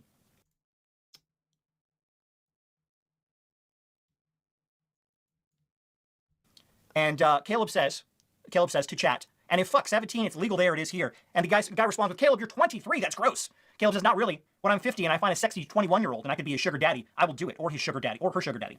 Both my parents' sets are 10 years apart, 6 years is nothing. I would shove that right down his throat where it belongs. Another member goes on to say, it's something if they're underage. Anyone under 16 is. Caleb Hammer responds with, believe it or not, 17 is not under 16. And then one member responds with a meme saying, oh, you're serious? Still not an adult. And Caleb says, I fucked too many people when I was not an adult. Just trying to save you from trouble. Caleb says, if something is not against the law, there would be no trouble. So there is no jokes there. Like, it's... I mean, yeah, it's incredibly, like, weird. But we're regurgitating points that we've already gone over.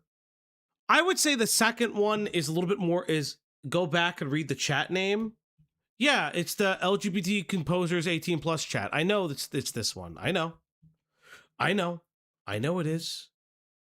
I know.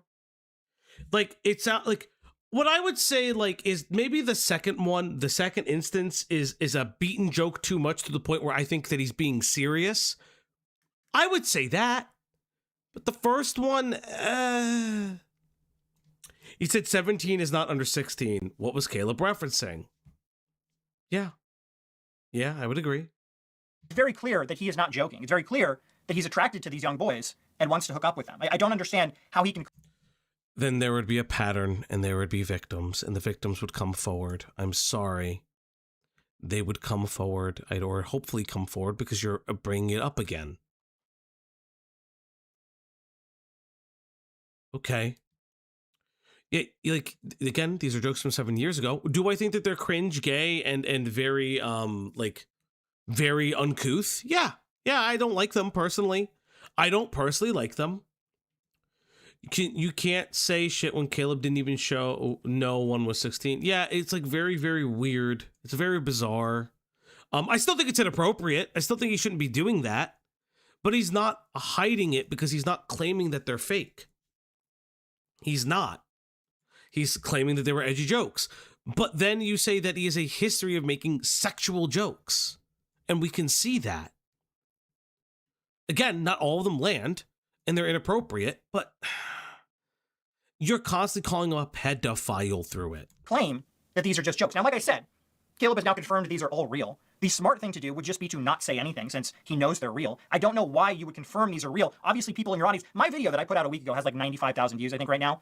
He has like 2 million subscribers. So the majority of his audience has never seen this, has never even heard of these allegations. So for Caleb Hammer to go on a live stream and be like, hey, yeah, those text messages of me thinking little boys are hot, yeah, those are all real. But they were just jokes, guys. Even though they're not, according to me, because it's very clear he wasn't joking. They're not according to you.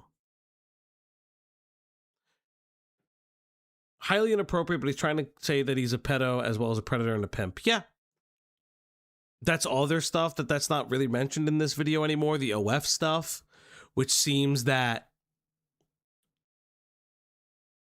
It seems like that's kind of gone as well. Very weird. Very bizarre. And I don't like how he's like, oh, but that's in my opinion. My opinion, but they're not. No, it's just your opinion, brother. Now, aside from that weird admission, that incredibly creepy admission, Caleb Caleb even talks about the what I refer to as Poopgate in the past video that I did. Yeah, if you don't know, there was a comment. I don't care about Poopgate. Holy fuck, do I not care? On Reddit. Nobody, I don't care. Nobody cares. Of Caleb Hammer back in college, and Caleb Hammer, when he moved out, smeared his own poop all over the shower wall. Right now, that person on Reddit verified through email that he actually knew Caleb, right? But there were a lot of people online in the comments of that past video being like, hey, people can say whatever online, maybe it's not true, right? Caleb admitted that guy, that poster on Reddit, was actually legitimately his roommate back in college. Although he claims that he didn't actually smear his poop on the wall. Let's take a look at that clip. My favorite thing that I've witnessed is someone saying that I smeared poop all over my junior year college apartment. I'm not going to name the guy. He was my actual roommate. My PR found he is my actual roommate. It's kind of funny. But he says that I smeared, like, what is he getting out of this? I really don't know. But I smeared poop all over my bathroom before I left. My dad and my friends, who I believe included Robert in this office, all helped me move out of that apartment my very last day I was there. I.e., not only did they likely go to the bathroom in my bathroom, but they helped me move things from my bathroom. If I had a legendary wall of shit, they would have all seen it and smelled it, and I would have also been gagging and throwing up anywhere if anyone knows me. All right, again, like I said earlier, most people on his channel, his 2 million plus subscribers, have never heard of the allegations that I made. The only person talking about Poopgate was me in the last video, right? So if Caleb had never mentioned Poopgate, his audience would be completely unaware of it. But it was on the Snark Reddit. It was on the Reddit. You found it on the Reddit. You weren't the first one to talk about it. It was on the Reddit. And then he says, I didn't do it. A fact that you can't disprove. Why are you so fucking mad why are you so starved for attention, brother? This is embarrassing. Oh my God. He didn't need to talk about it. But instead, he confirmed that, oh yeah, this random person that's posting on Reddit about me saying that I smeared my poop on the wall, yeah, that actually was my roommate back in college. But he's lying. He was my roommate, but he's lying. Why would you admit to that, Caleb? Why would you just not talk about it ever? Just be like, hey, I'm never going to mention. Because he says it's lies. He just said it was a lie. Yeah, at this point now, like, are you just like stealing from the Snark Reddit and not doing your own work? Because you took stuff from the Snark Reddit about the fans lease, about the OF stuff, about Zeke. I don't know. It sounds like Scott is just regurgitating the Snark Reddit. Sounds like someone's not doing a lot of work. That my audience will never find out that there's a person who legitimately knew me. I admit this guy legitimately knew me, is claiming I smeared my poop all over the walls back in college. Why would you ever admit to that? Caleb Hammer is honestly one of the biggest idiots on all of YouTube. I really don't know, right? Now, finally. He admitted that it was wrong. He didn't admit to it happening. He admitted that that was a lie. And you can't prove that it's not. So he could just do whatever he wants.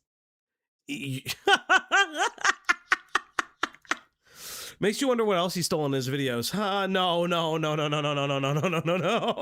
want to mention, and I want to say this before we go further into this. I don't care what anyone's sexual orientation is. If you're straight, if you're gay, if you like everyone, that's cool. I really don't care. As long as everyone is a consenting adult, Caleb, a consenting adult, I really don't care what you're into, right?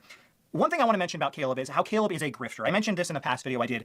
Caleb grifts that he is a straight man to his audience because he primarily targets people on the right. And for whatever reason, I don't think this is necessarily true. There are a bunch of people on the right that are perfectly accepting of gay people. But for whatever reason, Caleb believes that because most of his audience is now on the right, he has to present himself. He has to lie to people that he is a straight man in order to get a bunch of views, in order to get people to like him. There is plenty of evidence that he is not a straight man, right? Let's show the clip of his most recent video where Caleb goes over how he knows a bunch of what's going on Grindr. Again, I have a little Grindr knowledge. I like to do my research. I'm an educated individual. We need to explore this a little more. I need to know like what your experience is here with men.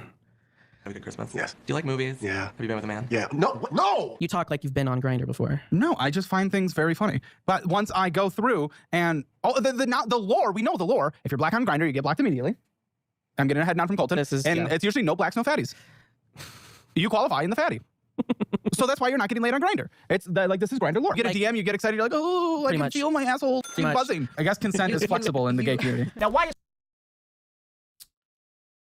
these are jokes? Four back-to-back videos that are ass, it makes you wonder, Falgi. Okay. I wonder what Scott has to say. Straight man knows the ins and outs of Grindr, which is a gay app. I really don't know. Scott has now confirmed that every straight man can never have a gay friend on Grindr. he is now confirmed that you can never have a gay friend on Grindr. Chat, I'm sorry. I have to admit, I am incredibly straight. I've never been on Grindr, thus I am the straightest man in the universe. I don't know Grindr lore, so I must be straight for the rest of my life.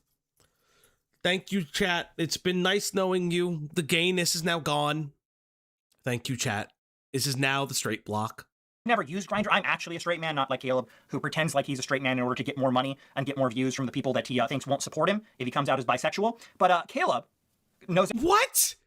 What was that? I really don't know. Consent is flexible in the gay community. Now, why a straight man knows the ins and outs of Grindr, which is a gay app, I really don't know. I've never used Grindr. I'm actually a straight man, not like... This guy's a fucking moron. This guy's so weird. I'm actually I'm the straightest man right now. I don't fuck, man. I don't know anything about Grindr.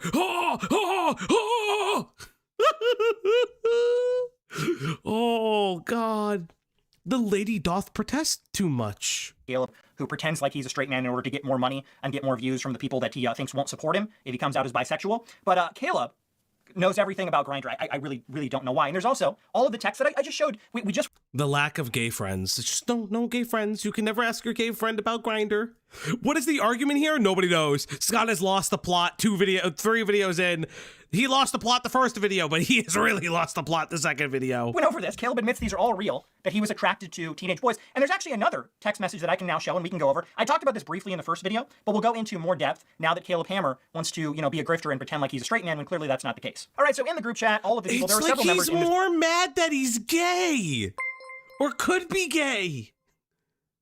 At the Ois Youth became a member. At the Ois Youth That's a way celebrates to say 7 it. months of membership. Daddy didn't love or validate him enough, so he needs Caleb's to notice him.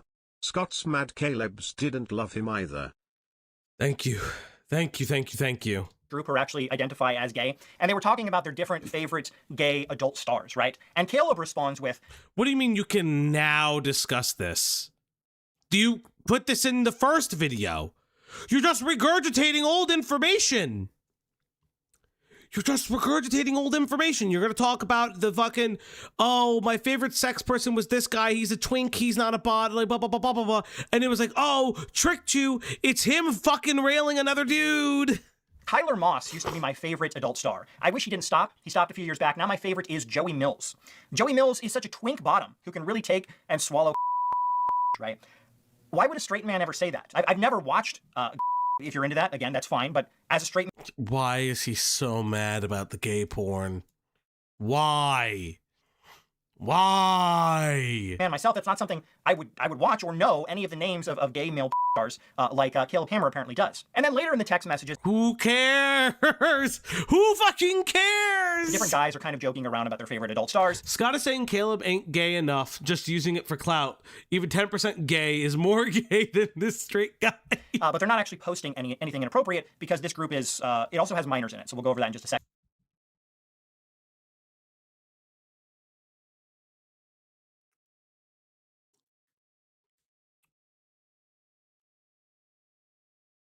You're alleging this group had minors in it? Why is the question to the person who brought this forward? Why were you guys talking about sexual topics in the group chat?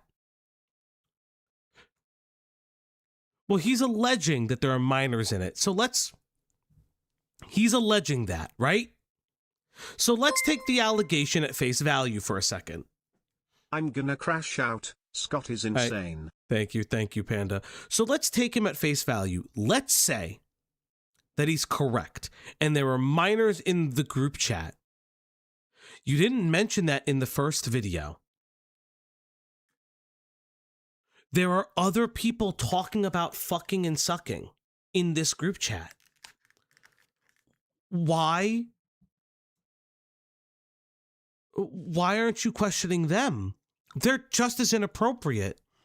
Doesn't it seem odd that they now want to burn Caleb and say that, oh, Caleb did all this. He initiated every sexual conversation. He made a lot of us feel very uncomfortable when they're in engaging in this level of like everything.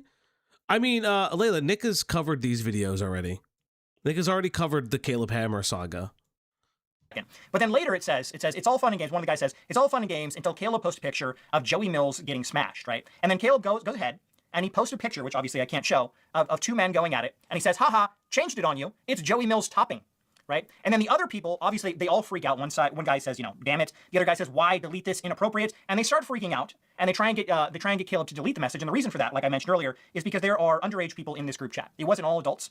And can you provide proof of that? Yeah, so now it's jokes. So now it's a joke. They're joking. He's not joking.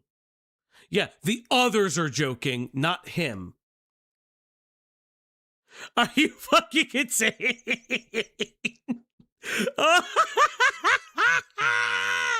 Guys, he's the only fucking faggot in the group chat. The other guys, no.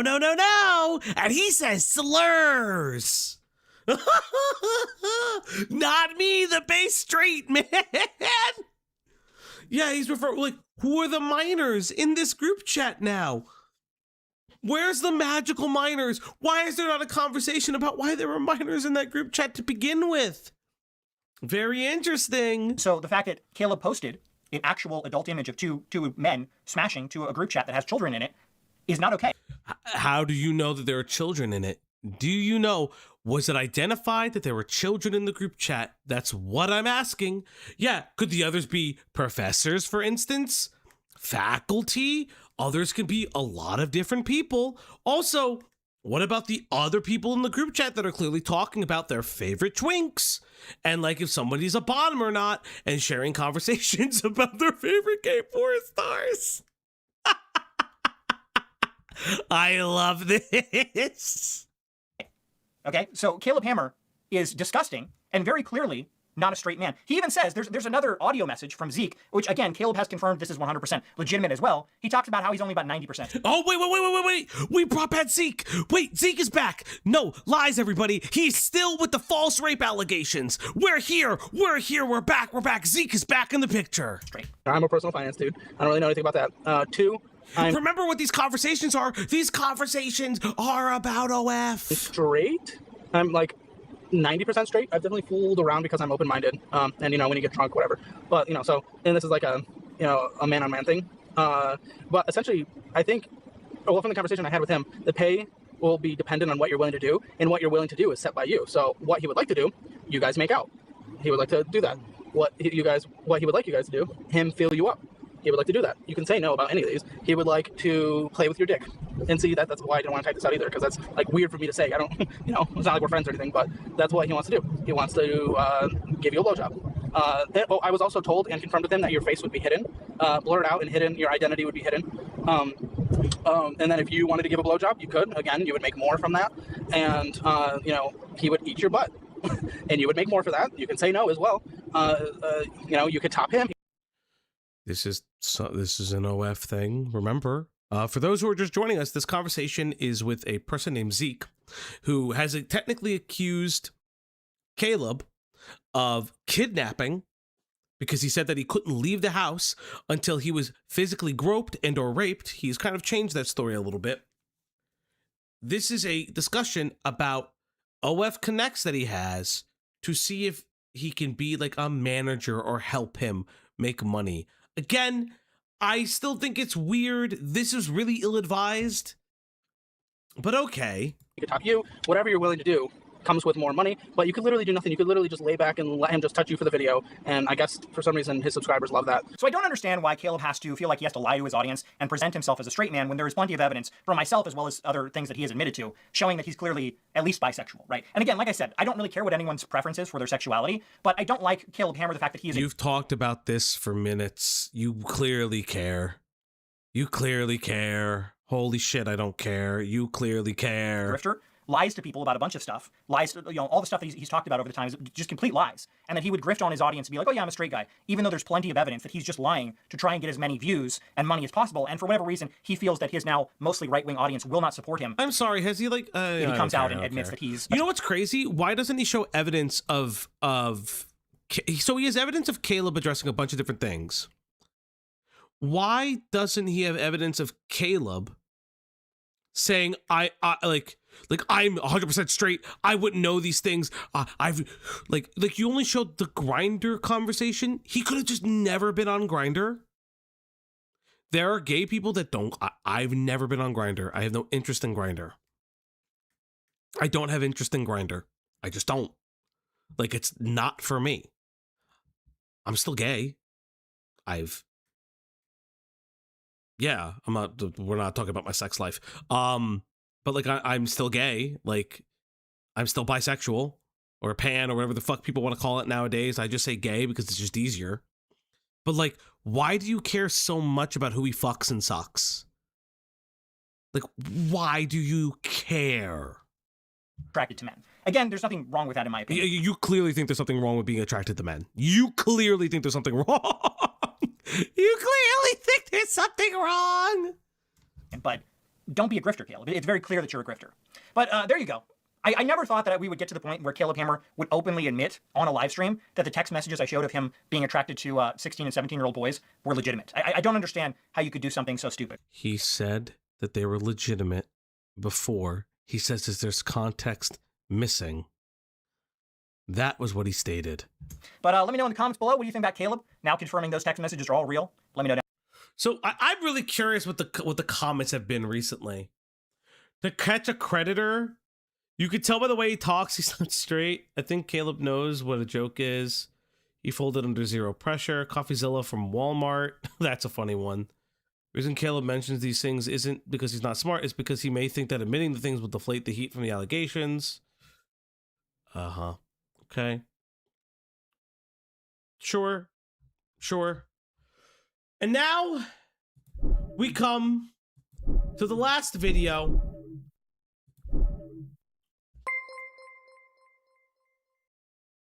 Did Caleb win?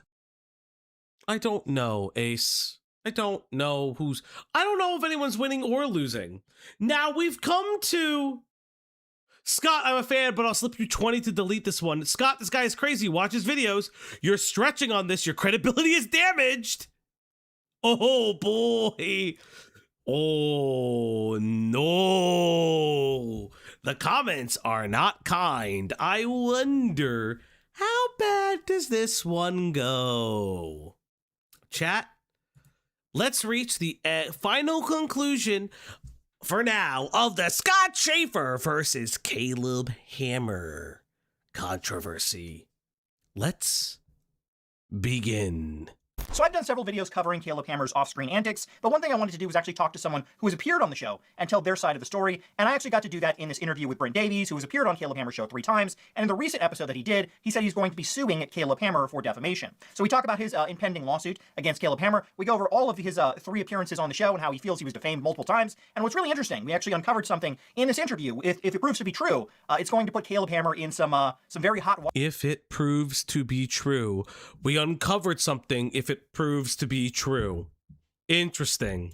Legally. So definitely check out this interview. All right, so I'm here with Brent. It's B-R-I-N-T, right? Brent Davies' testimony reflects his own experiences and opinions with Caleb. It is up to you to decide what you believe. Correct. I noticed on your first video, I did research for this, and the first video with Caleb, he kept calling you Brent with an E. Yeah, he can't do basic research on his guest. No, he's not good at a lot of research. I'm Brent Davey. I'm 41. I'm based out of Austin, and this is Financial Audit. Yeah. All right, so...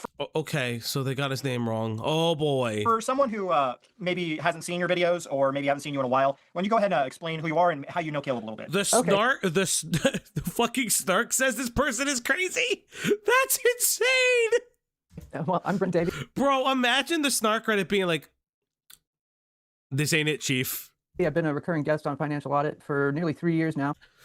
41-year-old refuses to get a job. He's back. With the I'm going to sue you, he's back again. And it all started in early 2023. I responded to a casting call, paid sponsored post on Facebook for a paid acting gig. Okay, so did you know him before that, or was it just something you found online? No, it was just, in the feed as a sponsored post, but I went... I'm going to speed this up because I could tell the other dude speaks incredibly slowly. Brent. R.I.P. Brent. Yes, thank you. I hadn't filled it out without even knowing what the show was. Did it mention, do you remember how much you were supposed to be paid for that? Yeah, I was paid $50 for that one. $50, that's it, wow. Yeah. I mean, that was really early. I think you only had like 250,000 subscribers the first time you were on the show. This was before his show blew up. It was. Nobody really knew who he was. I looked through a couple of episodes. I approached it like an acting gig. And, I mean, I was kind of in financial trouble. That is the real part of it. But like all reality television, you do play up the drama for the camera. Otherwise, it would just be somebody going, oh, I'm poor, right? Like, you can't fill an hour of compelling television otherwise. When the first episode went live, do you feel like you were portrayed fairly, or do you think it was edited in a way to make yourself look worse than you thought you were being presented? That is a great question. I was really excited as we wrapped. Brent is insane. He was convicted for threatening the the governor of Texas, Brian Isaacs. What are you saying? There's no way. Okay, so to be fair, I don't really care about leading questions that much. This entire interview is technically being led. There's a purpose to the interview. I'm curious what it is. I don't really particularly care so much. I know a lot of people leading questions are really for lawyers, in my opinion, but God, do I not care. Compelling television, otherwise. When the first episode went live, do you feel like you were portrayed fairly, or do you think it was edited in a way to make yourself look worse than you thought you were being presented? That's a fair question. If he's gonna do it, it could have been like, hey, how did you feel about the way you were edited? That is a great question. I was really excited as we wrapped. It was me, his videographer, and Caleb all in this apartment. And we felt the energy like we knew we had gold. And I wrapped really happy. I was like, this is cool. Yeah, keep me in touch. Let me know how it goes. They said, oh, you'll know. So the episode drops. And I see how he's built it. I see the pacifier in my mouth. I see... Did you get to help pick that thumbnail, or was that completely him? No, that was all him. And the headline on the video itself was, man refuses to get a job, which was not even... Okay, even though I am playing a caricature of myself, that was not in the script. That was not in the content. I said I would get a job beneath what I'm expecting that I'm able to do. And I even in that episode agreed to drive for Uber Eats. I said, okay, I'll try it. That might work. But that means you didn't get a job. That means you didn't have a job. That just means you didn't have a job. And you didn't want to go lower. And then you were convinced to go lower. Okay. In the episode, he has his guest saying, yeah, I'll drive Uber Eats. Then he headlines it in title, man refuses to get job. Yeah. That's the first time he defamed me right there. So did that piss you off? It's because you wouldn't get a job until you met with him. That's what the video implies, dummy. Okay, whatever. When you saw that go live? Absolutely. I emailed him. I was like, this is bad. Take it down, edit it. I was like, and he wouldn't. What did he say back to you? He just said, don't worry about the content. Don't worry about the blowback. See, because nowadays he makes the claim like, oh yeah, the guest. But fun fact, you went back 2 more times, so clearly you went back for some reason. They're all on board. They love the titles. They love the thumbnails. We go through it all with them. And if they don't like it, we'll take it down. So you're saying you did not like that. You wanted it down, and he did not. Also, interesting point. As a condition, verbally, before we set out, I asked him, oh, can I see it before you drop it? He gave me evidence. None. Final cut in a verbal agreement before we even shot that first episode, and then he refused to edit it at my request as I was getting slammed, and because he characterized. Okay, you asked for the final cut. He could have sent you the final cut, and then you asked for it to be edited after the fact, and he said no. He has the right to say no to that. You don't have the rights to the edited content once it's published. Me as sue him. I don't know. Get the money to sue him. Basically, a low-life leech on society. I know we're gonna get to you later. You do want to sue him, but do you have like because you said you emailed him, you wanted to take him down. Do you have like the email of that of him saying he's not gonna change it? Oh, I don't believe so. He wouldn't email me back. He did call me. How did you hear back? Because you said you wanted to call me back that day. They called you. He said, yeah, and he was. Oh, he called me back. Do you approve of the call? Do you approve of the call for your lawyer? Huh? It's not like he had a job to get fired from. Yeah, that's true. I got some scary. I remember what he said. He was like, I got some scary texts. I said, this is bullshit, really. And I said, the NDA that you had me sign is actually bullshit too. Like, there's no way that holds up. And it was just like something he downloaded from LegalZoom or something. It didn't reflect the nature of our of a production at all. Yeah. And so he called me and he said, I got some scary texts. And then he actually like kind of calmed me down and said, well, it's just a comment. It's all gonna blow over. So that calmed me down for a little while. And then after the show, I've seen a few of your posts on Reddit. And then it clearly blew over because you went back. A lot of people were very mean to you. You had difficulty getting jobs, and people would say horrible things. You can go over some of the things that happened. It has been hell. The last 3 years have been actual hell. Psychological hell. Like the damage that this scale of defamation does. People know me and I don't know them, and they have really bad ideas about me right off the bat. Can you go into some specifics about particular times where that happened? Yeah, one time I was getting an Airbnb, and it was a room for rent in an Airbnb. A little old lady, empty nester, has a few rooms in her house, and she had seen me apparently. When I got there, she's like, "Oh, I'm sorry, I'm too scared." And rather than try to argue with her, I was just like, "Wow, okay." And that was from seeing your appearance on Caleb Hammer? Yes, I get. I mean, Did she say that? Prove it. That's an Airbnb, not a job. Wait, she would have. Wait. Can somebody find the governor thing? Could somebody find the Texas governor thing? Because wouldn't they know him more for threatening the governor of Texas?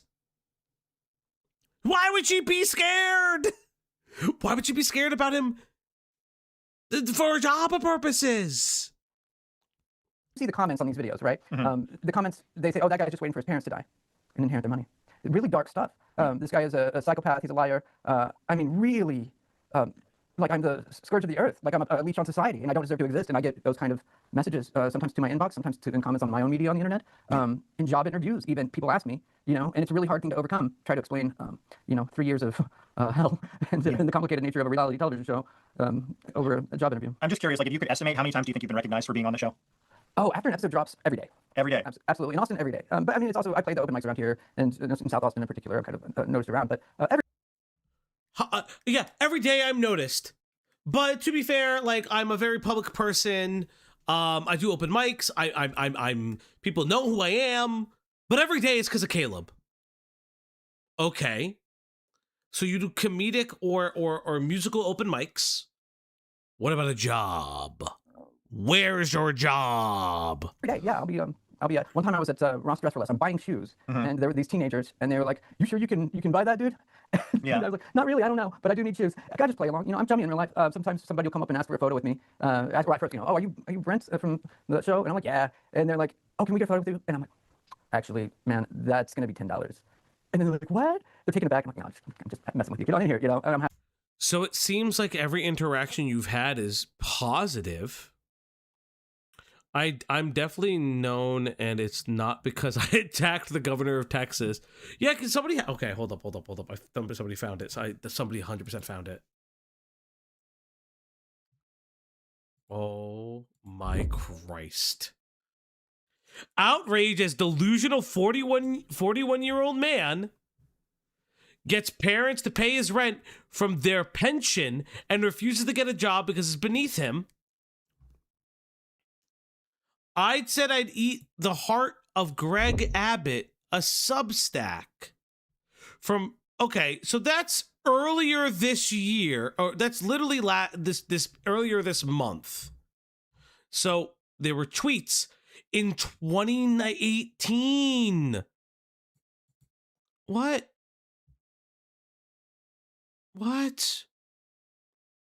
At long last, I received 2023 misdiagnosis, Achilles heels injury, repetitive thoughts, TikTok, OCD'd. I didn't hit tweet one more time. It goes, ODC, knock, knock. Law enforcement comes. So in 2023.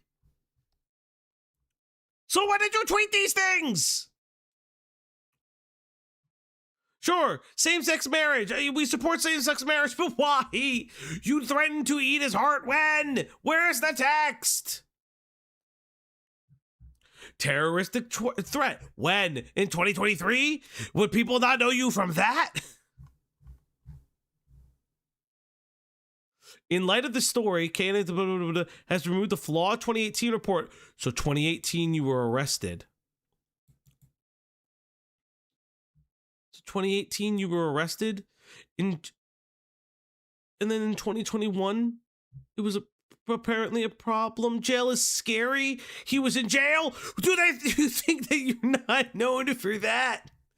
Do you think that you may be not known to that? Okay, his parents paying his way since he was fired from his job as a journalist in 2018 when you made the terroristic threats on Twitter. Maybe don't make them. COVID hurt a lot of people, but this guy has been at home for like 7 years. Paying for OnlyFans, taking out loans, gambling because he's bored, just ugh. What? There's no fucking way. Oh, I might have to watch that episode. Holy shit. Oh, maybe there's a fucking reason why he shouldn't have been on.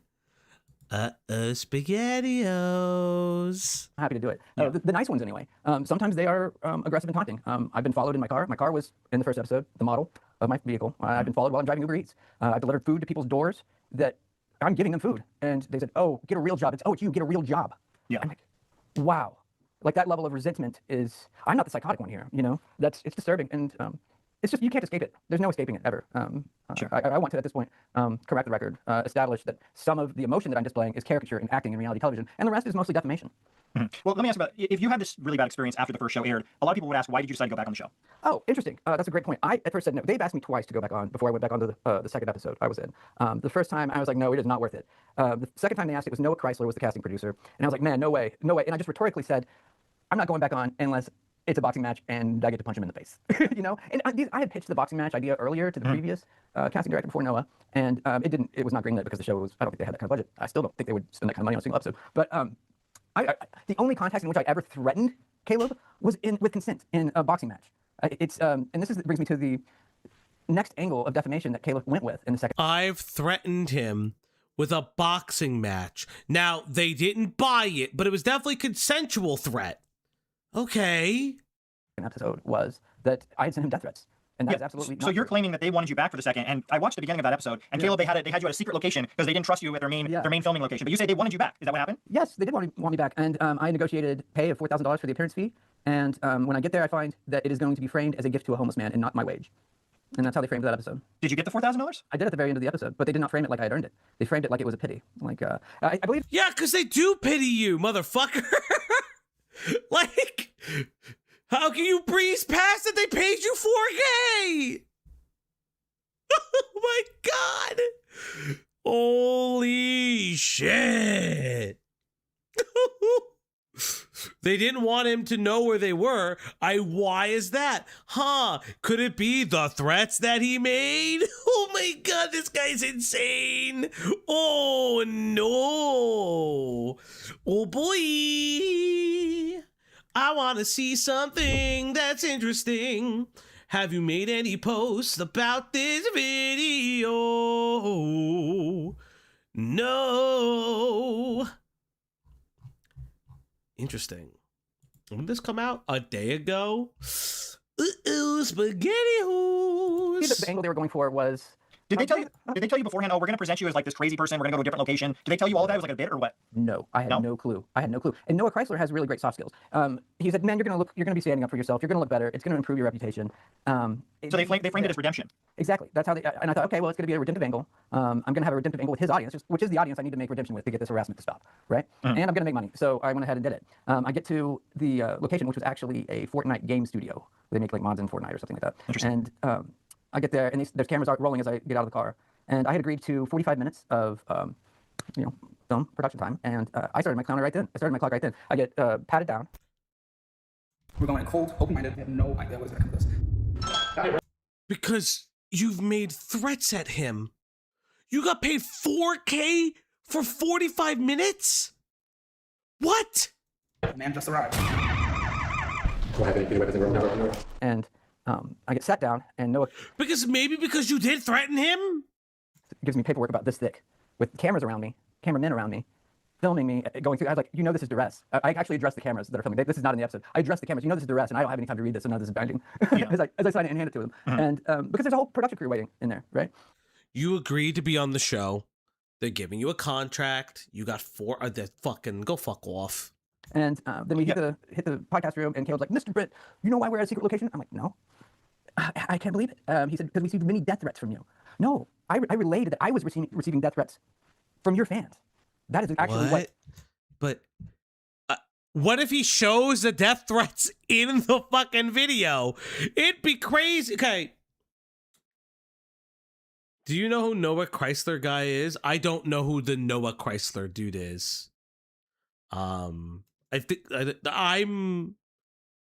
what if you threatened him, you have no proof for the boxing match stuff, but you have proof for the person being nice to you. Yeah, I'd love to. Did they put that in the video? Can anyone tell me if they put that in the video? Because that would be hilarious. That would be hilarious. I was relaying. So if you never threatened him, and he's saying on camera too, I think that video got over 1 million views, that you threatened to kill him, or you threatened death threats. Like, that's slander. It's libel, yeah. I mean, libel is any fixed medium. This seems to be a area of misunderstanding among Caleb's audience. Libel in the modern new media age is any fixed medium, such as podcasts, such as, you know. Do you still Yes, it's libel, by the way. This is true. have the emails or text or whatever of them saying, hey, we want you back for the second episode? I don't believe so, but I wonder if Noah does. I went through a bit of a mental breakdown and just deleted everything that I have. Conveniently, everything is deleted, so he has no proof. I'll reach out I to don't him. have that. Yeah. So I'm curious. I watched part of the second episode, and partway through, Caleb gives you a shirt with your face on it. It's a character that he started. Wait, that's right. I do remember somebody said Caleb Hammer fired me, and it's like some random guy. I do remember that video being around. Is that who Noah Chrysler is? I do remember this brain logs. And didn't everyone kind of be like, okay? Noah Chrysler. Okay, thank you. But selling, so you're aware that he's still selling a shirt and a mug with your character on it. You're aware of that? I am aware of that, and I'm also aware that my likeness is being used singing the theme song to his live stream. There ain't no hiding, and I'm dancing on the horizon. I can't wait no more. Wow. Are you aware that he claims if you go to the website, he claims that 25% of all the profit from those sales go to you? Wow. That's incredible, because I told him I don't like the design. It says right in the description that 25% of all profit from the t-shirt and the sales goes to Brent. You haven't received any of that? No, not any accounting. Apparently, he doesn't do his own accounting. Wow, that's a big, like, if you have evidence that you haven't received that money, like that right there, I'm not a lawyer, but I feel like that's a pretty open check case. He's claiming to his entire audience, hey, we're giving 25% of all the profit to Brent, and you get nothing. Wow. No, I had not received that. You weren't aware of that? Yeah, this was the other reason the drama jumped out to me. They both tried to use this guy as an own for Caleb. Interesting. Wait, where did it say that? What did that shit say? So what it says is, what it specifically says on the, is... go to the website, he claims that 25% of all the profit from those sales go to you. Wow. So 25% of Caleb's profits on this shirt go to Brent. So that is there. That is there. Well, here's the thing, right? This was one of the okay, so this is what I'm going to say. This is one of the major criticisms that happened with Jake Doolittle. Jake Doolittle's website promised things that conveniently he could never prove, and then immediately changed the website for Never Stop. Now, apparently he's not suing him for that. He's suing him for the defamation and libel specifically. Now, it is to be noted that this is what they're alleging he finds out later. I don't know if they've ever attempted to reach out to Brent. I don't know. Have attempts been made? Maybe. Technically, that is a lie on their website, if true. That's incredible, because I told him I don't like the design. It says right in the description that 25% of all profit from the t-shirt and the sales goes to Brent. You haven't received any of that? No, not any accounting. Apparently, he doesn't do his own accounting. Wow, that's a big, like, if you have evidence that you haven't received that money, like that right there, I'm not a lawyer, but I feel like that's a pretty open check case. He's claiming to his entire audience, hey, we're giving 25% of all the profit to Brent, and you get nothing. Wow. No, I had not received that. You weren't aware of that? You go to the website, it says it right in the description of both items. I told him I don't like the design, and don't use it. I didn't approve the design. Wow, that's a really big deal. I'm surprised that if that's true that he's not giving you money when he claims that is, that's a big, it's not something you should be doing. It doesn't surprise me, having worked with him for 3 years. All right, well, let's go ahead to the third time you decided to go on the show. This time, did they ask you back again, or did you want to get on? And one thing they said in the video is that you had been stalking their new producer, Lindsay, trying to get on the show. Is that true? That is absolutely not true. This is interesting. I had been, I checked myself into a mental health care and rehab, partial hospitalization rehab in July. And when I got out, I got an email from Lindsay, the new casting director, and she said, hey, I was wondering if you'd be interested in coming back on. So over the next 2 weeks, I was just fresh out of rehab, and I'm feeling great, and my OCD is perfectly treated, and meds are titrated, and I'm like, okay, this is cool, maybe I can do it. And she's actually a delight. Like, I was hesitant at first, but she is very good to talk with in pre-production. We're working out bits to play, right? The fart machine bit, the financial audit bit. Brent sent this email. Hi, it's a pleasure to meet you. I just joined the Hammer Media after your last. I know you're a busy man. We'll get right to the point. Blah blah blah blah. Hope to speak with you soon. Brent sent this emails of Lindsay reaching out. That's completely fair. Can I see all of the emails? I've got some good material here that I'm bringing to the table, and I'm just brainstorming, especially the pussy hat LOL. I had a quick chat with Caleb, and we're offering you $5K for filming. Okay. So it went up. Okay. Trying to work with a new casting director who's ensuring me that the show Giggled at the gift. Was changed. She chose me this episode of Ivory, who is another improv comic. He's another actor and another paid performer on the show. And she said that your episode would be like this. It's very lighthearted. And I was like, okay, this is great. The show has changed. Now I finally get my redemptive arc, right? I thought that they matured. She's an old pro. She's worked in LA. I thought, okay, they've elevated the show a little bit. And I agreed to it. And I was a little bit nervous going in because, you know, I never know what Caleb's going to do. And I'm always afraid that they're going to bring something just from that reality television angle. And this time, what they did once more was frame me as a violent criminal and stalker. He framed me as wanting to kill the governor. When I... You made the threat. Dog, they found that out after. Oh, boy. I've already won this case, by the way. This case I've won civilly and... Did you win it civilly? I don't remember if the thing said that. I want to see. Did it say that he won someone civilly? There's alleged.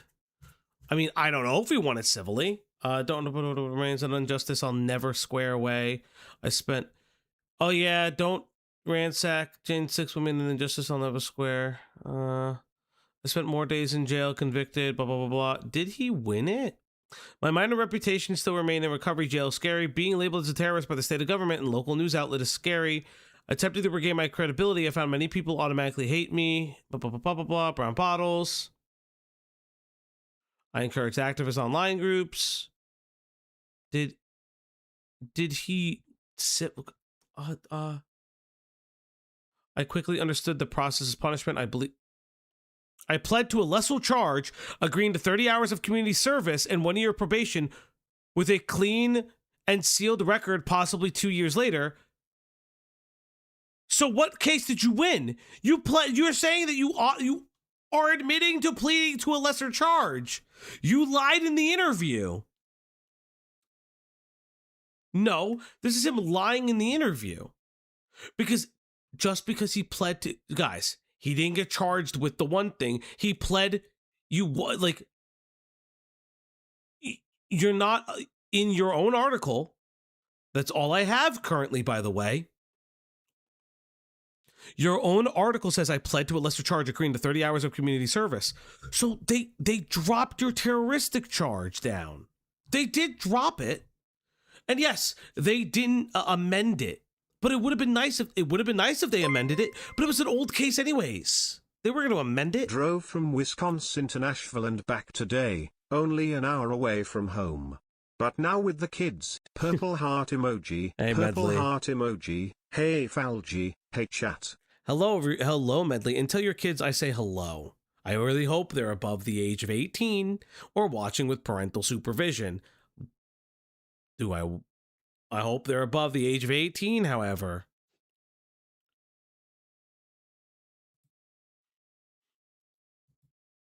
In criminal court, that was a metaphor. And so he's coming back to me saying, you wanted to kill the governor. I said, it's a metaphor. It's like arguing with a brick wall, and he keeps repeating it. And I tell him, but that's a you libel. pled to the lesser charge. It's not winning.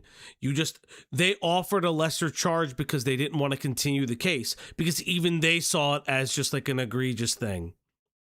Like, this happens all the time. You pled guilty, and so they gave you a plea deal.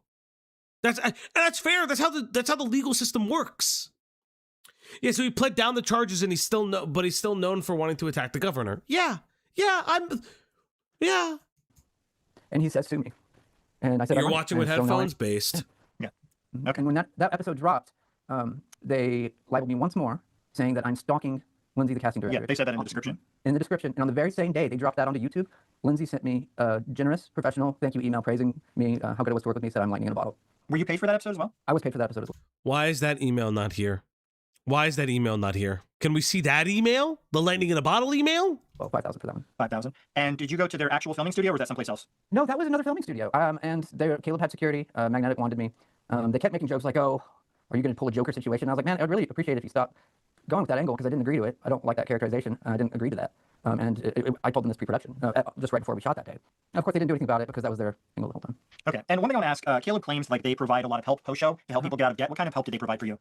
None. None. Not even correcting the record that I am a working man. I may have several jobs as a freelancer. I'm a freelance writer. I'm a musician. I may be playing the old folks' homes, but I am a working musician. And I've got a lot of work going. I'm always busy. So they didn't check out to see how much debt you paid off? They didn't provide you with any free courses or anything like that? No, absolutely not. Absolutely not. All they did was use the Taquito line. Could it be because you have sent alleged death threats? Could that be the reason? Because they claim that you sent them death threats. It'd be interesting if Scott ever showed that. The $5K is a special price.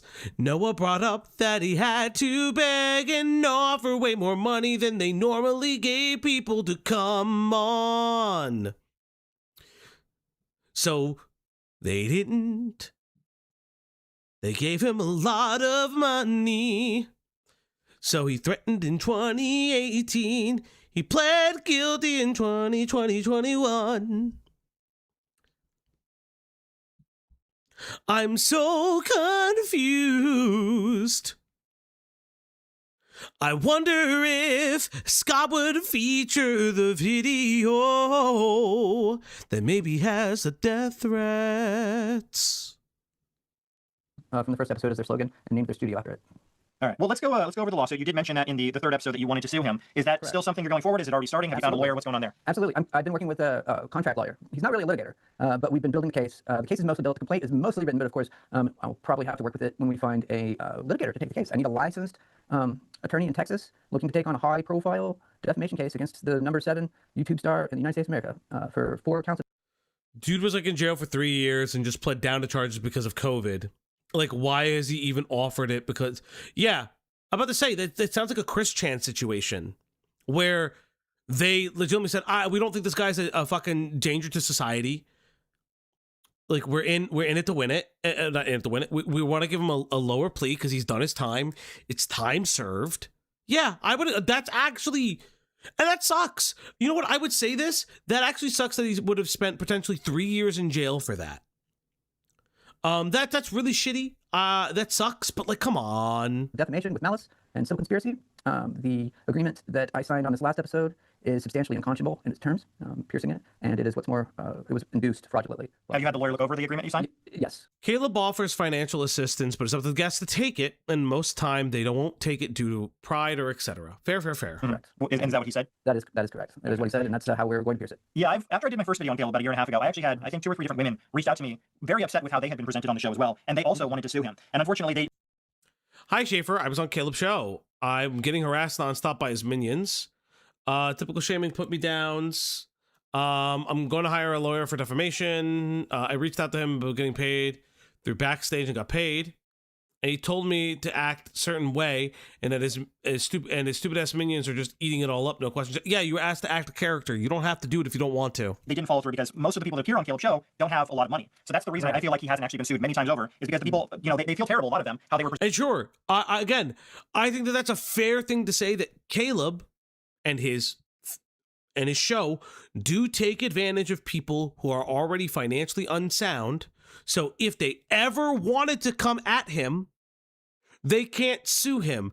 You know, that's a fair thing to say. That's a fair criticism. However, you've accused him of being a pedophile and potentially a rapist in the 3 early videos. Maybe, I don't know, this interview, within its context, makes that seem very weird, that you're grasping at straws because the earlier 3 videos haven't struck the way you think it has.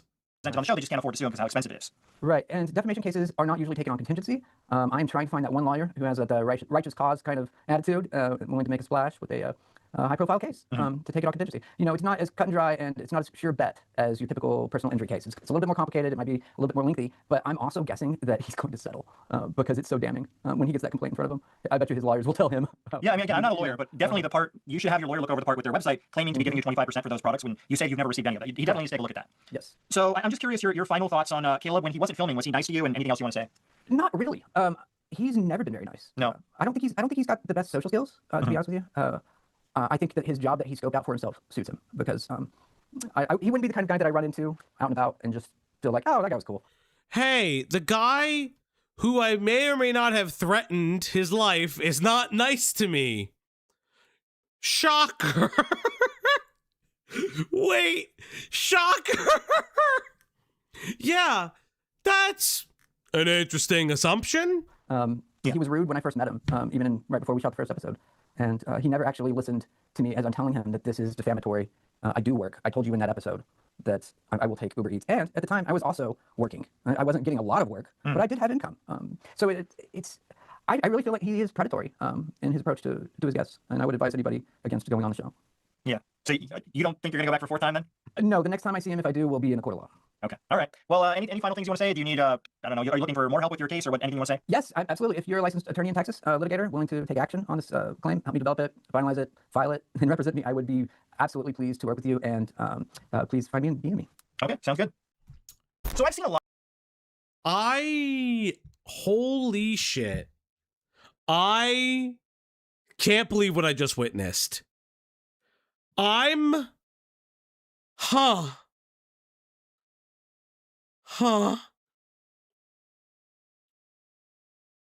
He's went back 3 times. It would technically be a 4th one.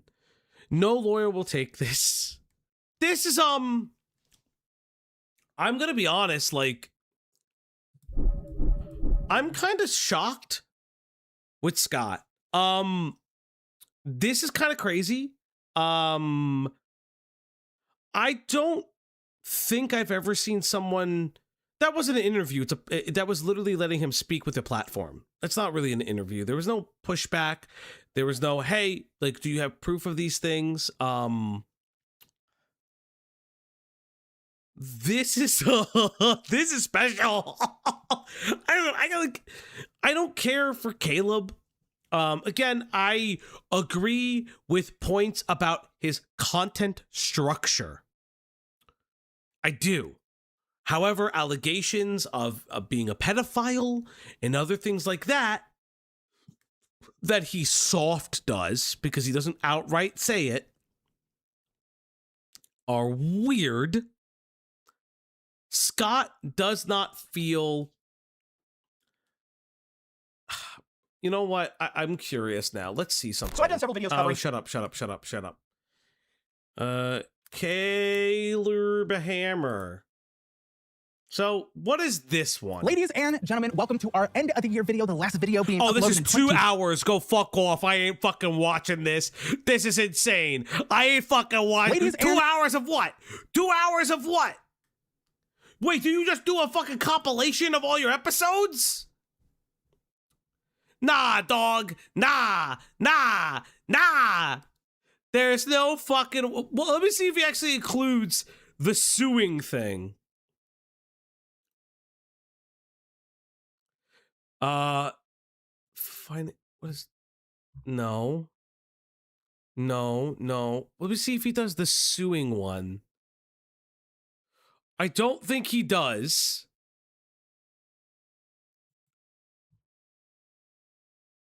Hi, my name is Kylie. I'm 34. Hi, my name is Timothy. I'm 33, and we are from Las Vegas. And this is Financial Audit. Like, I just had a full-blown seizure. This is, you know, on your guys' part because you guys have added all this extra stress in my life. You guys don't care about neurodivergent. Okay, so he doesn't include the other one? This is like my dream. I've always wanted to be about America. I'm like really happy. Shut up, fat. I don't know. Oh my God. I'm so mean right now. Okay, where is Brent? I want to know, where is Brent? I'm going to sue you. Do you think you'd be famous if you didn't have somebody paid to beat up on? You got arrested for threatening to kill the governor of Texas. That is not what I said. Okay, what? Okay, say Don't act stupid. I said I would eat his heart. Again, the way you approach everything is so disingenuous. You are. So, does he... What's this? You're boxing a 43-year-old man who had a heat stroke last year, who could still hit and dodge faster than a YouTuber. Okay. I want to see these screenshots. Are you afraid without your formal you have nothing? Come over to where I live, how I live. Let me greet you like a guest. Are you scared? Oh my God! What the fuck do you mean? You fucking insano fucking Pareto fucking psychotic freak. Oh, Scott, you fucking retard. Holy shit. Okay, yep, I dropped the third one today. I can't, actually, no, that's technically the second one. Okay, I'm one of the most powerful people in the entire world. I've done what Donald Trump wouldn't. Oh my God. What is happening? I'm not watching an hour of this. I want to go to bed, but this is insane. Where are the death threats? Are there any other? Okay. Resume review. Is there any death threats he's ever made?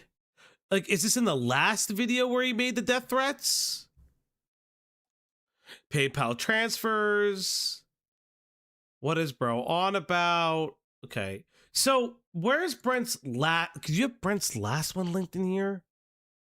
Oh my God, you fucking asshole. Can I see Brent's last? Legit scary. Went through his emails more in the post show, and we found out he stalked our casting producer, Lindsay, the day she got hired, which was not public info. Okay. Do you have his old video? I'd like to see his old video. So I can...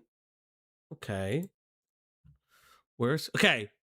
This is that one. He's back. The reason we're using a temporary studio and the reason you got a pat down and stuff like that is because we received almost 40 emails and we've received many death threats from you. Of course, I was angry. Yeah, very scared. He doesn't deny it? Okay, where are the emails? Oh, come on. No, show me the emails. Show me the emails. Yeah, we're scared. Okay, here we go. Here we go. Here we go. Do you show the emails? Come on, tell me you show the emails. Tell me you show the emails. Tell me you show the emails. Tell me we show the emails. Come on. Come on. Show the emails.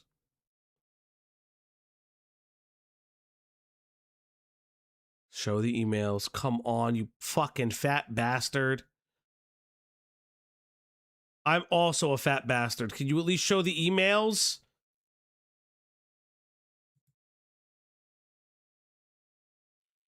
Okay. Does he work?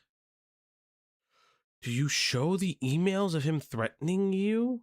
Income, savings challenge, the wrong attitude. Roll the clip. He did nothing. So okay, so you know what? Let's listen to the yeah, we're scared part. Do it, use the infinity slur. I believe in you, devilish face emoji. You just made me upside look down at face me emoji. for 30 minutes. What do you mean? Was this feet there? I don't fucking know. Okay, so let's listen to the yeah, we're scared part. We were scared. You're a little pussy. Okay, sure. You're a little pussy. Okay. You're afraid of me. Sure. Incredible. Yes. Hammer the pussy. Put that in the thumbnail. No, Put a little pussy hat on you. No, Put a please. little pink knit, you know? It'd be Please, cute. everyone wants to see my pussy. We already know that. Like, we don't need to start talking about multiple parts. So, the thing is, the reason I just wanted to bring that, I want to get into your finances. I want to see where you've been. But the reason I wanted to bring that up was just to show you how we thought about this experience and why you were here. Pussy if you think that. This man is not acting. He is clearly fucking crazy. All right. Okay. No, I'm okay with that. You know? I walked out of your apartment just fine. We talked about something really briefly. You Yes. you were barefoot. You were nothing. I'm your actually most watched video. See? Look at you. See?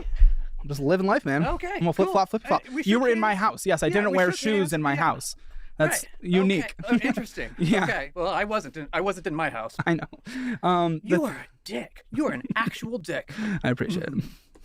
Okay. So, okay. So, do you want to have the podcast? do you want to have the podcast? This is interesting. It's interesting for you guys.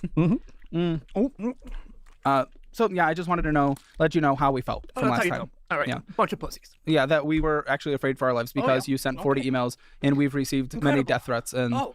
From me? No. we don't want you. No, not from me. But you got arrested for threatening to kill the governor. No, I governor did of not. Texas. Yes, you no, did. I did not. I said had I a would eat his misdemeanor. heart. Yeah, And you usually have to kill someone to eat their heart. Oh my God, that's a metaphor. We already went through this. A metaphor for what? It's a play on "eat your heart out." Are you that retarded? Oh my Oh, wait. This man said a slur. Should he go to jail? Oh, no. You platformed a slur slinging slasher. Wait. Guys, he platformed a slur slinging slasher. Oh, no, Scotty boy. Scotty doesn't know that he fucking... Oh, no, Scotty. I think you can use that in 2024. Well, I can use it for you. I'll make an exception. I don't call actual learning disabled people retarded, but I'll use it on you. I only call my friends retarded when they're acting retarded. Right, pretty much. It's the Michael Scott line. Yeah. So. Pretty much. And retarded dickheads. I reserve it for retarded dickheads who aren't my friend because you're Plus not. your dick. We can't figure out which gender I am, but I'm one of those. Well, whatever. You having fun so far? Because I want to get into your finances, because that's what I actually care about. So they never bring up... Do you guys ever bring up the fucking emails? God, you all fucking suck. Bring up the emails. Oh, my God, you fucking asshole.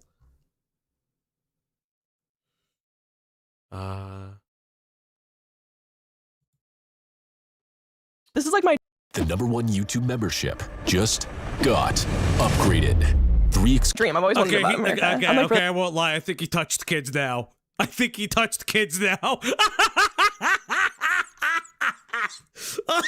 Oh boy. Oh boy. Holy shit. I think that's the end of the stream.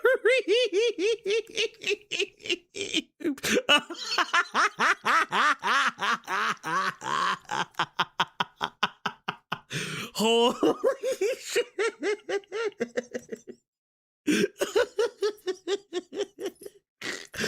Oh, for the purposes that was satire.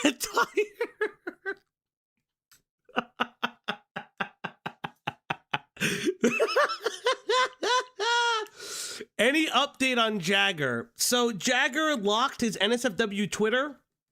I actually received something from Jagger during the broadcast.